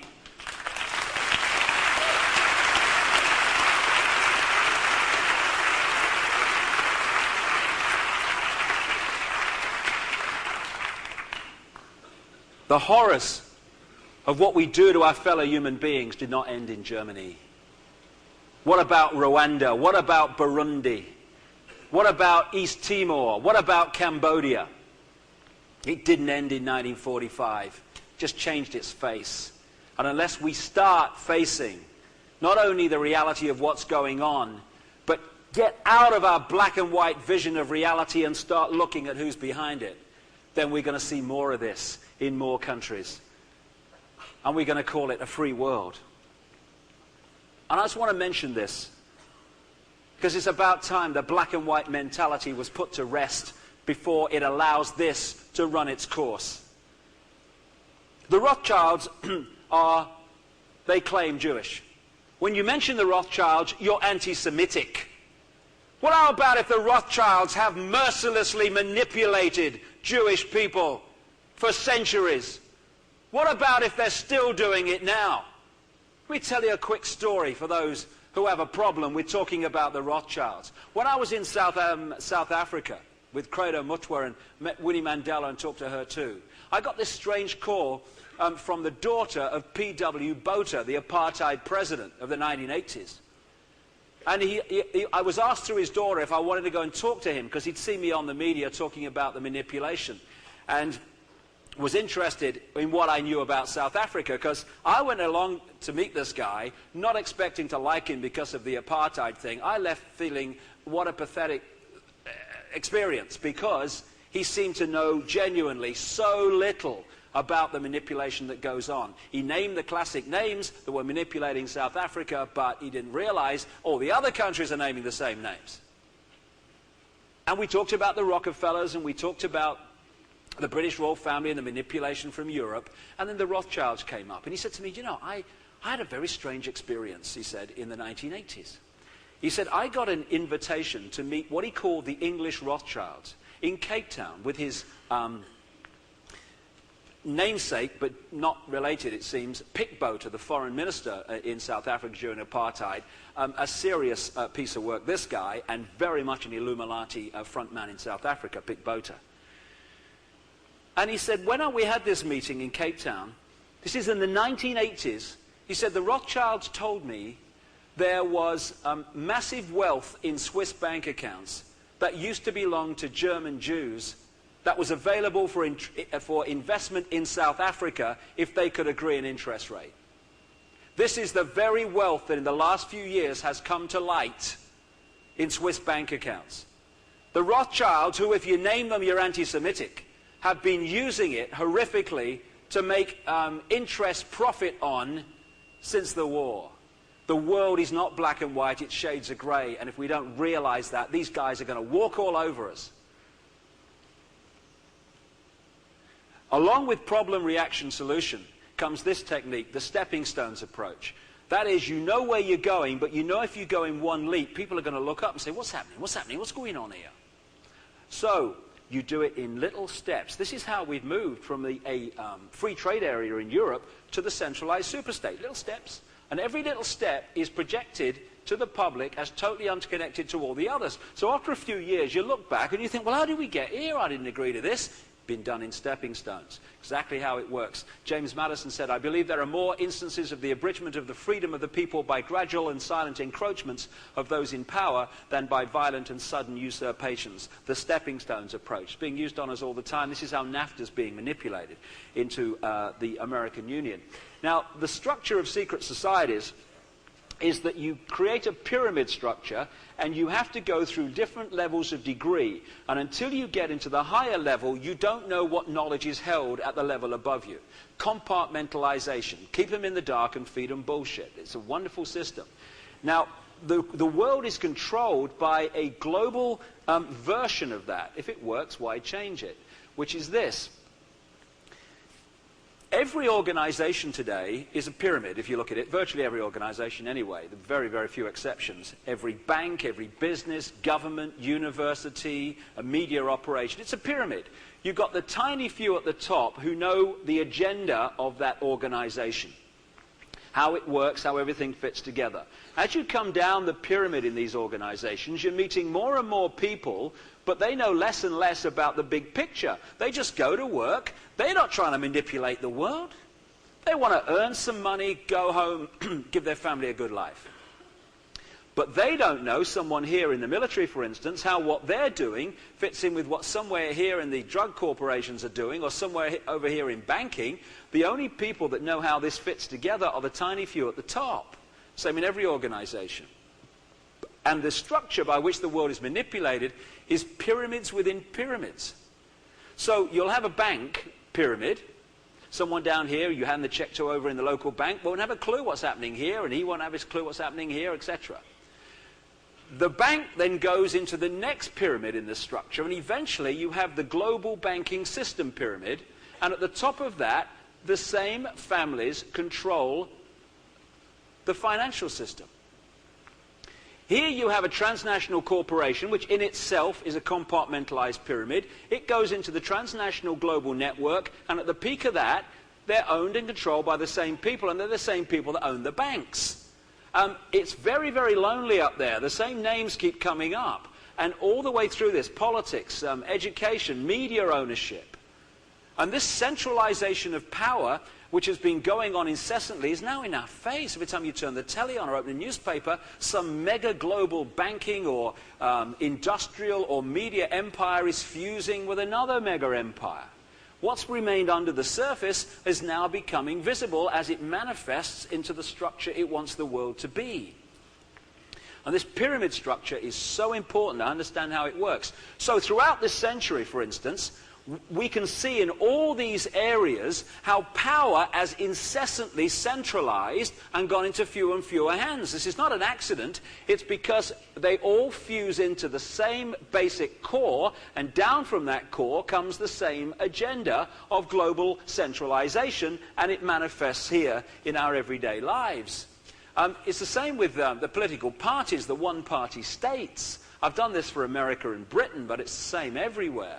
Down here, where they knock on the door and they put the funny hats on, the congresses and stuff, and they say, vote for Ethel, they genuinely believe they're in different parties. But when you go up to that level, you again fuse into the same people. In America, the present Democratic president is Bill Clinton. He locks into the Rockefeller network. The last Republican president was George Bush, who massively locks into the Rockefeller network. Quite possibly, as I speak, the next president is going to be George W. Bush, who locks into the same network. But of course, in the last two elections with Clinton, we've had Ross Perot. Thank God. Lord, thank you for Ross, an independent man. Ross Perot. Billionaire, multi-billionaire. He ran a little company, you see, in Texas. And he got on the road to billionaireship because he had this massive contract from New York State. Now, there's plenty of companies in New York State could have fulfilled the contract, would have kept the money flowing in New York State. It's what you might think the state might do. But no, it gives the contract to this little company in Texas, and Ross is on his way. Who gave him the contract? Nelson Rockefeller, 4 times governor of New York. Same group. Locking in to the same network.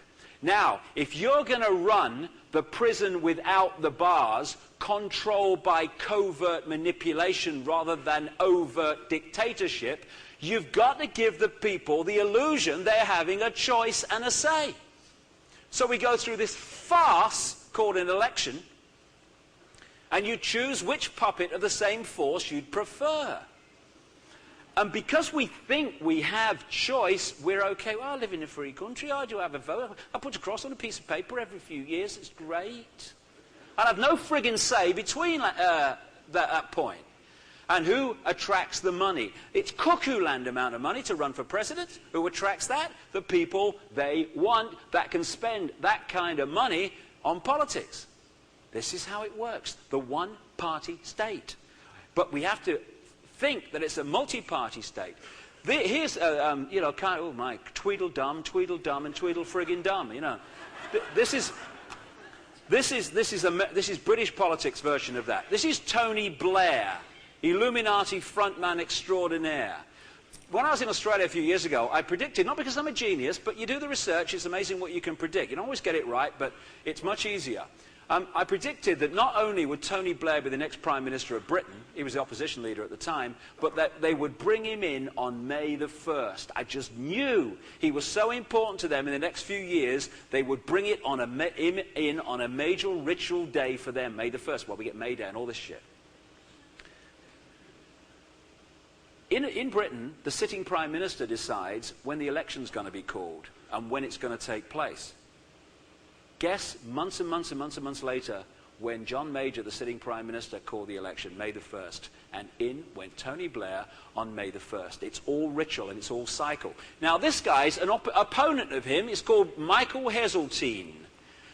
This guy's a Bilderberger, come to the Bilderberg group, and this guy is called Kenneth Clark, who is a conservative opponent of him, and they attended the same Bilderberg group meeting in Greece in 1993. These are together, these opponents, at an event I mentioned earlier, where you have an all-party group wanting to push Britain further in to the European community net and web, because these are Illuminati frontmen.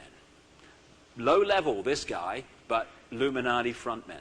This is how it works. And in public, apart from the agreement on the agenda, these people would argue with each other, therefore giving us the illusion that we have choice. There's these two.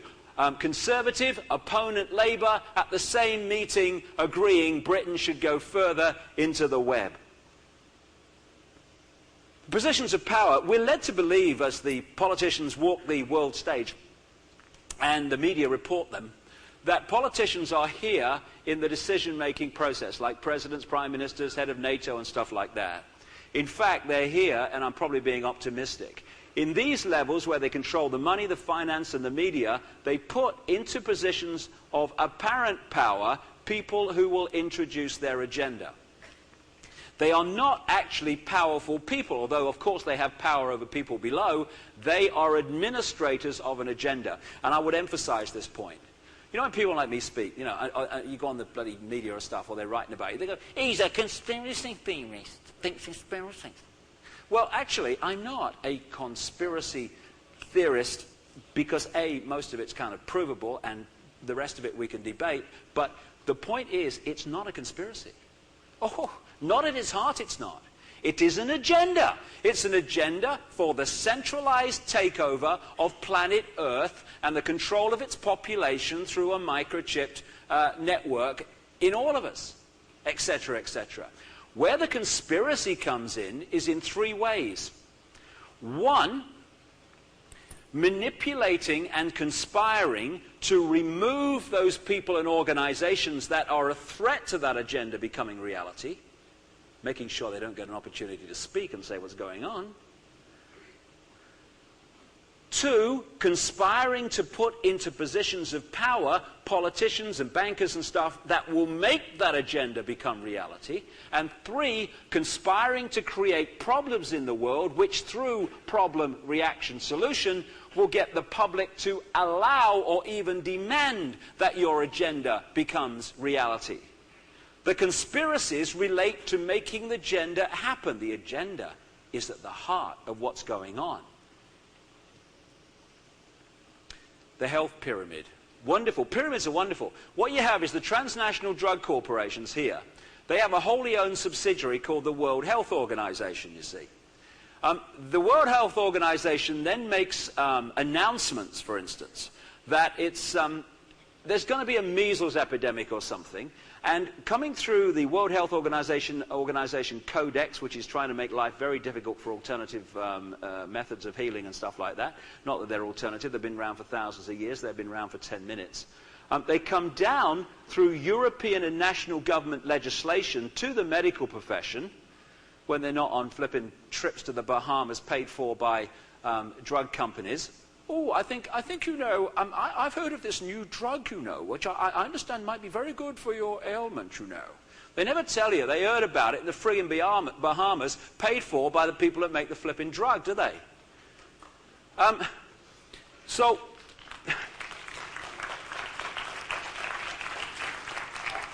the scam is this. Transnational drug corporations, through the World Health Organization, announce there's going to be a measles epidemic. This comes down, European and national governments spend advertising, get your children immunized, there's going to be a massive measles epidemic, and the medical profession then administer the measles vaccine, which is provided by the transnational drug corporations to set the whole thing in train. This is how it works. I mean, I've got nothing against doctors, I just don't see them. You know what I mean? I just don't go to them. I ain't got a problem with that. But, I mean, have you ever seen American television? You must have done, it's Canada. But American television, you you couldn't have American television paid for without the drug adverts. Have you seen them? Unbelievable. You're eating your dinner, you're minding your own business, and it comes on, doesn't it? Do you suffer from constipation? Right, but they don't say that, do they? Because it's middle-class America. It's, are you too regular? Have you seen that? That's middle-class America speak for got the shits. Are you too regular? But I'd love a real straightforward advert. Got the shits? Take this. Right. But the thing I love, you must have seen this one. It's got as far as Britain now. The great line in American drug adverts, because we have to give our power away to people in suits, is, a doctor recommends it. Have you got that one? A doctor recommends it. You know, my reaction is, let the doctor friggin' take it then. Just leave me alone, you know. Anyway, there's this one this advert. It's wonderful in the way they manipulate us. And it's this elderly couple, right? They're walking down this beach, right? And they're obviously on a good pension because he's got nice silver hair. And every time I see older people with nice silver hair, they seem to have a good pension, you know. They seem to be well off anyway. They're walking down this bloody beach, and they've got the rocks and the sand and the sea, you know. And suddenly she stops, because she's got nice silver hair as well, you know. She stops and she goes, darling, I've got to go back. And she turns. And because he's a good husband, like, he's got the concerned look on his face. Ooh. And they walk back, you see. And then comes the punchline as they walk back. Do you have a weak bladder? Right? She wants a wee, you know. Anyway. And then they tell you about this drug that doctors recommend. And then they cut back to this couple, because she's obviously taken it and it's worked, you know. And now they're walking down the same bit of beach, you know, and the rocks and the sand and all that stuff. And he turns to her, because he's a nice husband. He says, darling, would you like to go back? And she sticks her nose in the air, because she's had the pill like now. And she says, eventually. And walks on, you see. Now, when I first saw that, I don't know about you, when I first saw that, I'm screaming at the screen. For God's sake, woman, don't walk away all back to the bloody restroom. Have a wee behind that rock like the rest of us do.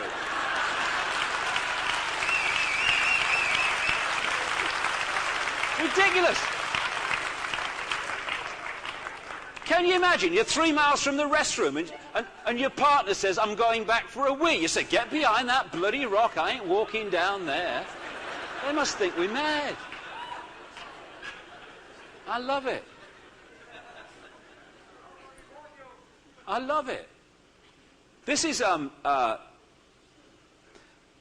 increasingly now, as more and more people research this, this is a network which is being more and more exposed. When you start to get into this network of manipulation, this is often the first network you hit, because this is very much an operational network, day to day, and it's operating very, very much out there compared with some of the more elite ones that work behind the scenes and take a lot more research to uncover. This network started with a British-based secret society called the Round Table that was started the end of last century, early in this one. And its first head was a guy called Cecil Rhodes, after whom Rhodesia was named, now Zimbabwe. And if you ever get round to watching the second video in the Reptilian Agenda with Credo Mutwa, the way he describes the way that people like Cecil Rhodes and his network came into Africa, destroyed the cultures. And what they did, and he talks about this very eloquently as he talks about everything, they told one tribe that this tribe was going to attack them and was planning to destroy them. This tribe then fight this tribe in fear of getting your retaliation in first, as an old football manager used to say to me. And when one of the tribes started to get slaughtered exactly as planned, Cecil Rhodes turned up and said to the tribal leaders, the chiefs and stuff, the only way you're going to survive against the onslaught from this other tribe is if you come under the wing of the British Empire. So the British Empire takes over control of that tribal land, takes control over the tribal laws from the chiefs to save them from the conflict the same people had manipulated. This went on all over Africa, as Credo talks about in great detail. And he was a man who talked openly about wanting to see a world government centered in Britain. If anyone wants to talk about racism, then they ought to have some research into Cecil Rhodes. So when Cecil Rhodes died in 1902, he left money to fund something called Rhodes Scholarships, which bring people from countries around the world to Oxford University, the center of the manipulation of global education, to be paid for to have an education of an Illuminati variety. And the ratio of so-called Rhodes Scholars who come back and enter positions of significant power in their countries is enormous compared with the general student population. The most famous Rhodes Scholar in the world today is Bill Clinton. Bill Clinton's chief advisor at his 2 election victories is George Stephanopoulos, Rhodes Scholar. The guy, Bob Hawke, Prime Minister of Australia, was very much behind the manipulation into being of APEC, Rhodes Scholar. On and on it goes. Now, the Round Table elite were in the war cabinets in the First World War of Britain and America. The very same people, therefore, who manipulated the First World War were appointed to the peace conference in 1919 at Versailles near Paris to decide how the world would be redrawn as a result of the war they had created. Classic. And also, while they were in Versailles, they met at the Hotel Majestic in Paris in 1919, and they started the process of creating offshoot organizations around this central core round table, which would advance this agenda through the 20th century. The first one created was the Royal Institute of International Affairs in 1920, or 1919 to be absolutely accurate. And that created, 1920, that's right, 1920 that was started. And then that created offshoot organizations around itself in its own network. Its American arm, created in 1921, was the Council on Foreign Relations, very much orchestrated by the Rockefellers, and that is subordinate to this in London. The Council on Foreign Relations was followed in 1954 by the Bilderberg Group, set up at the Bilderberg Hotel in Oosterbeek, Holland. And the first chairman from 54 to 1976 was Prince Bernhard of the Netherlands, Prince Philip's big mate. The Club of Rome came in 1968, which has massively manipulated the environmental movement. The United Nations we know about, and in 1972, came the Trilateral Commission, another Rockefeller operation, which pulls together this agenda between America, Europe, and Japan. Now, these organizations, which work as one unit, different masks on the same face, have among their number the top people in global politics, global business, global banking, global military. Some examples. The Bilderberg Group. The last 6 Secretary Generals of NATO. Willy Claes, Joseph Luns, Lord Carrington, and Javier Solana, the present one, George Robertson. All these people, members of the Bilderberg Group. The Secretary General of the biggest military organization in the world is an appointment by an organization that hardly anyone has ever heard of, including journalists. The head of the World Bank, James Wolfenson, Bilderberg Group. Prime Minister of Britain, Tony Blair, Bilderberg Group. President of United States, Bill Clinton, Bilderberg Group. Chancellor of Germany, Bilderberg Group. On and on it goes. And yet we, as a people, have no idea this thing exists. And I can't give you a better example of what I'm talking about here, pulling this together, than what happened during the Bosnian conflict. The Bosnian conflict, and Kosovo was stage 2, was created to advance the agenda of the world army, to NATO becoming the world police force. The start of the Bosnian conflict, the status quo when there was a problem was the United Nations peacekeeping operation. Had that been allowed to work, it would still be the status quo. Instead, as we saw the horrific pictures coming out of Bosnia on our televisions every night, the United Nations peacekeeping operation in Bosnia was massively, calculatedly exposed as inadequate and useless. Problem. Reaction, especially with the horrors we're seeing every day, something must be done. This can't go on. Solution? A 60,000 strong world army in Bosnia, the biggest multinational force since the Second World War, under NATO control. So when they played stage 2, which was Kosovo, there wasn't even a mention of a UN involvement. In went NATO immediately. The agenda was advanced. So let's apply that to this. The first peace negotiator appointed in Bosnia to stop the war by the European Union was Lord Carrington, chairman of the Bilderberg Group since 1991, Trilateral Commission, and Royal Institute of International Affairs president. The war went on, stands back in amazement. He was replaced by another English lord, David Owen, Bilderberg Group, Trilateral Commission. And the war went on, and he was replaced by the European Union by the former Swedish Prime Minister, Carl Bildt, Bilderberg Group. At the same time, the United Nations was appointing peace negotiators to stop the war, and they were working alongside the European Union appointees. The first UN peace negotiator in Bosnia, Cyrus Vance, Bilderberg Group, Trilateral Commission, Council on Foreign Relations. He was replaced by a Norwegian, doesn't matter what country, same coordinating bodies, Thorvald Stoltenberg, Bilderberg Group, Trilateral Commission. The war went on. Suddenly, amid worldwide publicity, came an independent peace negotiator, Jimmy Carter, who turns up from time to time. Jimmy Carter, first Trilateral Commission President of the United States, Council on Foreign Relations member. The war went on. Eventually, the point had been reached in public opinion and all aspects where the sting could be played. Onto the scene came Richard Holbrooke, Bill Clinton's peace envoy, who negotiated the so-called Dayton Agreement that put into place the World Army, NATO World Army in Bosnia.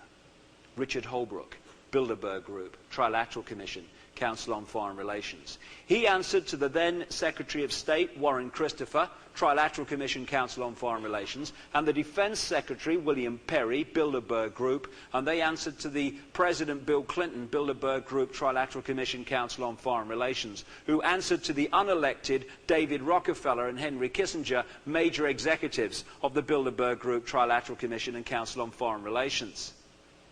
The first head of the World Army in Bosnia was Admiral Leighton Smith, Council on Foreign Relations, and the civilian operation was given over to the High Commissioner, Carl Bildt, Bilderberg Group. Just a coincidence, nothing to worry about. This is how these events are orchestrated behind the scenes with a hidden hand. Now, don't expect the media to tell you about this stuff. Catherine Graham won't tell you, the owner of the Washington Post, because she's a member of the Bilderberg Group, Trilateral Commission, Council on Foreign Relations.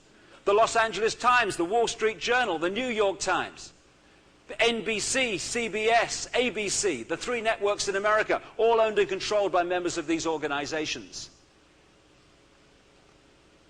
Tell you about the media. Have you heard of something called the Hollinger Group? They seem to own rather a lot here. Have you noticed that? Conrad Black's operation. Does he own a few newspapers or something, like most of them? Interesting little story. Do you know who owns those newspapers in truth? British intelligence, with the symbol we saw earlier. Hollinger Group has an interesting background. It was started by an elite aspect of British intelligence during the war called the Special Operations Executive, top people of which created the original CIA. They started this Special Operations Executive, a front organization during the war, for covert purposes, called War Supplies Limited. The two agents designated to run this scam this front for British intelligence were Edward Plunkett Taylor and George Montagu Black. After the war, they kept this going, but they had to change its name because it was called War Supplies Limited. They changed it to Argus. And more recently, they've changed it to Hollinger. The present head of Hollinger is Conrad Black, the son of George Montagu Black, that started the whole thing in train for the British intelligence elite special operations executive. Conrad Black is not just a member of the Bilderberg Group, it's one of its inner core elite, and he hosted their meeting in 1996 at King City, Toronto. This is the hidden hand in the prison without the bars that's going on. And this is a wonderful one. I love this one. One of the great foundations of the manipulation of the planet has been through the money system.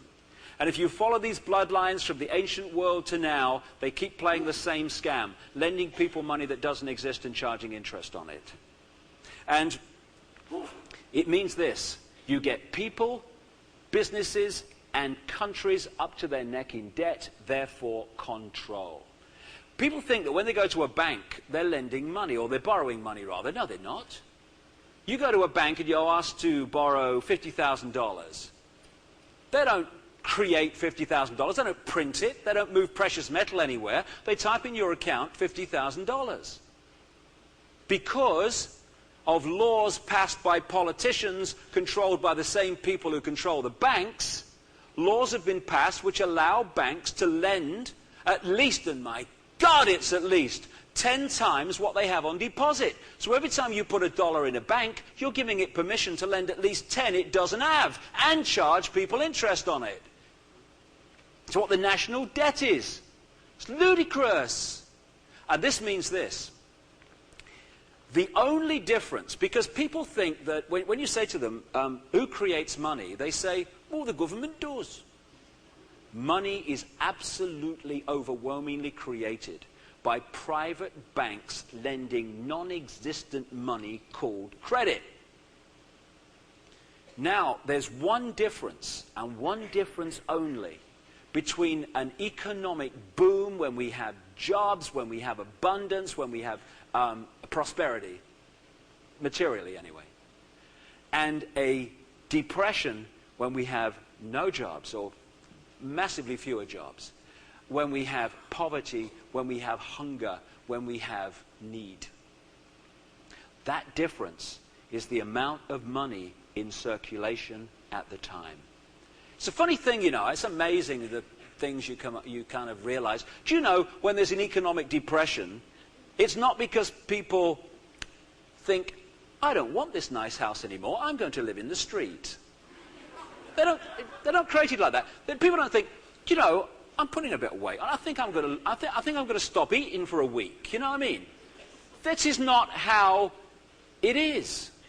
Depressions are created because there is not enough money in circulation for those purchases to be made.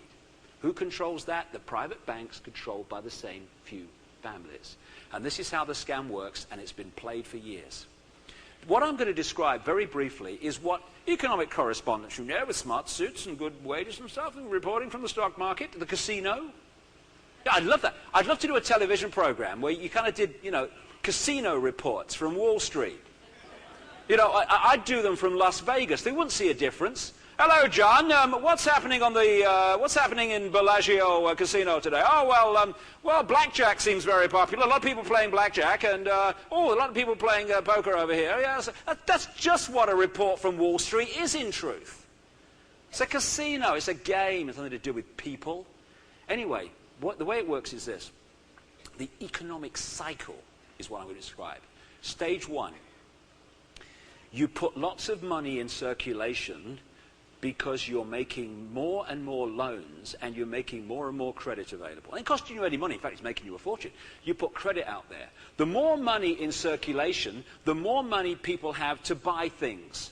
The more they buy, the more production is needed, the more people are employed. the more, and one of the things that happens when you're in one of those booms is people get confident. So they think, oh, you know, we've got lots of orders and things are great, so I'm actually going to, I haven't got the money, but I'm going to have a bigger house. I'll take on a bigger mortgage, and I'm going to have 2 holidays this year, and I'm going to have a bigger car. I know I can't afford it, I can't pay cash, but I'll borrow money, it'll be fine. People and businesses, they take on more debt because they want more plant and machinery and expansion to meet the demand caused by the expansion of money, credit in circulation. So what happens during a boom is people get into more debt.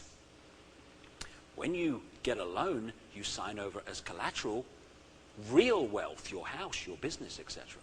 So at an optimum point, the people that control the financial flows, i.e. the few, through the creation of money and through the stock market, etc., they start pulling the plug. One of the things they do during a boom is they push interest rates down, so they make loans cheaper, so people are more likely to get them. What happens then is they start to change the economy, and I'm seeing signs of this in the world today. They start pushing interest rates up. They start putting inflation in the economy by pushing up oil and gas prices, which affect everything.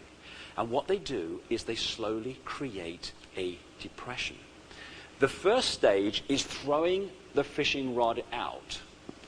They start pushing interest rates up, and they start withdrawing credit from circulation. This means there's less money in circulation. People can't buy so many things, so fewer jobs are needed. As fewer jobs are needed, people can't pay the loans and the interest on the loans that they've taken out. People start losing their homes. They start losing their businesses. And they start losing their jobs. And we start moving towards a depression. They're pulling out credit, money in circulation. It's now not enough to create the economic activity you had there. Now, as people go bankrupt and businesses go bankrupt and people lose their homes and everything, the banks take that wealth that does exist into their coffers. And what they've done is exchanged massive wealth that does exist for credit that cost them nothing. And what you see there with the fishing rod going out, here, during a depression, is taking the fishing rod in. And this economic cycle, totally manipulated, of creating a boom, getting that situation, pulling the plug and reaping the rewards, has been played again and again over hundreds of years. It's being played today. And it has sucked the real wealth out of public circulation into the hands of the few. And it has left the masses with, in truth, worthless money and figures on a screen. And it coordinates with the tax system and all the other stuff. I saw this wonderful thing. I think we ought to do this, me. It's a Snoopy is saying, Dear Revenue Canada, I'm writing to you to cancel my prescription. Please remove my name from your mailing list. I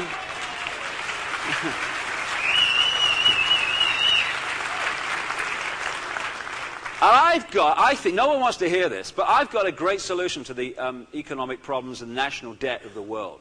Jam jars. I'm serious, jam jars. We've got this program, it's a kids program in Britain called Blue Peter. And every year they have an appeal, and you collect jam jars and like tops off milk bottles, and they make money out of them and do very good things, good causes and stuff. But jam jars, we ought to have a Blue Peter jam jar appeal and collect all the jam jars, and they have to be empty. And what we do, when we've got the jam jars together, we put the lids on, so trapping the air, right?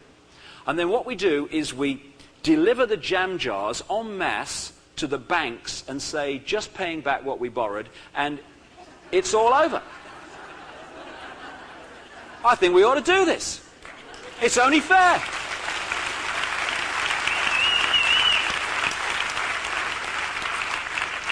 I believe in paying my debts back with what I've borrowed. So there we go. You have fresh air, darling, and sort that out.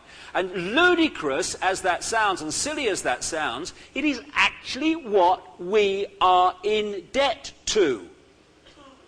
Debt equals control. This is why this financial system is so important to the Illuminati.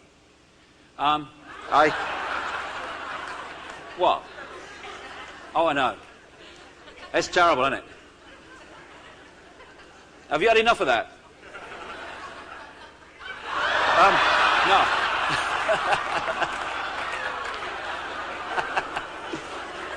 Hey, What are we doing, letting the world be controlled, you know, by this? I'll just finish this bit. With just a very quick demonstration of what I'm talking about with the one-party state. I'm just going to show very quickly, and this is just a selection. This is not the whole administrations who are members of these organizations. This is just a little selection. It's the last 4 American administrations, last 5 actually. 3 have been Republican, 2 have been Democrat. And we're going to start with Jimmy Carter in 1976. He was a member of the Trilateral Commission, and he had an administration that was awash. I mean, it doesn't come great over the computer, but this says CFR, Council on Foreign Relations, and Trilateral Commission, TC. His administration between 1976 and 1980 was awash with members of these organizations. Here's another selection, the ambassadors. You can't become an ambassador in the United States without being a member of the Council on Foreign Relations today, a private organization. So you get to 1980 and you think, I'm in the land of the free. I'm fed up with that Jimmy Carter. I'm going to give the Republicans a go because that Ronald Reagan seems a nice man and he's different. Well, Ronald Reagan was a non-member, but he didn't have to be. He just read the autocue, Ron, didn't he? But he was a member of Bohemian Grove, the Knights of Malta, and other connections into the Illuminati. But look, his special advisors to NATO Security Council, David Rockefeller, Henry Kissinger. And now we have a different administration because it's now Republican. Awash with members of the same organizations. You change the administration, but you don't change the coordinating force, which is why the agenda unfolds whoever's in government. So now we move from Reagan to George Bush. And he changed the administration, and again, same coordinating bodies, same again here and there. So you get to 1992. And just after he went to his first Bilderberg meeting, onto the scene came Bill Clinton, and he was a Democrat, very different to the Republicans apparently, and he said he stood for change. Well, he's got the full set, Bill, CFR, TC, Bilderberg Group, and his now Democratic administration, it says here, is awash with the same coordinating body of all the others. And this is how the prison without bars works. Right.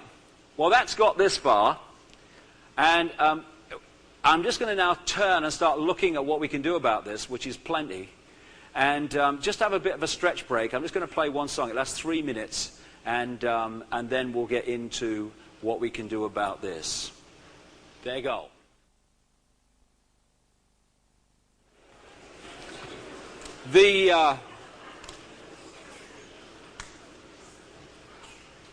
We can talk, and I have for a long time, about the way the world's manipulated, and we can talk about Bilderberg groups and secret societies and bloodlines and all that stuff, but in the end the suppression that makes this manipulation possible, and always has, is the biggest suppression of all. The suppression of knowledge of who we are and the nature of life itself. Without that suppression, none of this would be possible. And that's why, through this historical period we've been talking about, the effort has been to destroy the ancient knowledge, to destroy those in the native peoples that have ancient knowledge about the nature of who we are, the fact that we are not ordinary men and women in the street, as we have been conditioned to believe. There's not an ordinary man, woman, child, blade of grass, breath of air, drop of rain in existence. There's just the extraordinary. We are extraordinary. We are genius waiting to remember we are genius. And when we remember, this is all over. That's where we're going.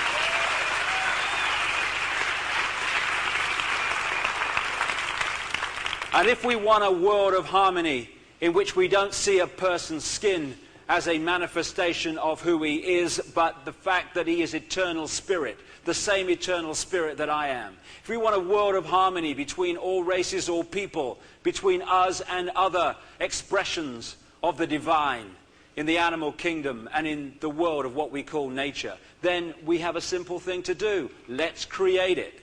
Because the great knowledge that's been lost is that this world is just an illusion. It is a physical manifestation of us. When we have hatred and conflict and division within us, it must manifest as physical reality. If we change us, if we heal ourselves, we will heal the world. It cannot fail to be healed because it is an expression of us.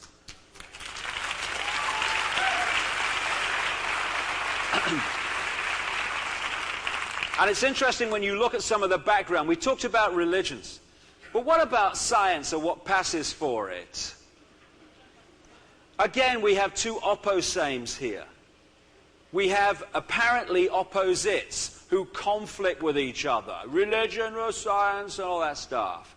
But they have one key thing in common which the Illuminati will have orgasms over.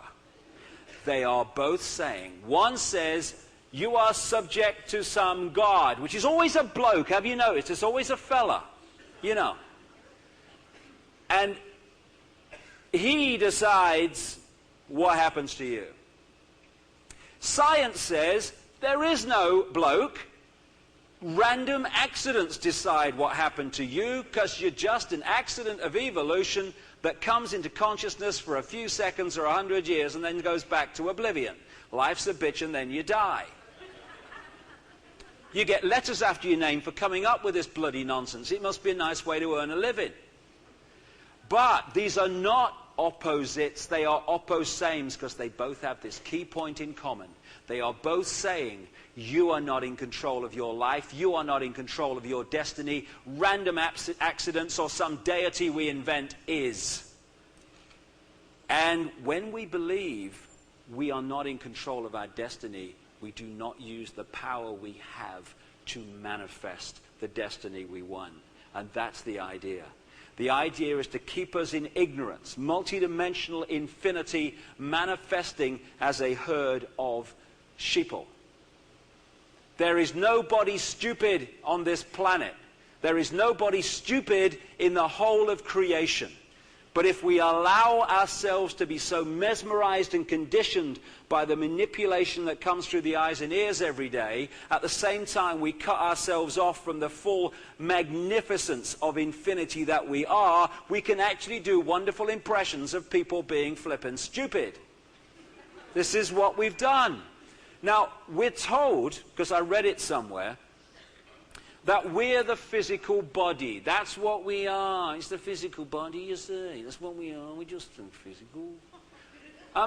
In fact, I would suggest, and metaphysics is increasingly confirming this, what this is a vehicle, a magnificent vehicle, for our eternal consciousness to experience this dimension of physical life. If our spirit did not take on an outer physical shell, we could not interact with this physical world. My consciousness, like all consciousness, is vibrating at a speed, at a frequency, which is beyond the physical senses, which are just a frequency range which allows us to observe this frequency we are experiencing. There are other frequencies, like all radio and television stations are sharing the same space that my body is now. They're not interfering with me, they're not interfering with each other unless they're very close in frequency because they're sharing the same space, but they're in a completely different universe, vibrationally. If my consciousness tried to experience this world, it could not. My consciousness couldn't hold that in its hand because the frequency of that is so different to the frequency of my consciousness. So we take on this outer physical shell so we can interact at this outer level of ourselves with the world we've come to experience. We have got manipulated into believing that this is what we are when it is a genetic spacesuit for us to experience part of our eternal journey. And we've got manipulated into believing that what we are experiencing is what we are. It is not. When you're trying to get a fix on someone, you say, "What are you then?" And you say, "Oh, I'm a New Zealand airline pilot." "Oh, really?" And you get a certain fix on them, don't you? And you say, and who are you? Oh, I sweep the streets in Vancouver, I do. And all this stuff, right? Now, that is not what those people are. I don't care if you're the Queen of England or you're sitting on the streets of Vancouver. That is not what you are. That is what you are experiencing. What you are is infinity, with an infinity of potential and power to change our destiny and our experience whenever we choose. But people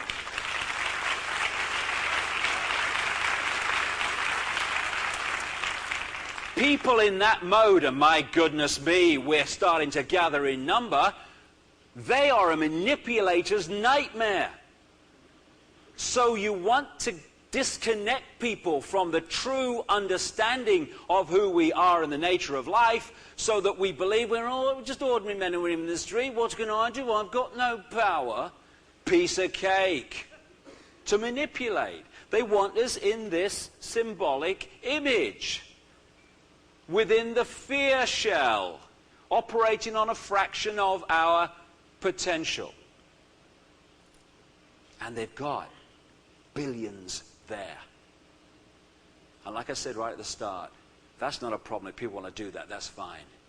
The danger comes when they who are in the shell want everyone else to be there also.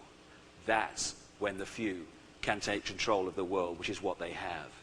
Now, more and more, it's obvious that it's control of the mind and control of the consciousness that is at the very heart of what we're doing here. Bill Hicks, a wonderful comedian who died in 1994, he once said as part of a joke something so incredibly profound. He was describing as a very profound man, very, very bright man. And he said this, and it sums up my feeling about life just magnificently. He said, matter is merely energy condensed to a slow vibration. We're all one consciousness experiencing itself subjectively. There's no such thing as death. Life is just a dream, and we are the imagination of ourselves.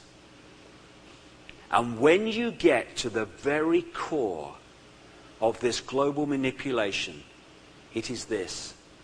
It is the manipulation of humanity's imagination of itself.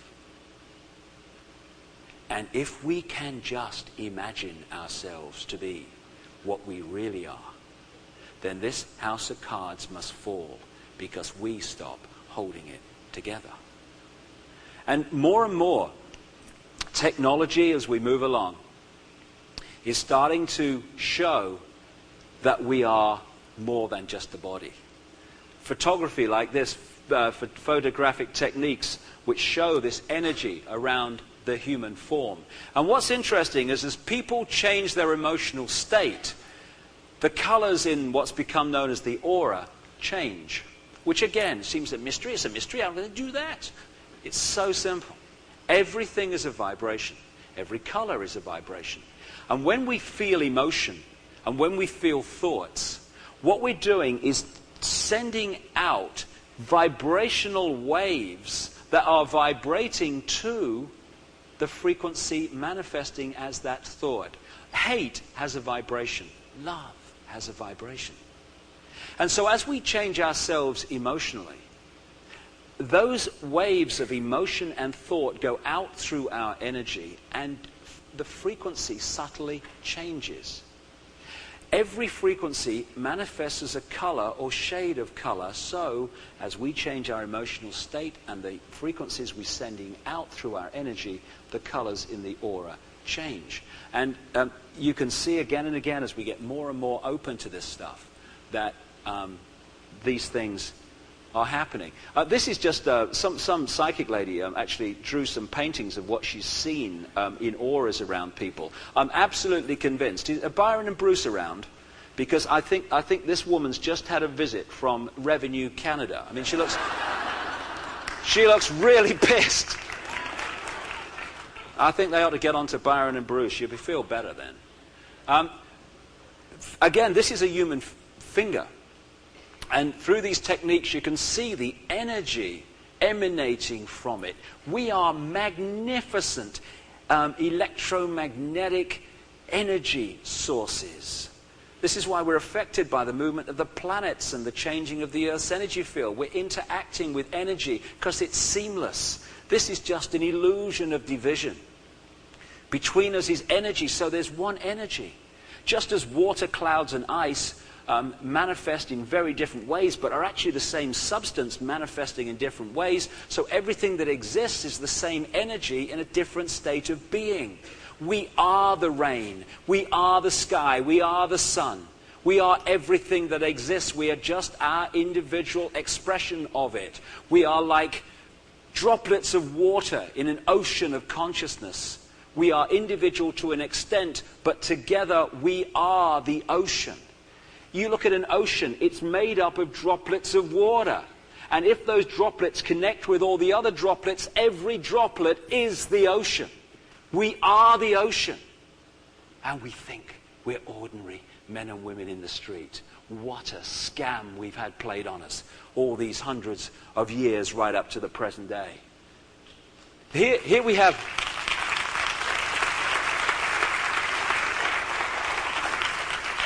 Here we have a leaf taken with this photographic technique. You see the energy. What they find is when the physical expression dies, the energy removes, and the physical level just goes back to the pool of energy. But the source, the life force, who we really are, the thinking, feeling, spiritual us, goes on. We're on an eternal journey. This is just a fraction of it. Anything to fear? My goodness me, we live forever. We live forever. We are on an eternal journey of experience. And we're frightened.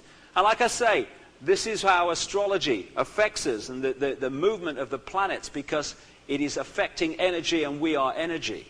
Now, I took this image from a Freemasonic kind of book because I haven't found a better image yet. I've been looking for one, a reflection image, because it symbolizes a really key area here. There was a writer who wrote a story about a guy who drowned fighting with his own reflection in the water, which seems very silly. I think his name was Longfellow or something like that. He was a big chap anyway. And it seems very silly. You drown fighting with your reflection in the water. We've been doing it for thousands of years, and we're doing it now for this reason. When we send out thoughts and emotions, we are resonating our energy to the frequency they represent. That draws to us like energy, like frequencies, other energy fields that sync with what we're putting out. We call them people, places, ways of life, experiences. And so we are creating our reality by what we put out. We are drawing towards us a reflection of ourselves, our inner self. So the people, places, and experiences that we draw to us are our creation. They are an expression of us and the state of being we are in. Now, if that's the case, then if the Illuminati can manipulate us to believe that the answers to the world and the answers to the problems and the changes we want in our lives are out there, we're always going to be trying to change the reflected, or the reflection rather than the reflected. So if you take this image, this is the inner self. This is our vibrational state. This is our inner emotional and mental state of being, which is represented by the vibrational frequencies of those thoughts and emotions. This is the physical world, which reflects in its creation what is coming from the inner self.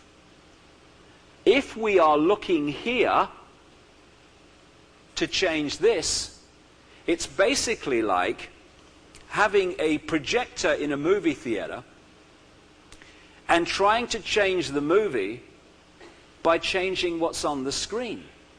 You can't do it. you've got to go back to the source to change what is being projected. So if we want to change our lives out there, we need to change our lives in here, even on a very simple level. If I have hate in my heart, I am going to take consequences for that in what I create in my life. If I have love in my heart, I am going to create very different circumstances. This is a very basic truth. You only have to experience it to see it. And so, if we change what's in here, we must change what's out there, because this is just a reflection of this. And what happens is there's two ways of evolving and from this. And it goes like this. People think that, responsibility is like, oh, responsibility. Responsibility is freedom. Once you take responsibility back for your own life, you start to realize what freedom is. There's two ways of evolving. One, which more and more people are opening up to, and the other, which is where humanity's been for so long. It goes like this. First stage, you're putting out your state of being, your mental emotional state where you are. You're drawing to you, as a result of that, people, places, ways of life and experiences that reflect what you're putting out. Now, in the conditioned state, we are conditioned not to look at the source of our creation, why we've drawn these people in who are pains in the arse instead of people who are going to be nice. We are conditioned to look out there. So when people come into our lives that we don't like, we go, she's terrible what she's done to me. I'm in this state, because of this woman. And I tell you what, I'm also here because of that person. 1963 it was a Tuesday. What she did to me, that's why I'm in this state. What this means is that what we're doing is looking out there to find the answers. As a result of that, what's creating this, what we're putting out, is not changing. And what you do when you get into this cycle, and we've all been there, my goodness me, we're all there to a certain extent still, is you see the cycles in your life, where people of the same type keep coming in, where the same things keep happening in your life, and you get really pissed. Ethel, you'll never guess, it's only happened again. And we think we're so bloody unlucky. We don't realize we're creating it. It's a wonderful line I came across. If you've always done, or if you always do what you've always done, you'll always get what you've always got. It's a brilliant line. And so we get into these cycles. And because humanity has been given its power away and its mind away for so long, we've got in the cycle over thousands of years of constantly being subordinate to a force of manipulation and control. There's another way, however, of doing this, and that's to take power, therefore responsibility, back. And more people are doing this. As the penny starts to drop. At this stage, you put out your mental and emotional state, you draw in a reflection of it. Now, instead of looking out there and blaming everybody for the state we're in, we start looking in here. Why have I pulled this pain in the arse into my life? And I tell you what, I've pulled some serious pains in the arse in the last few years. I can't tell you. And anyway, I pull them in, you pull them in, and you say, what is this saying about me? How is life speaking to me? What is it saying about me that I'm drawing this in? Or is it trying to give me an experience so I can learn something about the bigger picture? Whatever, you're looking here. Now, when the penny drops, right, I've learned from that. I know what this experience is about, which I've created. Your imagination of self changes, either subtly or if it's a massive experience, very significantly. Now, your mental and emotional state has changed, the vibe you're putting out has changed, the people and experiences you pull in change, because you're no longer syncing with the old ones, because your vibrational state has flipped and moved as a result of the change of imagination. So the awakening people are now going, why did I create this? Got it. Change what we pull in, move on. Oh, why have I created this? Got it. State changes, vibrational state changes. We don't pull that in anymore. They go out of our lives. That experience goes out of our lives. We've moved on again. But most of humanity, who is stuck in blame and all this stuff, is actually still saying, it's her fault, it's your fault, it's their fault. And the fact is that the Illuminati are manipulating the world. And they have manipulated it for a long time. But the truth is, they're only doing it because of us. We are giving ourselves a massive experience here as a human family of what happens when you give your power away and what happens when you let someone else think for you. And we are now at the cusp, as this veil lifts, of a massive evolutionary leap when we understand the consequences of giving your power away and you start to take it back. If you give power away around your own life, you give power over your life away. If enough of us do it, we give the world away, and that's what we've done. And we can take it back without stockpiling weapons, without violence. My goodness me, what's the use of meeting violence with violence? You get twice the violence. Oh my God, we've moved on. Just by being who we really are. That is the revolution. And more and more,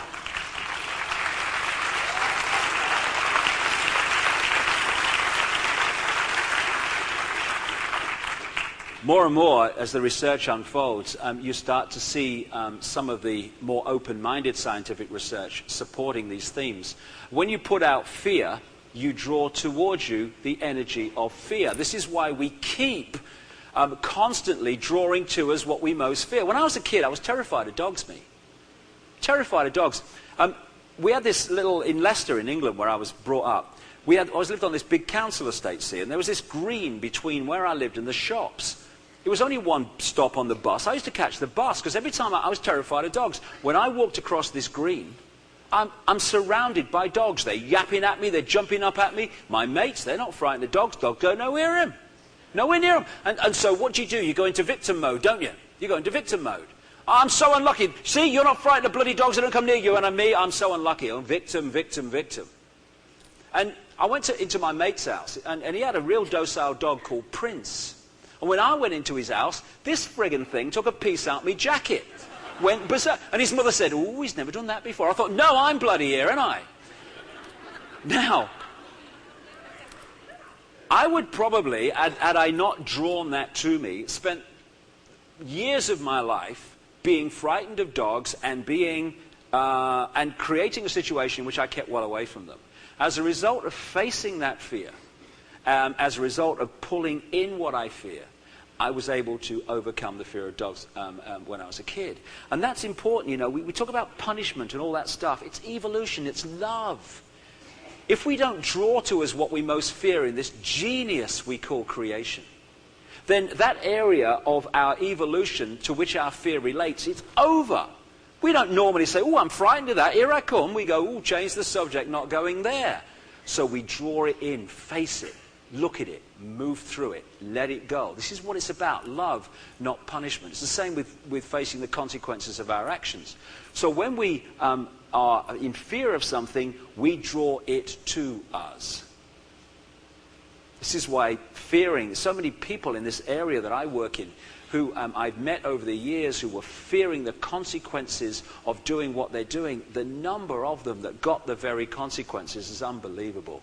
Fear, or letting go fear, is the freedom. And it's the same with love. People say, I haven't got enough love in my life. Well, be loving. If you be loving, you'll draw love to you. The two go together. They have to. What you put out is what you get back. It's the ultimate justice.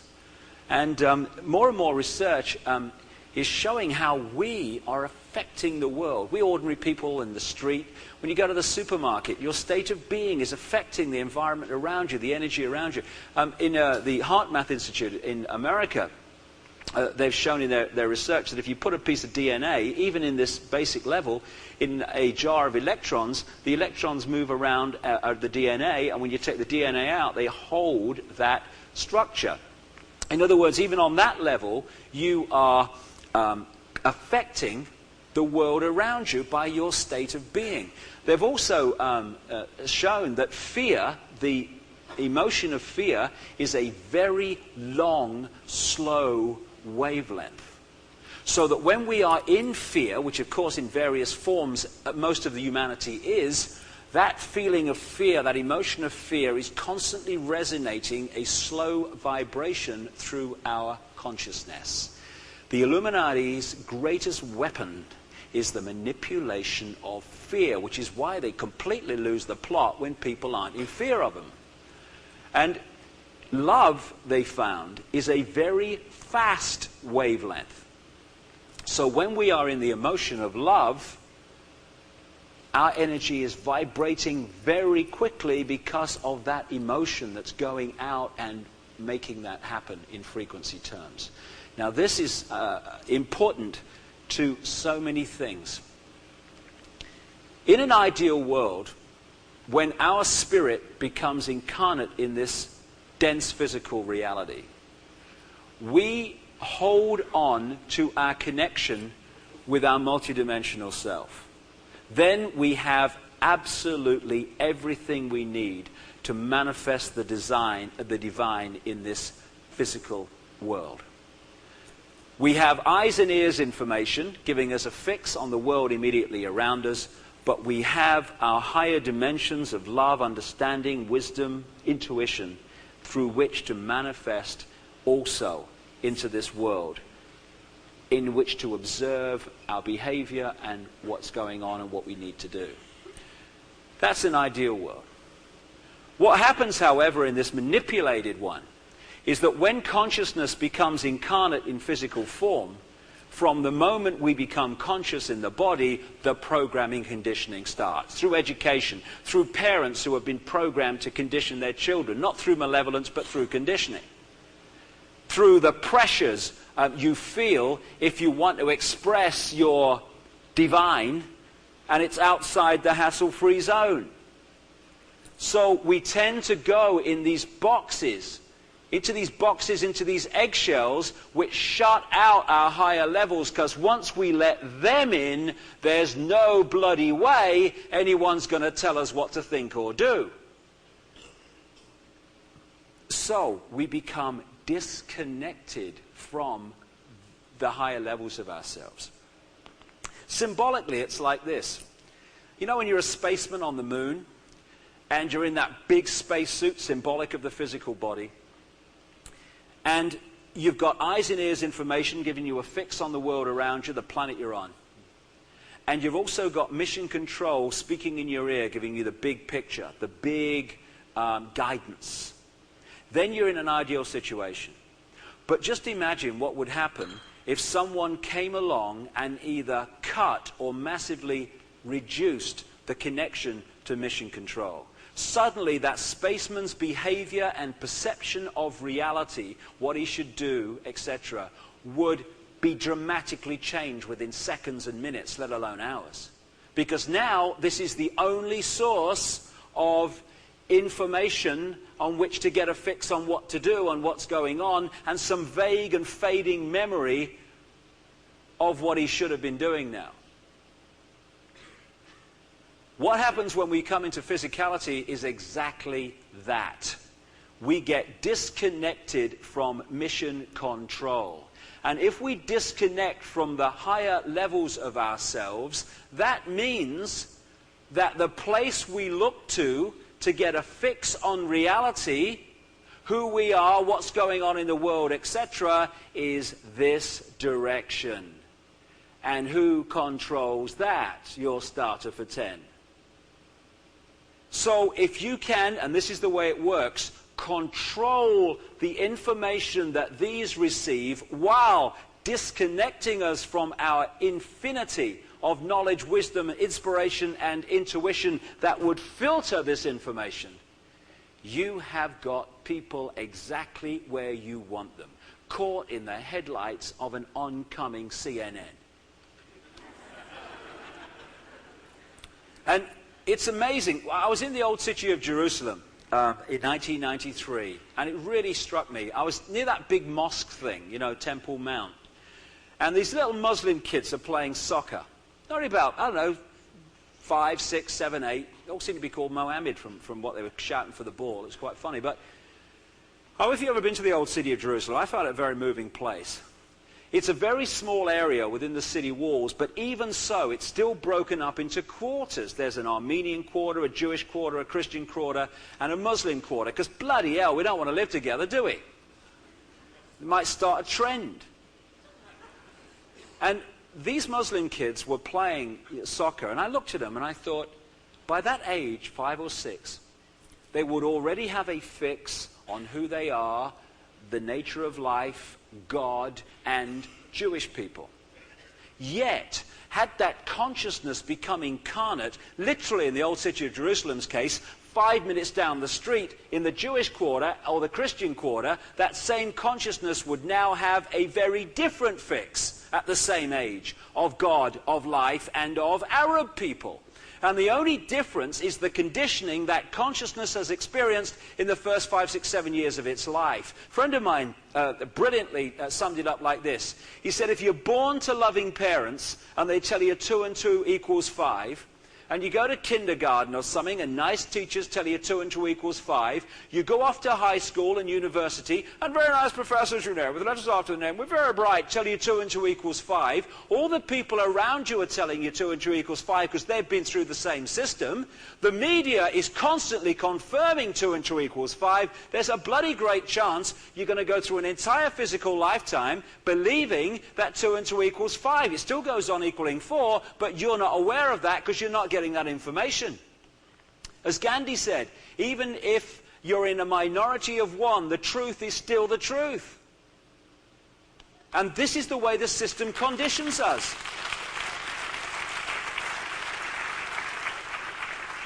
Now, coming back to those frequencies of love and fear, we make this point. If the higher levels of ourselves, and I don't care if you're Henry Kissinger, the Rothschilds, the Queen of England, George Bush, whoever you are, whatever things you're doing in this physical world, at that level, whether you are reptilian, mammal, or whatever the hell you are pure love. And you are a unique and equal expression of the big I. However, so if at that level of our infinity, the divine level you might call it, we are love, pure love, then that has a vibrational frequency, a very, very fast one. If this incarnate consciousness in this world is manipulated to resonate to the frequency of fear, which it is, fear is a comparatively to love, very slow, dense wavelength. What has to happen in purely mathematical vibrational law? The incarnate fear has to vibrationally disconnect from the infinite love. There is no way it cannot be so. We have feared our way into this abyss. There is one and only one way of getting back to multidimensional infinity, and that's to love our way out of it. There is no other way.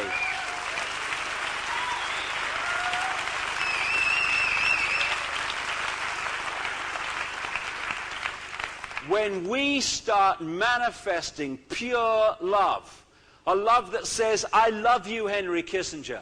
I love you, George Bush. I love you, Queen of England. I'm not standing for what you're doing because you're imposing your will on others, but you are part of me and I am part of you. I don't care if you're reptilian or what you are. I love you for what you are, me.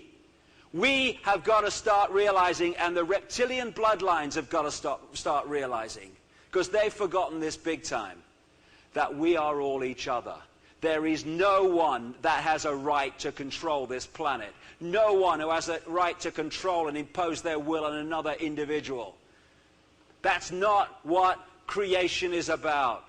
It's about abundance, and it is about freedom for all to express the glory of what we all are, each other. And if we start in Israel, people want the Jewish people of Israel to be kicked out. The Jewish people, some of them anyway, want to take over land that Arabs have. Hey, it's one planet, it's one land. Let's live together, respect each other's differences, and stop fighting. in Northern Ireland, so you believe in Catholicism, so you're a Protestant. Who gives a shit? You go to a Protestant church, you go to a Catholic church, and let's live together. I won't stop you doing that. Don't stop me doing this.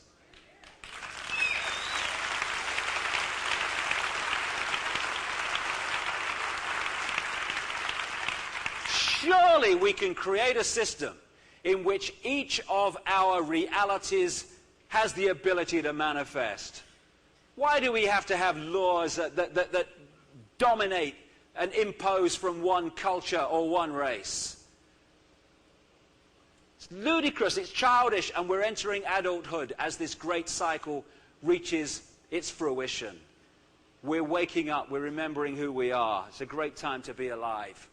So the idea, oh, no good crying over spilt water.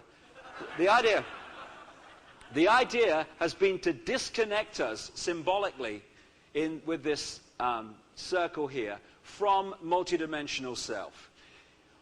This level of ourselves resonates to the frequency range of low vibrational emotion, guilt, fear, resentment. And we are all, and my God, I'm full of shit. I mean, you know, let's be honest here, I'm full of shit, me. And it's fun, it makes life interesting being full of shit. I don't want to be perfect, it's a bore. But, I mean, we all have this unsuppressed emotion and stuff within us. And the more that we take it on, the more this frequency level is filled with energy resonating to this frequency within ourselves. Because we're multidimensional, we all have this level within us, within our multidimensional self. And if this low vibration emotional frequency within us gets so full of unprocessed emotion, hate, anger, aggression, fear, guilt, which were all wonderful expressions of fear in their various way, then we disconnect from higher levels of ourselves because the incarnate part of us keeps hitting this barrier. When we clear this out, we can then become multidimensional beings, which answers another mystery, I would suggest. Have you ever got caught in the corner? Or, no, let me start it this way, better way of putting it. You know when you start walking this spiritual path, like, you know what I mean? When you decide you're going to be spiritual, right? Did you get the impression, like I did, like 10 years ago, that I've gone spiritual now? So life's going to change because I'm spiritual. And I'm going to walk down lovely country lanes. And I will hear harps. And nymphs will play trumpets as I walk, and there'll be beautiful colors. What happens when you start the spiritual path? All friggin' hell breaks loose, right?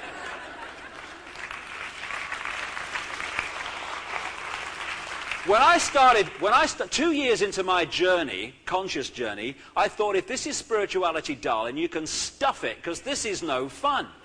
And what people can't understand is why, when they go spiritual, all hell breaks loose. Because the greatest energy and state of being to change this world and to change our own destiny is the one I call anyway, intent. Intent has absolute amazing power to change. Some people call it will. Intent. This is what I intend to do. Because what we put out, we always bring back. When we say, I intend to do this, what that intent energy will do will bring towards us all we need to achieve that intent. So when you go on the spiritual path, you say, I want to be spiritual. I want to be everything I can be. And that intent goes out and it says, okay, this is what you need to achieve that. And you start looking and you see what's coming towards you. And you go, I'd like to transform, but not that sodding badly. Thank you very much. Right? Because of the challenges that comes towards you. Now, what's happening here? If this level of ourselves that vibrates to all this unsuppressed emotion and fear needs to be cleared out if we're going to clear the passage to multidimensional infinity, then when we put the intent out, I want to be everything I can really be, then intent brings towards us experiences, pains in the butt, that will make us face this and heal it and diffuse it. So, this is why all hell breaks loose when we start this path. We draw to us those experiences and people who take this from here and go, boom, there you are, darling, have some of that. Where it cannot be denied. Change the subject, don't want to talk about it. Boom. Now, this is where most people fall down because they walk away at this point. If we stick with it, and this breaks down, and we let go of this shit that we all carry, we become multidimensional infinity again. And once we do that, this answers another mystery. Have you ever noticed, have you ever got caught in the corner with one of these people that's just starting to wake up, you know, and starting to think differently? And they're reeling off all the coincidences that have happened that week. Have you noticed? Oh, and then so-and-so came up and went to the sacred site and the sun came out just as we got there. It was a miracle, always ever so synchronistic, you know. And you're giving it, it's at the time, darling. Oh, bloody hell. The point I'm making is that when people start to wake up and think differently and open up to this stuff, they start to notice synchronicity in their life that they've never seen before. Why? Because when we're in those eggshells, thinking we're ordinary men and women in the street, we're not just shutting out consciousness. Consciousness is energy, and it carries a very powerful vibrational magnetism when we let those higher levels in. Now, when we're in this eggshell state, we're like a tiny, tiny little magnet that pulls a couple of iron filings half an inch. And that manifests with a life experience of, my life's ever so boring. Nothing ever happens to me.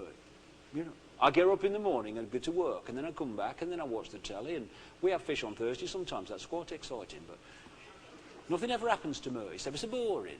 Why? Not because that person is stupid or has no potential. He's the big I, for goodness sake. Because that person is shutting out that high-powered energy which he could bring in, impregnate with his unique state of being, and put out there. Because there's a tiny little amount of vibration coming off him, very little comes the other way. My life's ever so boring. Doesn't see synchronicity, doesn't see coordination in life, doesn't seem to be going anywhere. My life's... and all that stuff. Now, when people start to wake up, and more people are doing this, the reason they start to see synchronicity is this. As the eggshell cracks, we're now allowing these high-powered vibrational energies into our space. We impregnate it with our consciousness, our state of being, and then that goes out. Now we're not a tiny little electromagnet with no energy. We are a massive magnet which pulls towards it everything it needs to achieve the intent. We are creating our own destiny by opening up to the magnitude of who we are. It's a wonderful time. So, when people wake up, they start to see synchronicity because they're pulling it towards. People say, you have to seek enlightenment. No! We are enlightened. We don't have to seek enlightenment. Enlightenment is just outside of our little eggshell saying, let me in for God's sake. We are enlightened. What we do...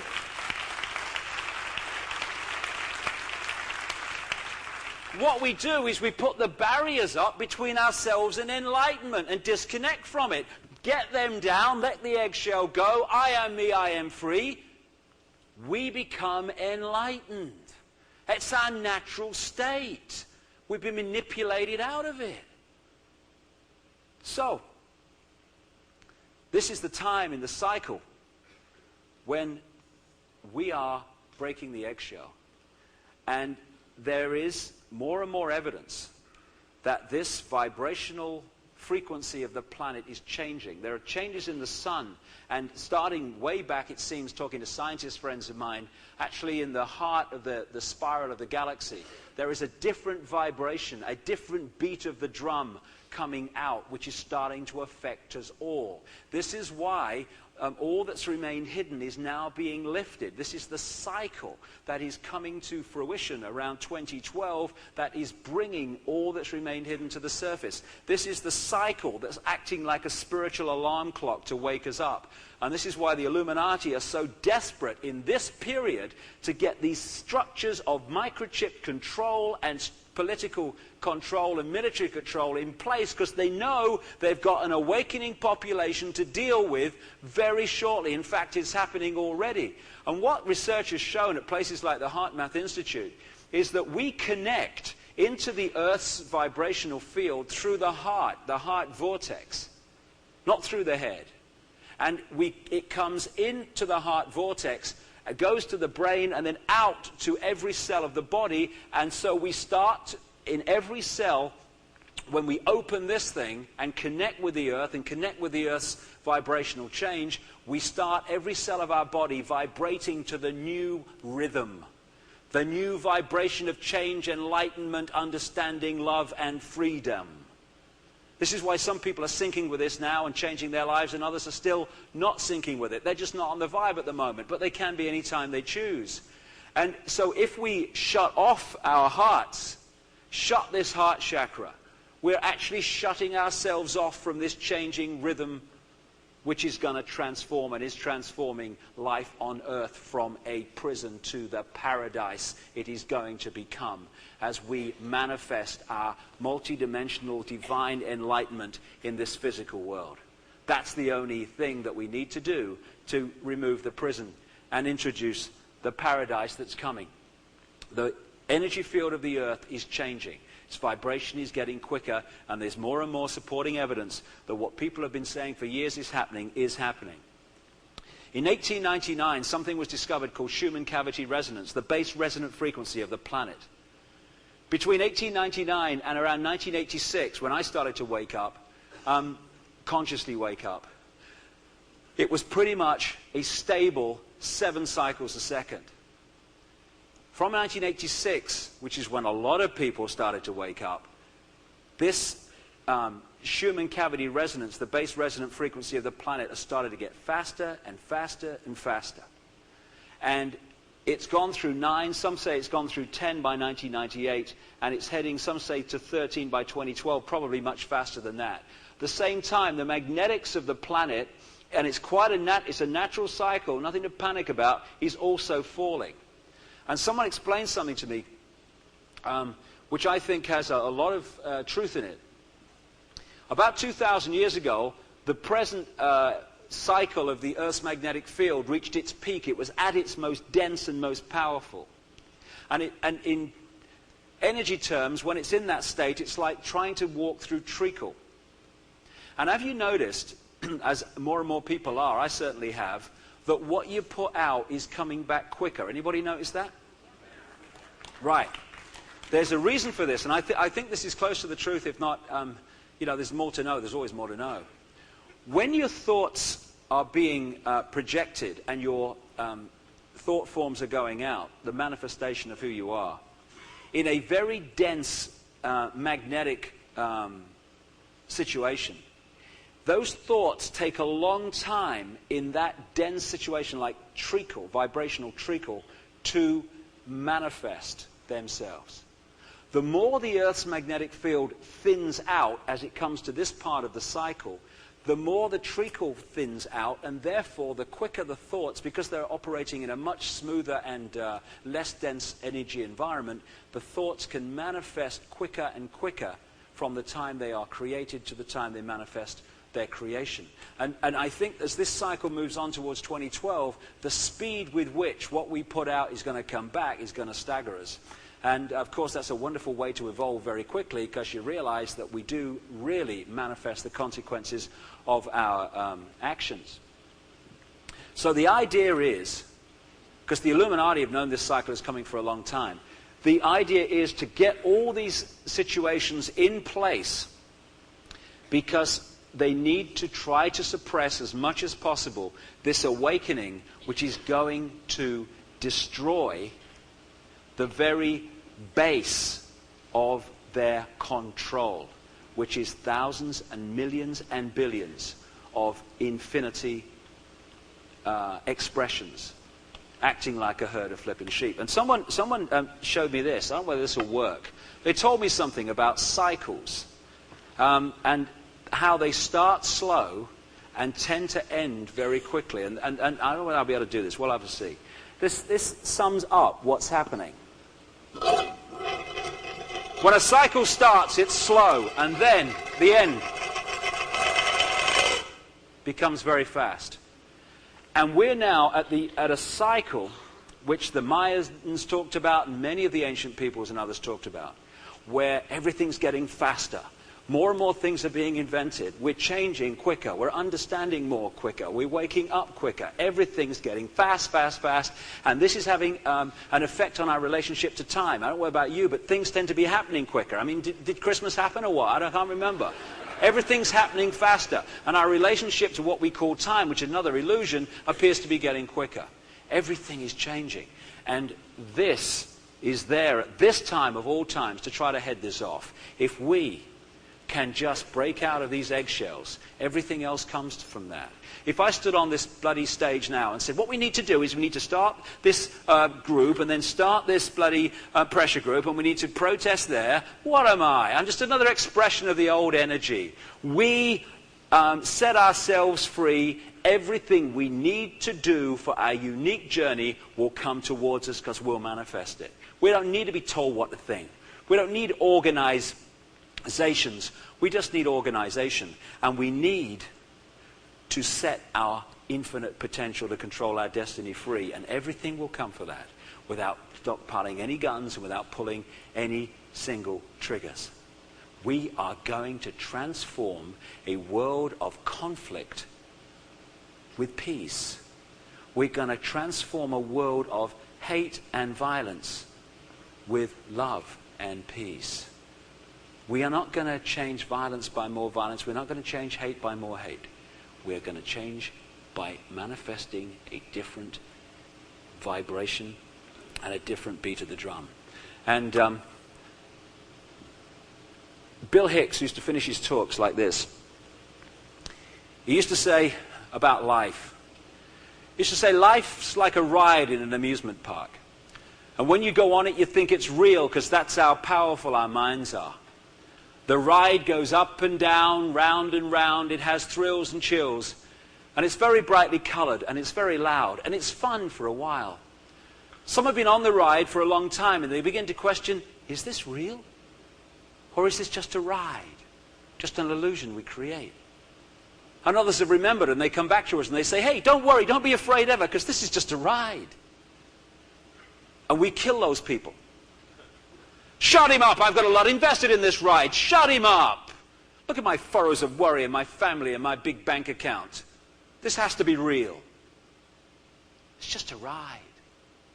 But we always kill those guys that try to tell us that and let the demons run amok. But it doesn't matter because it's just a ride. And we can change it anytime we want.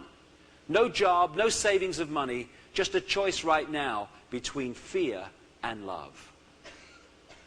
The world out there today is a manifestation of fear in all its forms, including the people protesting against me this week. They're just manifesting fear. I wish them well.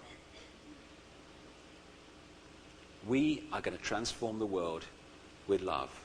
And the world that we can create, summed up by a guy, before I say that, don't think it, know it. One of the great lines, when you think it, you're still not quite sure you're going to do it. When you know it, you manifest it. No thoughts, no possibilities. Yes, I am going to manifest this. And you know something much more powerfully than you think it. We think too much and we feel too little. That's the problem. This guy down in California wrote new words to the American national anthem because, people think, that when you're against centralization of global power, you're into kind of nationalism and flag waving, As Bill Hicks said, he was talking about flag burning in America, A lot of controversy about burning the American flag. Some people were protesting a few years ago. And he said, people come up to me and they say, My daddy died for that flag. You know. And as Bill Hitt said, you know, oh really, I bought mine at Kmart, no violence necessary. Nobody dies for a flag. They might die for freedom, which incidentally includes the freedom to burn the friggin' flag if you choose to. And so I'm not into flag waving and nationalism, you know. I'm into freedom to express who we are. I mean, when I was, I'm British, you see. People say to me, you know, are you proud to be British? And I say, just let me think about that a minute. Am I proud to be British? Why am I British? I am British because my parents had sex on a piece of land which at the time was called Britain. A few years ago it was called bloody Albion or something or other. Britannia another time. Now, because if I'd have not been born on a piece of land, I would have bloody drowned, I had to be born somewhere, right? So I'm born on this piece of land that they call Britain. So I am apparently friggin' British. Am I proud of that? I'm not sure. Actually, while my parents were doing it, I was on another dimension screaming at them. Do it in Paris, do it in Paris. I like French food, do it in Paris. They did it in Britain, so I'm British. I'm proud of that. I mean, what a nonsense it all is. And so, when we say, I am British, I'm a television presenter, I'm a road sweeper, we are seeing ourselves in such a narrow form. I mean, when you go up to somebody, they say, who are you? You say, oh, I'm a road sweeper, pleased to meet you. How many times do people go up to another person and they say, hello, who are you? And you say, I'm all that exists, pleased to meet you. We don't say that, do we? We don't say that. And the other person says, oh, yeah, thought I recognized you, so am I. Pleased to meet you, yeah. That's what we are.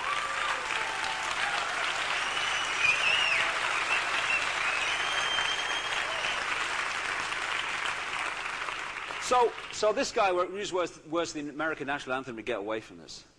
And it went like this. Oh, and this is the world we can manifest, and we are going to manifest. It is our destiny. Oh, say can you see, by the one light in all, our earth to embrace at the call of all nations, where our children can play in a world without war, where we stand hand in hand in the grace of creation, where the rivers run clean through the valleys pristine, where the cities stand tall in the clear skies of freedom. Oh, say do our hearts sing out for harmony and love forever on this planet of our birth, blessed with peace on earth. That's not a dream. It's not a utopia. It's a change of mind away. It's a change of feeling away. It is our destiny to create it. We have lived probably many times the experience of this prison. I think we deserve it, and we owe it to ourselves to see what paradise is really like. And we can create it, and we are going to create it. This is a wonderful time to be alive. I hope you got something out of it. Thank you very much.